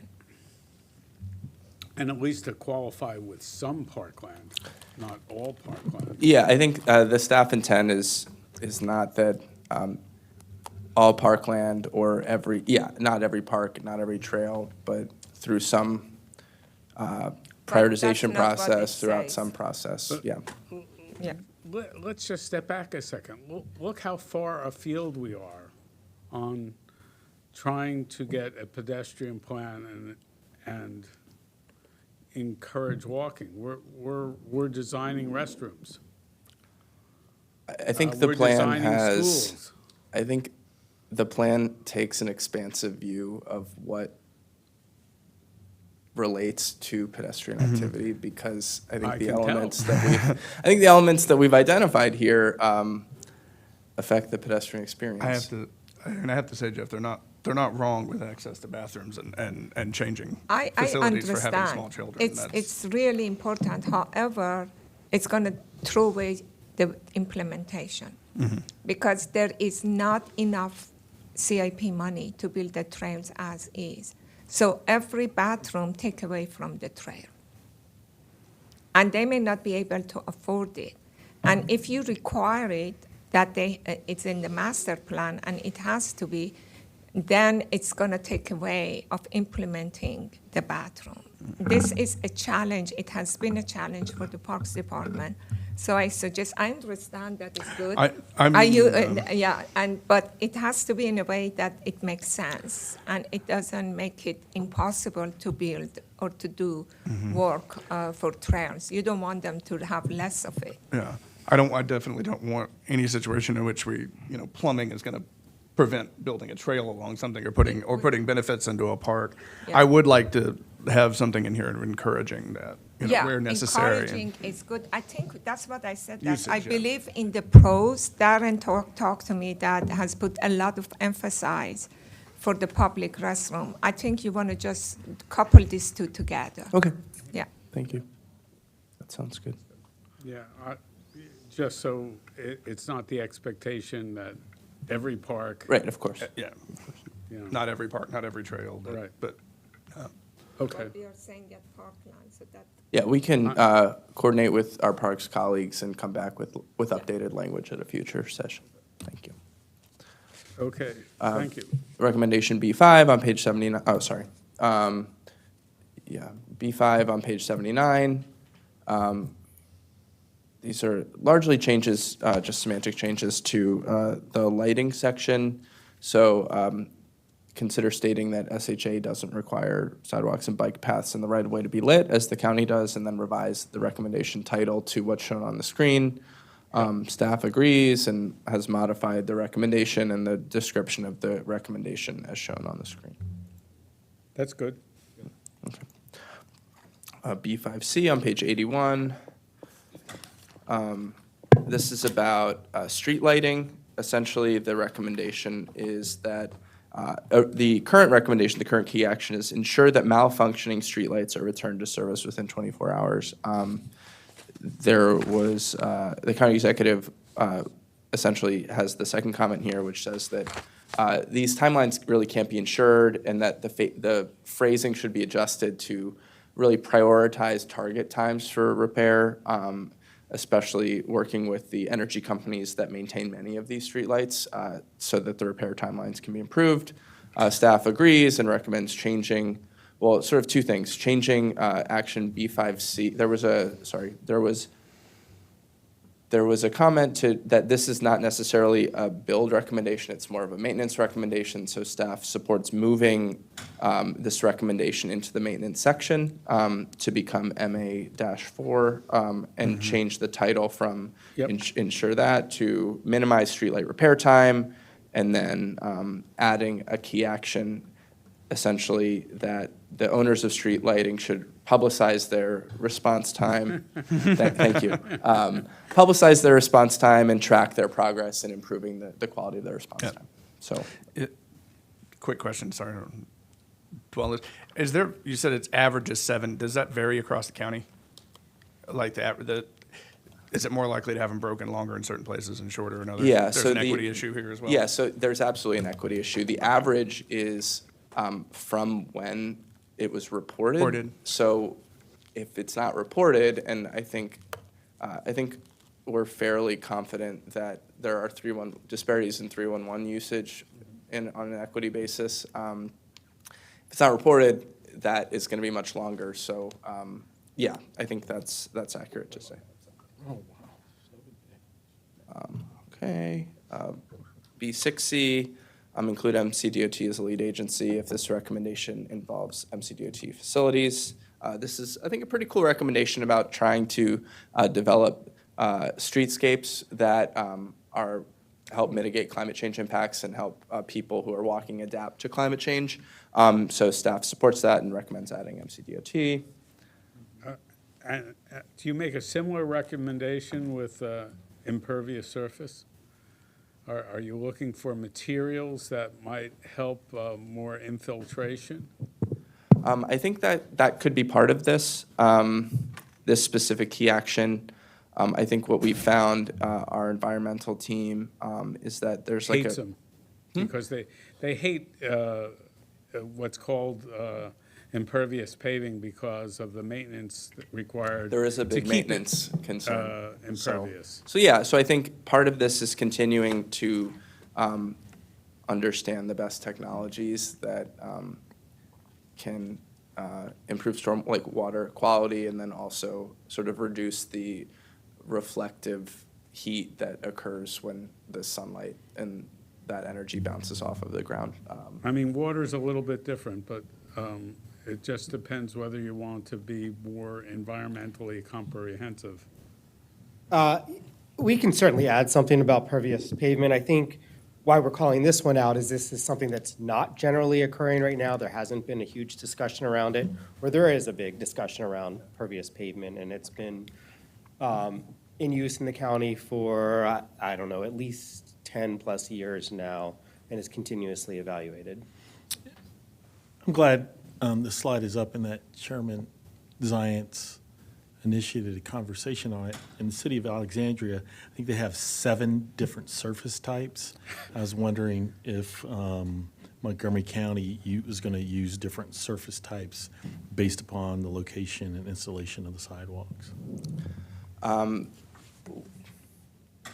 I don't know the exact number of surface types that we have, but in addition to sort of the countywide standards that exist for sidewalks and things like that, there are area-specific design standards that may have specific materials, like downtown Silver Spring, the streetscape guidelines there, Bethesda, and other parts of the county as well. So I think one of the things this key action is trying to do is sort of at the countywide level understand, as we move forward with more sort of context-sensitive design, more environmentally friendly design, are there materials that we should be using? Should those materials be a certain color to better reduce the reflectivity of the sun and things like that? So walking in Montgomery County doesn't become even more uncomfortable due to climate change in the years ahead. So yeah, that's the recommendation.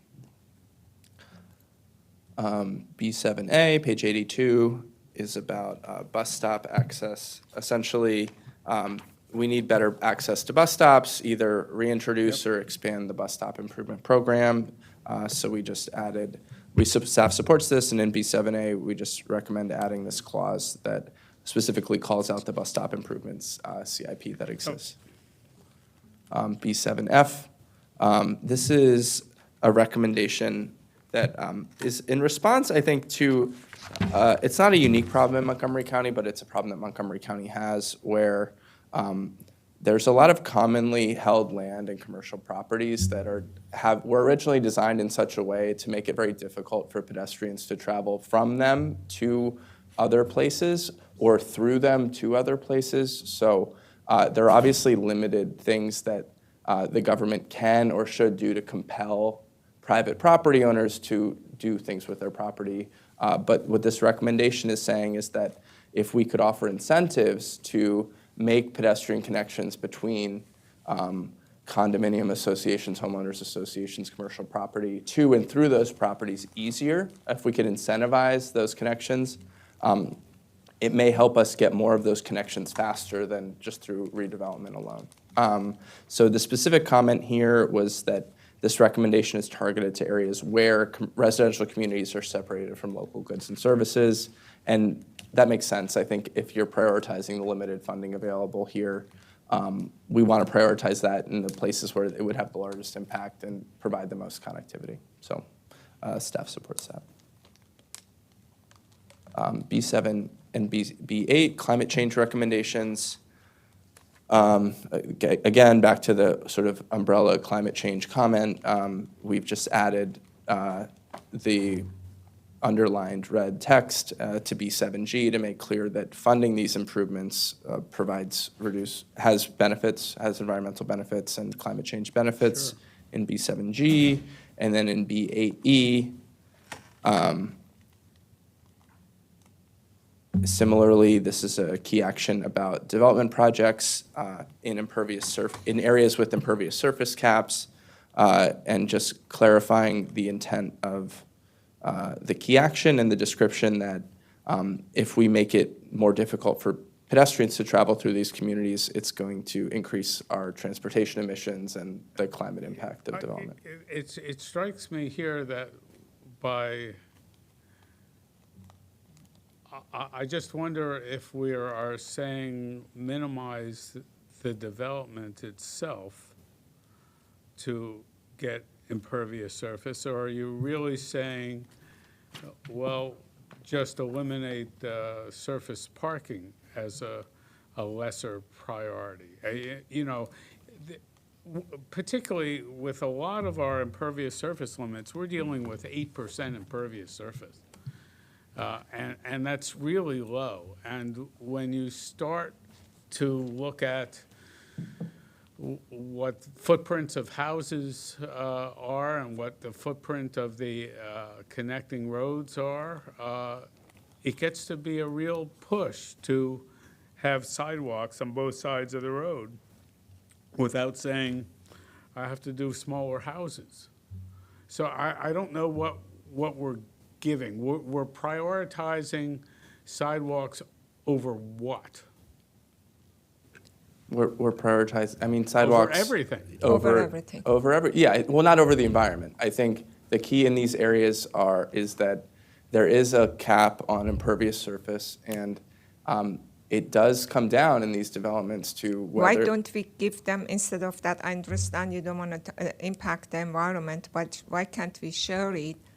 And to some extent, we waive a portion, so supposedly if it is 8 foot and they say reduce it to 6 foot, it's 2 feet. We say, okay, build it to 8 foot, but we're not going to penalize you for the additional 2 foot toward your cap. Could it be done? No, I mean, that's a waiver of the impervious surface. For just the additional width. Right.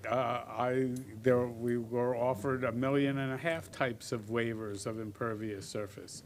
And what we really required, instead of waivers of impervious surface, is a reduction of impervious surface elsewhere in the watershed. Go off to somebody else's parking lot, remove that, and you can go forward with the being over the limit on your site. That's what we did. We did not allow, and I'm talking about Paint Branch, special protection area. And I think this also happens in Germantown. I forgot the Clarksburg. Thank you. But I don't understand what this means except to say, gee, we'd rather have the sidewalk than the development. Yeah, I think we're saying that if you're going to build a development in, the 21st century, it needs to have sidewalks. We're not taking out roads. You're saying it needs sidewalks on both sides of the street. Yes. Yes, that's correct. What's wrong with sidewalks on one side of the street? There's development. When there's development on both sides of the street, we need to be serving that development with sidewalks on both sides of the street. That's the premise here. Yeah, I think it's just I think I understand the perspective of the private developer who wants to maximize the profitability of the site, but I think it comes at the expense a lot of times of the public infrastructure and pedestrian safety when those things are done. So I think what this recommendation is largely about is saying that when we're looking at development in these areas, we expect to see sidewalks on both sides of the street. And while there are definitely situations where that may not be the case, that's our expectation. And this is sort of, that's where we're coming from. And I think that it doesn't. And I know where the environmental group is coming from. That is, water quality is the most important thing, not changing the natural landscape in any way. I think this is a tough one. I am surprised you haven't gotten more pushback on it. Well, just again, to clarify, we're not recommending a reduction or change to the impervious limits. I know. Right. It would be, I think you're right, that if. Less development. Right. Yeah. The idea being that we're going to hold development in these areas to the same standards that we hold development outside those areas with the impervious limits in terms of providing the pedestrian and bicycle facilities that we say that a development is required to provide. I think that, in my opinion, I agree with Jeff. I think it has to be a balance between that. And maybe if we want to keep the cap at 8 and we want to have sidewalk on both sides, we have, if it is possible, whatever that extra 2-foot sidewalk do, they have to provide another impervious in this close to that watershed. So still in the net of providing impervious for the watershed stays close, but at least allows the developer to build with the same footprint. We still get the same benefit, but it's not exactly in the same place. Yeah. But I think what this recommendation is saying is that you've got a certain amount of impervious surface that you can have within development, 1,000, whatever, 1,000 unit of whatever it is. And sidewalks and bike paths take up X amount of that. That's your first priority. The second priority can be parking or other impervious surface. Is that basically about what we're getting at? Or the units themselves. The units themselves can be also, is within the impervious surface. Yeah, it's more of a values judgment We're about shuffling what comes first. If you want sidewalks on both sides, how about some give on the dimension of sidewalks? Well, so in the Complete Streets Design Guide, there's a default width for the sidewalk, which is the width that we would expect unless there were some mitigating circumstances. So that width varies depending on the street classification. And in these SPAs, I think we're already before the Complete Streets Design Guide, we were looking at minimum widths for things. So like side paths that we would want to be 10 feet are 8 feet in SPAs for this exact situation. So I think we're already minimizing the imperviousness of the pedestrian environment in these areas. And at a certain point, it creates this disparity between, like Mr. Sartori said, I think, like between these SPA areas and the rest of the county, where the pedestrian environment is like notably worse in these areas because the trade-offs that have been made to maximize the other imperviousness on these sites. The other thing that I think is still true, if you have a trail and you make it pervious, but it still is counted under impervious, is that correct? Because of the maintenance issues? Because I believe you're correct. Trails get to be impervious because they're compacted down. I think I'm the specific materials, if it's, there's not really a waiver. I think it's yes to both. Yes, agreed to, yes, you're both right. Natural surface trails would not be considered impervious. You would not. Would even not, though- Even no. though they pack down. Well, so even though if you Natural make it surface natural surface, 10 foot, it still is counted as impervious, correct? No. If it's a natural surface, it wouldn't count as impervious, but if it's like an engineered surface that is meant to be Right. pervious, that doesn't count as pervious. Yeah, it's Because they cannot maintain it. exactly the maintenance issue. Yes, the longer that's term what maintenance is a problem. And maybe the technology is getting better, or put requirements in the maintenance that they could do that they can achieve the both world. That's what I'm talking about. Looking at different creative ideas, not to push or lower the number of units, because developers come here because they want to have, count is important for them. Isn't it 6% some areas now? Some areas are 6, 8, 12%, 15%. It varies depending on the watershed and kind of what it drains to. So yes. I think we're all for creative solutions to improve pervious surfaces. I think for us, it comes down to a value judgment at the end of the day. Do we believe that the communities that we're building should have sidewalks serving the land use on both sides of the road? The staff believes yes. Again, where I would draw the compromise, even though I have argued in my past days against counting pervious asphalt as pervious, I would say put in that you have, if pervious sidewalks in this situation to provide the second sidewalk should be allowed. Mr. It's Chair. almost getting to where you're getting, which is discount the Yeah, it amount. still would be I'm saying allow some pervious sidewalks.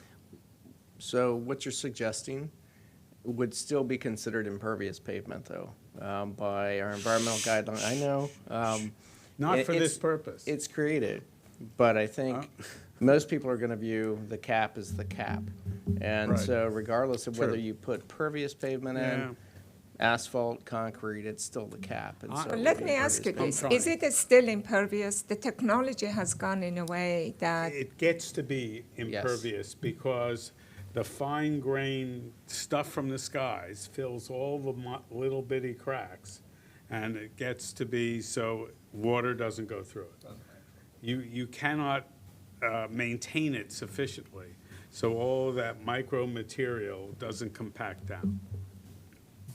I hear you, but I think that the technology of these pervious may have been improved that allow with vacuuming every once in a while to take. But apparently not They, to a. they have, there's definitely a difference of opinion with agencies as well as to what would be treated, what's treatable, what's more porous, but it still counts as impervious. And I think a lot of this goes back to our environmental guidelines, and it goes to, the definition of an impervious surface. And so I think that's probably where you'd have to start if you wanted to be more creative on it. But I'm not so sure there's an appetite for changing that definition at this point. But we would love the idea of the creativity. I would just put it there. I think it's great because I think it addresses two different issues here. I think One- it should be a little bit more flexible here. Maybe for now, allow some of those creativities come in future and things that Jeff is talking about to allow staff to work with the developer to come with a solution. But the intent should be very clearly defined. What is the intent to reach? Okay, yeah, I think, so I see here the key action, I guess you can't see my cursor here, now you can. It says to standard dimensions right now in the key action.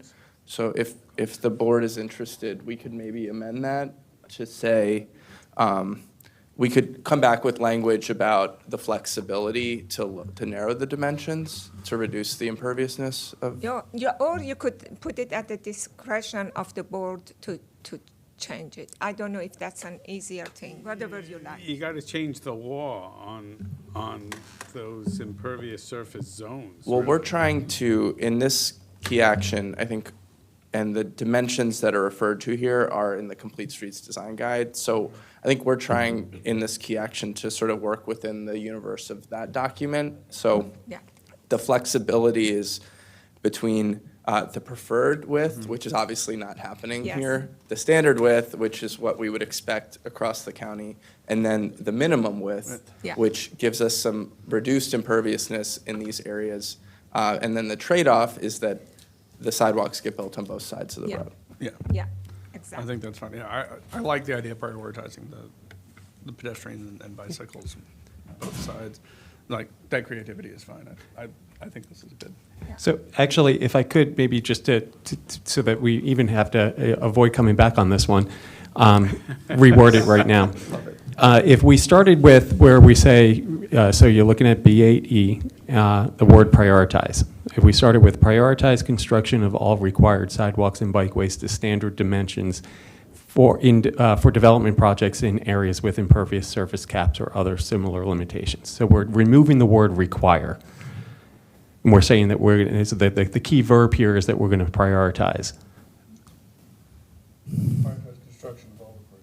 And then it allows us on a case-by-case basis to try to, if there are creative solutions that can be implemented. I agree, English is my second language. If you think that is what we want, then I go for it. Move the prioritize phrase He like ahead flips of the it. clause. He flips the clause. He flips the and clause then to removes. And prioritize. removes require. And I think that helps avoid the rub that we've had with, are you prioritizing housing over Right. sidewalks? Yeah. I mean, that's really what that gets to us. So I like the suggestion because that's not that's not what we're saying here. We definitely want both, so both and. Okay. Great. You're going to test our endurance to go 45 minutes more on this, by the way. We can, if it pleases the Yes. chair, I guess. Yes. We'll try it. We'll All right. stick in there as long as we can. B9A. B9A is a recommendation about making traffic calming easier to implement. Ostensibly, this key action came about because there's actually a lot of new flexibility in where traffic calming can be implemented in the Complete Streets Design Guide. So staff initially just wanted to assess how the implementation with that new flexibility was going. After talking to the county executive, MCDOT, they were interested in, they noted that in order to provide more traffic calming, more funding was needed for traffic calming. So staff recommends changing the key action to be about increasing funding for traffic calming. Agreed. Go for it. B9B, this says that, so one of the factors in deciding where to install pedestrian connectivity improvements has been existing pedestrian volumes. And this key action wants to de-emphasize pedestrian volumes, largely because they may not be reflective of the sort of the latent demand for crosswalks and sidewalks and things like that. So there was opposition to this, and then MCDOT said, rather than de-emphasizing those volumes, change this to focus on using pedestrian demand, which is more of a, it comes down largely to engineering judgment about what the likely future use of the facility would be rather than the existing Yeah, use. I'm an old timer. I didn't know that we had, like we have traffic models, I didn't know that we had pedestrian models that had any long-term test of reliability. So it's not, I wouldn't think of it, well, I mean, I wouldn't think of it as like a modeled pedestrian demand, even though we do have that as part of the predictive safety analysis that we've done. It's more, is this on a school route? Is this proximate? Like, will this likely be used? It's more of like the engineering judgment of the traffic engineer making the determination, rather than, essentially what happens today is they'll do a study and go out and like count the number of pedestrians that are using a crossing where somebody's requested a crosswalk or something like that. And I think inevitably what we found from the feedback that we've received from the public is 9 times out of 10, 19 times out of 20, they come back and say that there wasn't enough there weren't enough people walking there to justify the improvement. And that's obviously frustrating for people who are walking in those communities. But I think this compromise, rather than the key action saying just de-emphasize this as a factor, to saying, yes, we can look at existing numbers, but we should also be sort of clear and aware that There's probably a bunch of people who aren't walking here because they don't have, the infrastructure doesn't exist to do that. Understand the point. And just looking for a little bit of the right words here, unfortunately, we're wordsmithing by committee. But it's really looking at the origins and destination to anticipate expected future pedestrians. I see what you're saying. So instead of modeled, maybe use expected future pedestrian demand. Potential pedestrian expansion, something along those lines, like, I like to de-emphasize pedestrian volumes. I don't think that's a good measure with what you're trying to do with infrastructure. I think that using some sort of modeled demand increase is a better way to go. I don't want it confused with a mathematical Right, model. yeah, it's not mathematical, it's not that precise, in the same way that traffic models obviously aren't precise either. But Well, the only difference with traffic models is you can get some range of predictability and you can test it.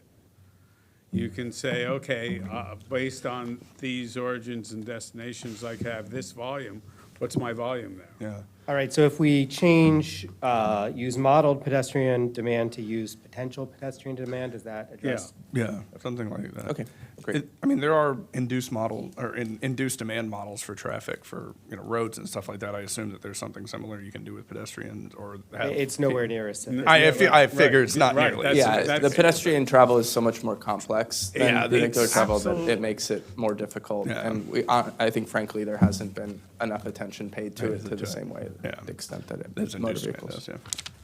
B10A, this is the recommendation about assuming county control of state highways. There was a lot of support for this recommendation. There was also a lot of opposition to this recommendation from the county executive. I think the idea here is that the current key action says evaluate different approaches to assuming control of these roadways with the understanding that roadway transfer isn't a simple issue, and identifying the best path forward requires study and significant local state coordination. I think your rewrite is very good. Okay, great. So thank you for just jumping ahead. The rewrite for people online, essentially developing an approach to achieving increased county control over state highways with an emphasis on downtowns and town centers, and then along Thrive Montgomery 2050 growth corridors.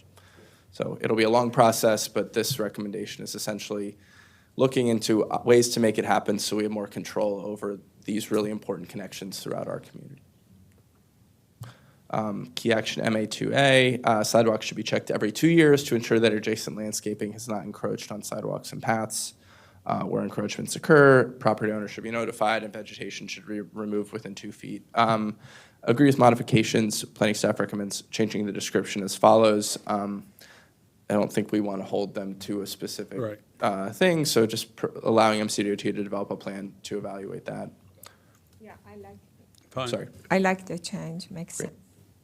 sense. MA2D, this is about increasing the amount of snow removal on sidewalks and making sure that the county does it. The county executive opposed this comment, as I think you would expect. And I think planning staff agree. I think this would be a very large expense and sort of similar to the control of state highways one. The recommended change is to study the benefits and costs of doing this. Do you really want to study it, or do you want to investigate funding sources for it? No.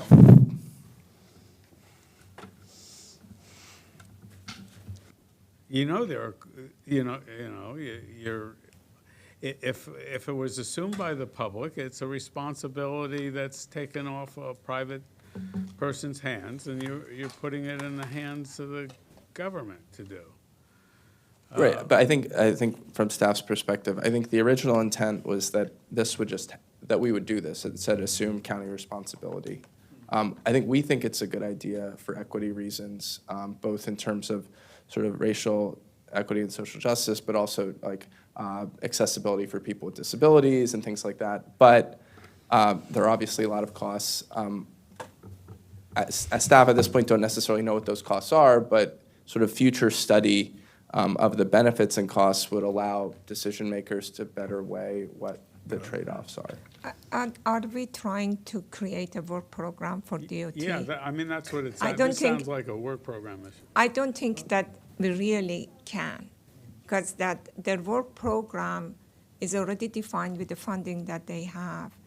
And this sidewalk is gonna, if, it could be a big major work program for DOT.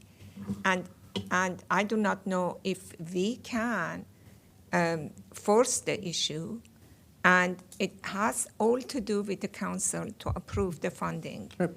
And I really don't want to go there. I don't think that it is our, I don't know, Jeff, maybe you know, it's not our place to decide what is the work program for DOT should be. But what we could do is that we could work with DOT to see that what is the possibility that it could be done. This is what we like to achieve, but we don't know. We need to work with DOT.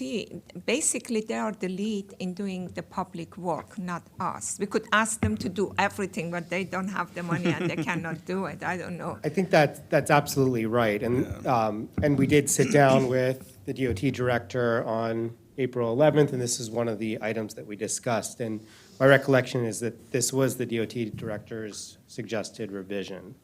Correct me if I'm wrong. Well, after they said it should be removed, we had some conversations, and this is a revision that they were comfortable with. I still doesn't matter if they're comfortable or not. I do not know that as the planning board, we could define a work program for them unless that we say we encourage and collaborate with them to do it. We cannot mandate someone that we don't have control over. I'm not sure that any of these should be our mandates. They're recommendations for a whole number of things, There's a and lot this would under be a that, yeah. recommendation as well.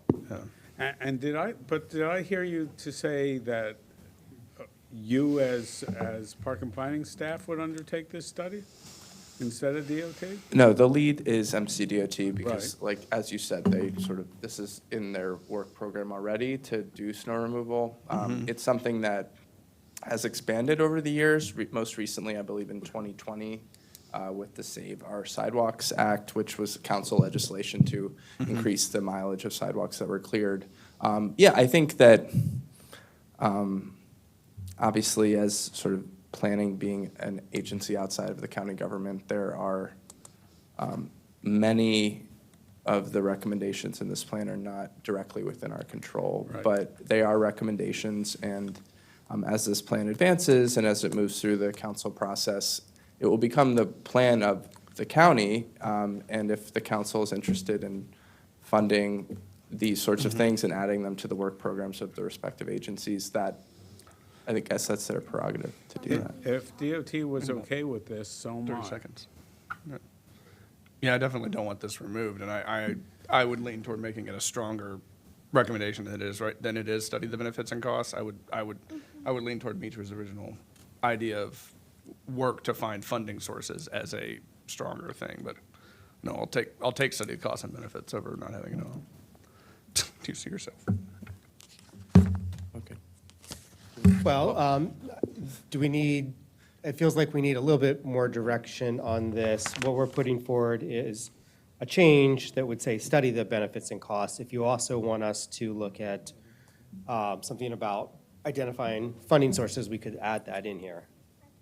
Come back to you with language. I'm not looking to expand the work required under this plan. I think study is sufficient. Again, if DOT agreed with that. Are you okay with that, Mika?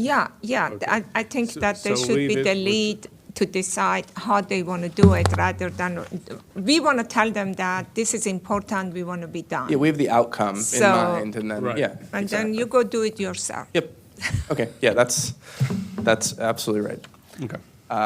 P1A, this is largely comments about the safety of county-owned vehicles, so that these vehicles should have backup cameras and future new vehicles should have pedestrian detection, and then also sort of, I guess, the county employee driver behavior.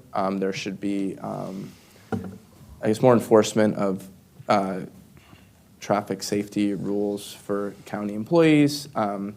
There is an existing recommendation, P1A, to ensure that county and public agency vehicles are safe for pedestrians. And under that umbrella, staff is recommending adding language about the backup cameras, and then for the county agencies to consider additional technologies to make sure that the drivers of these vehicles are driving safely.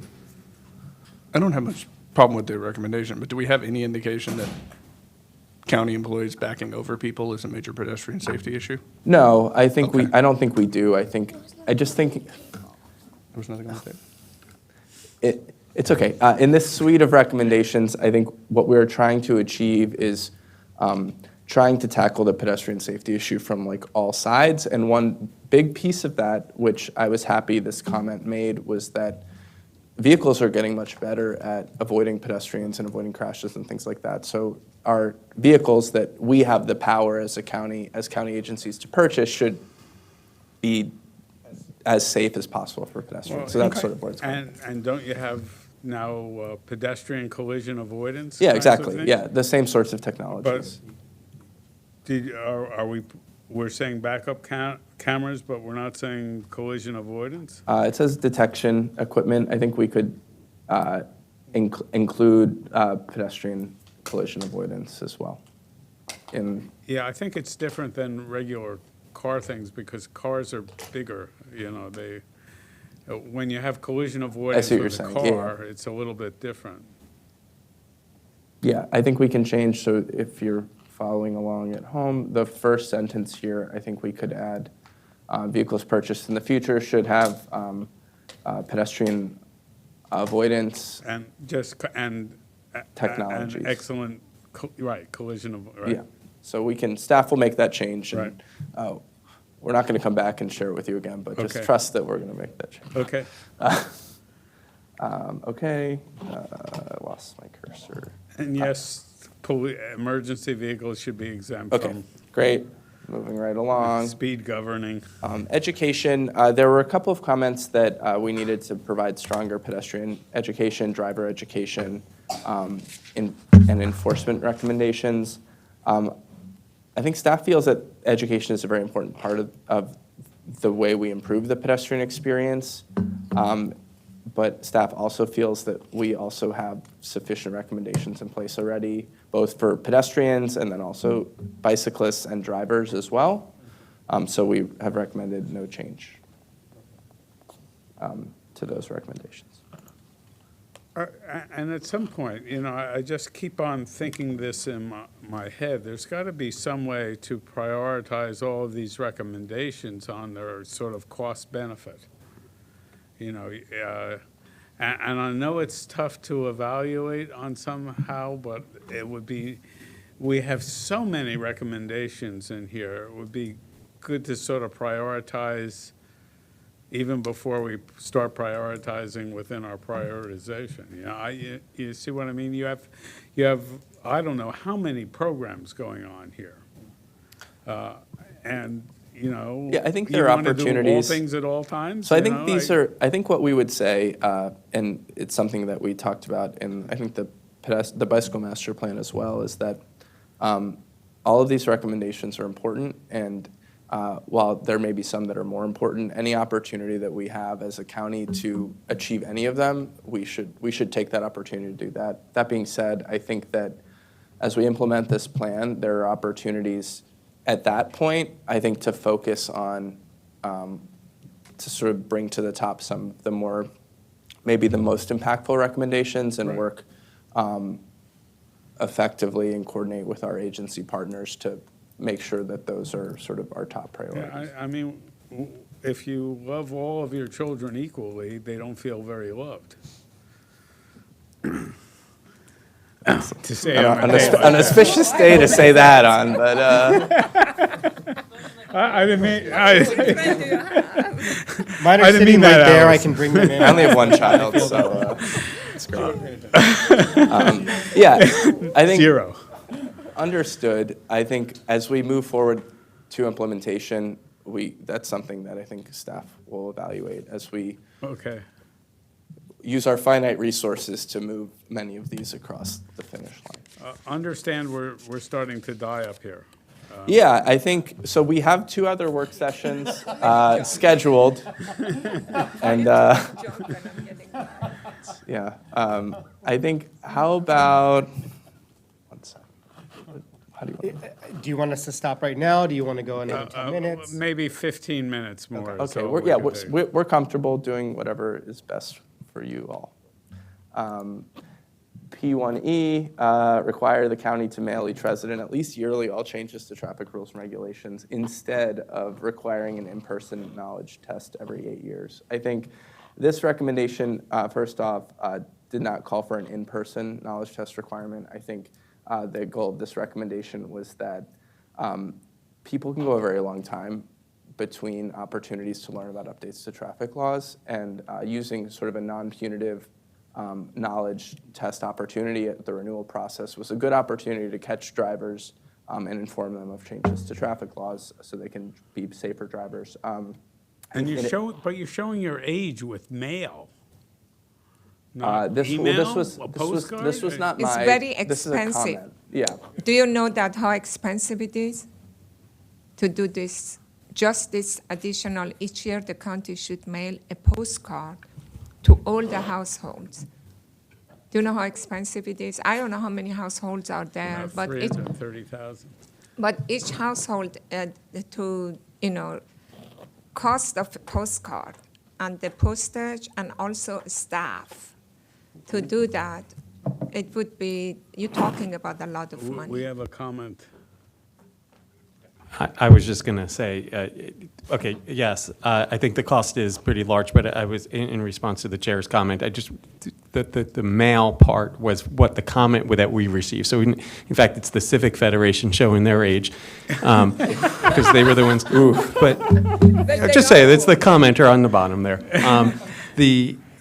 So what we've added here is that additionally each year the county should mail a postcard. Recognizing that there is a cost there. I mean, there's a cost to, all of these recommendations. It doesn't need to be every year. It can be less frequently. It doesn't. You can even choose to not put this in there and just go with the original Why recommendation. don't we just say notify? Let them decide based on the budget how they can do that. Just say notify. Let them decide. That's a better way. We're agreeable. Sounds good.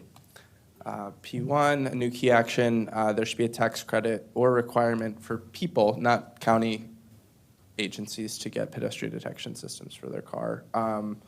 Staff agrees that something like that should happen, just from, again, the full spectrum of pedestrian safety improvements. The key action would be to study requiring or incentivizing the use of these detection systems in vehicles registered in Montgomery County with the language shown. So again, this could have a significant cost.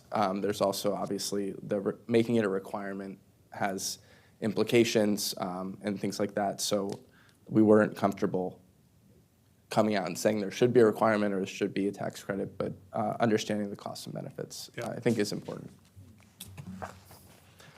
P2E, the plan's recommendations for more pedestrian crossing time but not increasing traffic signal cycle lengths need to be reconciled.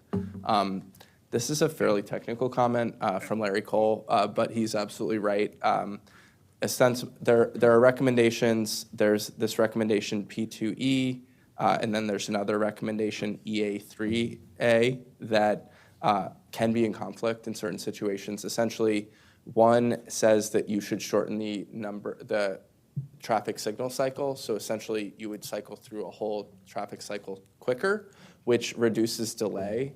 So it allows you to more often cross the street or as a driver move through the intersection. But at the same time, there's another recommendation that says there should be more time to cross the street.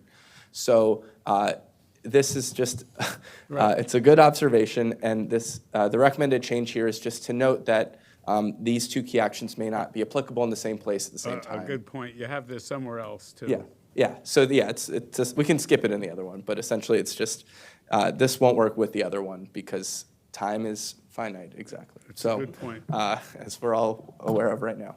P4C, the education component of Safe Routes to School goes beyond what occurs directly on school grounds. The county Safe Routes to School program integrates these other things, which would be removed under this recommendation. P4C recommends moving the education and encouragement elements of Safe Routes to School from MCDOT to MCPS.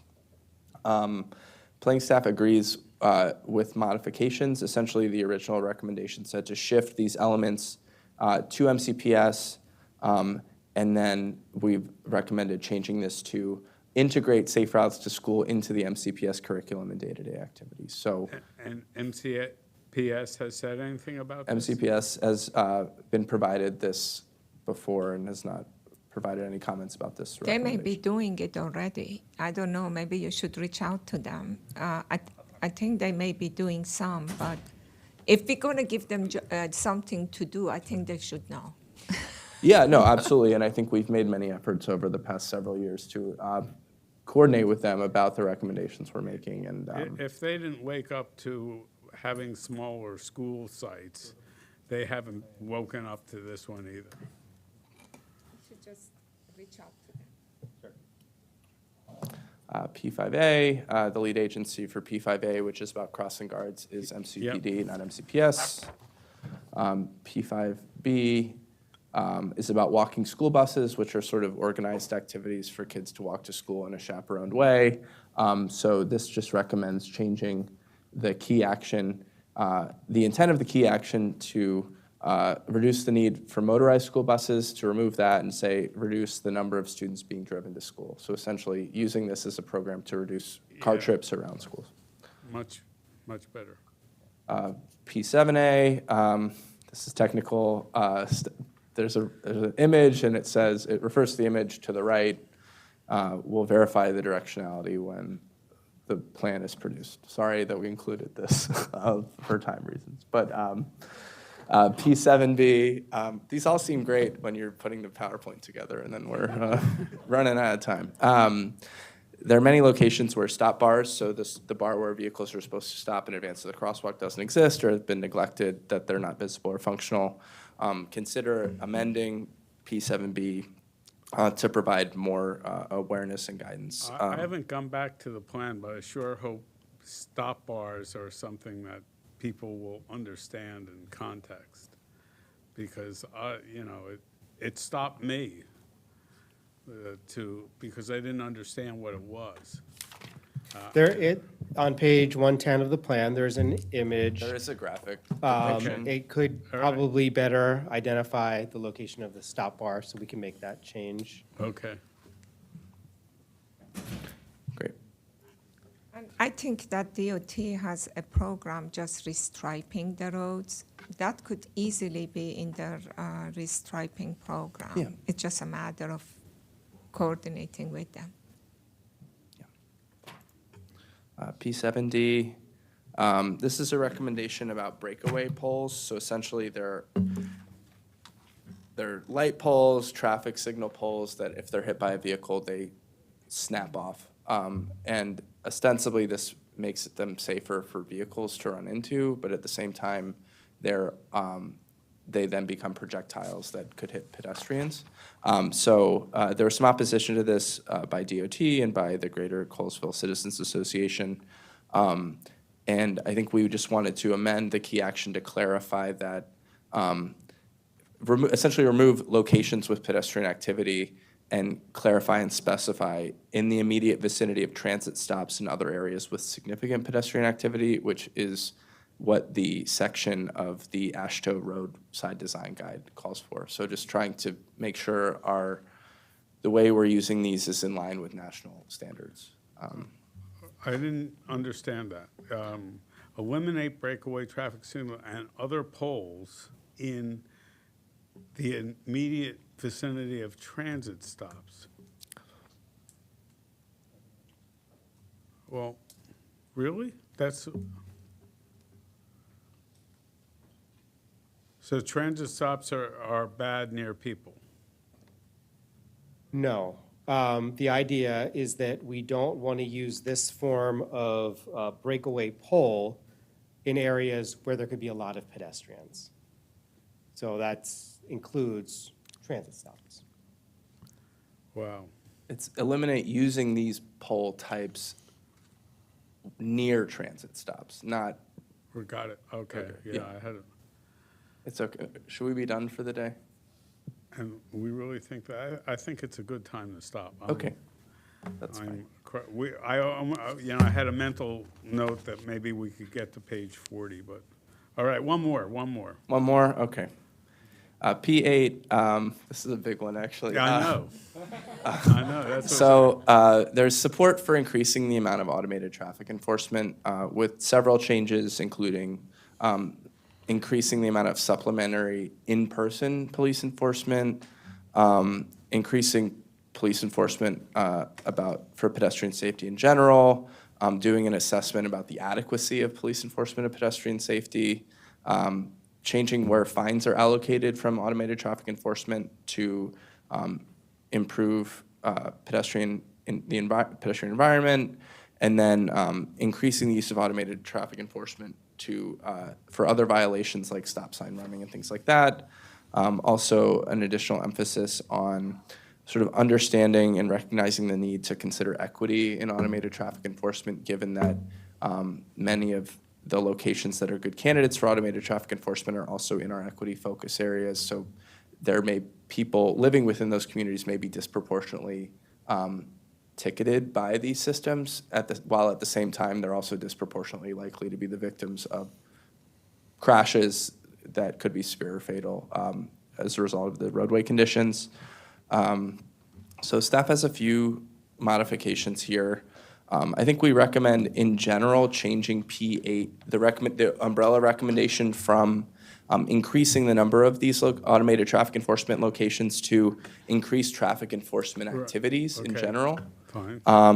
And then rewriting the description under that to be more general about enforcement as an important strategy to achieving Vision Zero. And then changing P8A as the key action under that to increase the number of automated traffic enforcement locations and adding text there about equity as a really important consideration in the implementation. And then adding another key action about increasing in-person traffic enforcement activities to just make the point that there are benefits to automated enforcement, but there are other enforcement types like violations of right-of-way, stop sign compliance, and other types of conflicts that are not really suitable for automated enforcement. So strategies should be developed to identify the best approach to do this type of enforcement. And that's sort of the recommended rewrite of P8. But you recognize the problem without a solution. Equity should be a significant consideration. At the same time, ATE installations would likely lead to more fines for people living in EFAs, those who may be able to least pay. All you do is state the contradiction of what you're doing.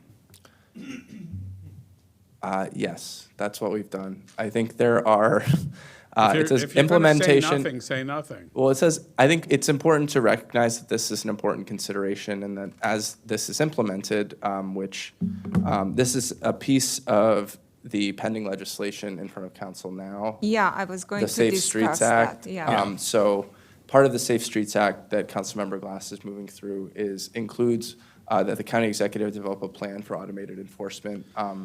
And the timeline of this and that may not perfectly overlap, but the idea here is that as that plan is developed and amended in future years, that equity is an important consideration. So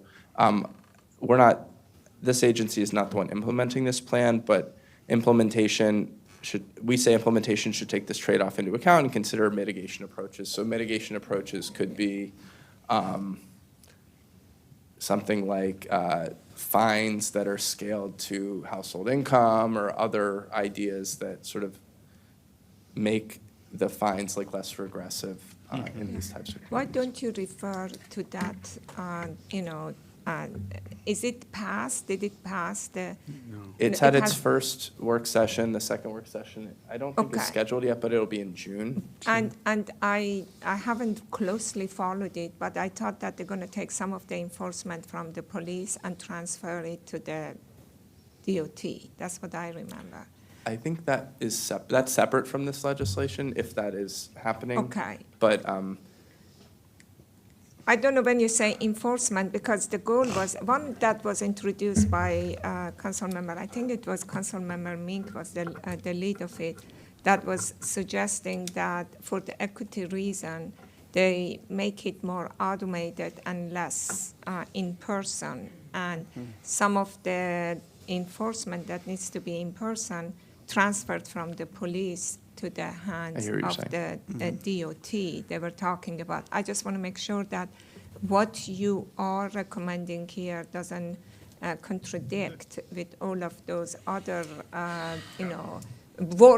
things that is at work. I got an easy solution, which is just have the first sentence of the second paragraph. okay, that staff agrees. You If see, everyone's otherwise it's a agreeable. contradiction. Go ahead. Yeah, I have a comment on this.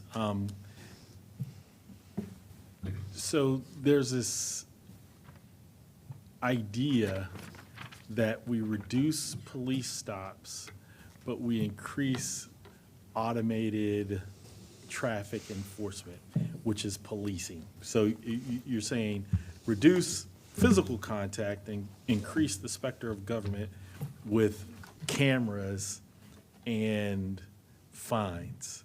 So it's incongruent to me. So you increase the amount of cameras, but then you reduce physical stops by police for traffic violations. But really, you haven't reduced traffic violations. It's just you keep it moving along and you send them a fine and they have an opportunity to go to court or pay it. It's the same thing. So I would be, like, if they're going to decrease police stops, you just decrease cameras also, because they are both government actions to penalize people for traffic violations. I mean, though, we have plenty of evidence, though, that automated traffic enforcement does change behavior. It reduces the number and speed of individuals driving cars and stuff. Honestly, I think we should be stronger on increased automated traffic enforcement, personally. I think there should be more of it in there, and we should do more of it. Also along the line, and I'm sorry, I'm trying to remember the next several pages. Have we said anything, too, about repeat offenders? Or that's some recent, and it's some recent evidence that a higher number is caused by a very small number, a high number of both infractions, accidents, and just property damage is caused by a smaller number of individuals with repeat behaviors. And so, I don't know if that's something to put into this, but if we are doing something like this along with automated traffic enforcement, but also cracking down on repeat offenders and taking away their licenses or something along those lines. But that's not us, so. But anyway, I think the AT is good. I honestly think the language is pretty good. We could probably, tone it, take it out a little bit, but I mean, I'm fully in support of more automated traffic enforcement and encouraging it here.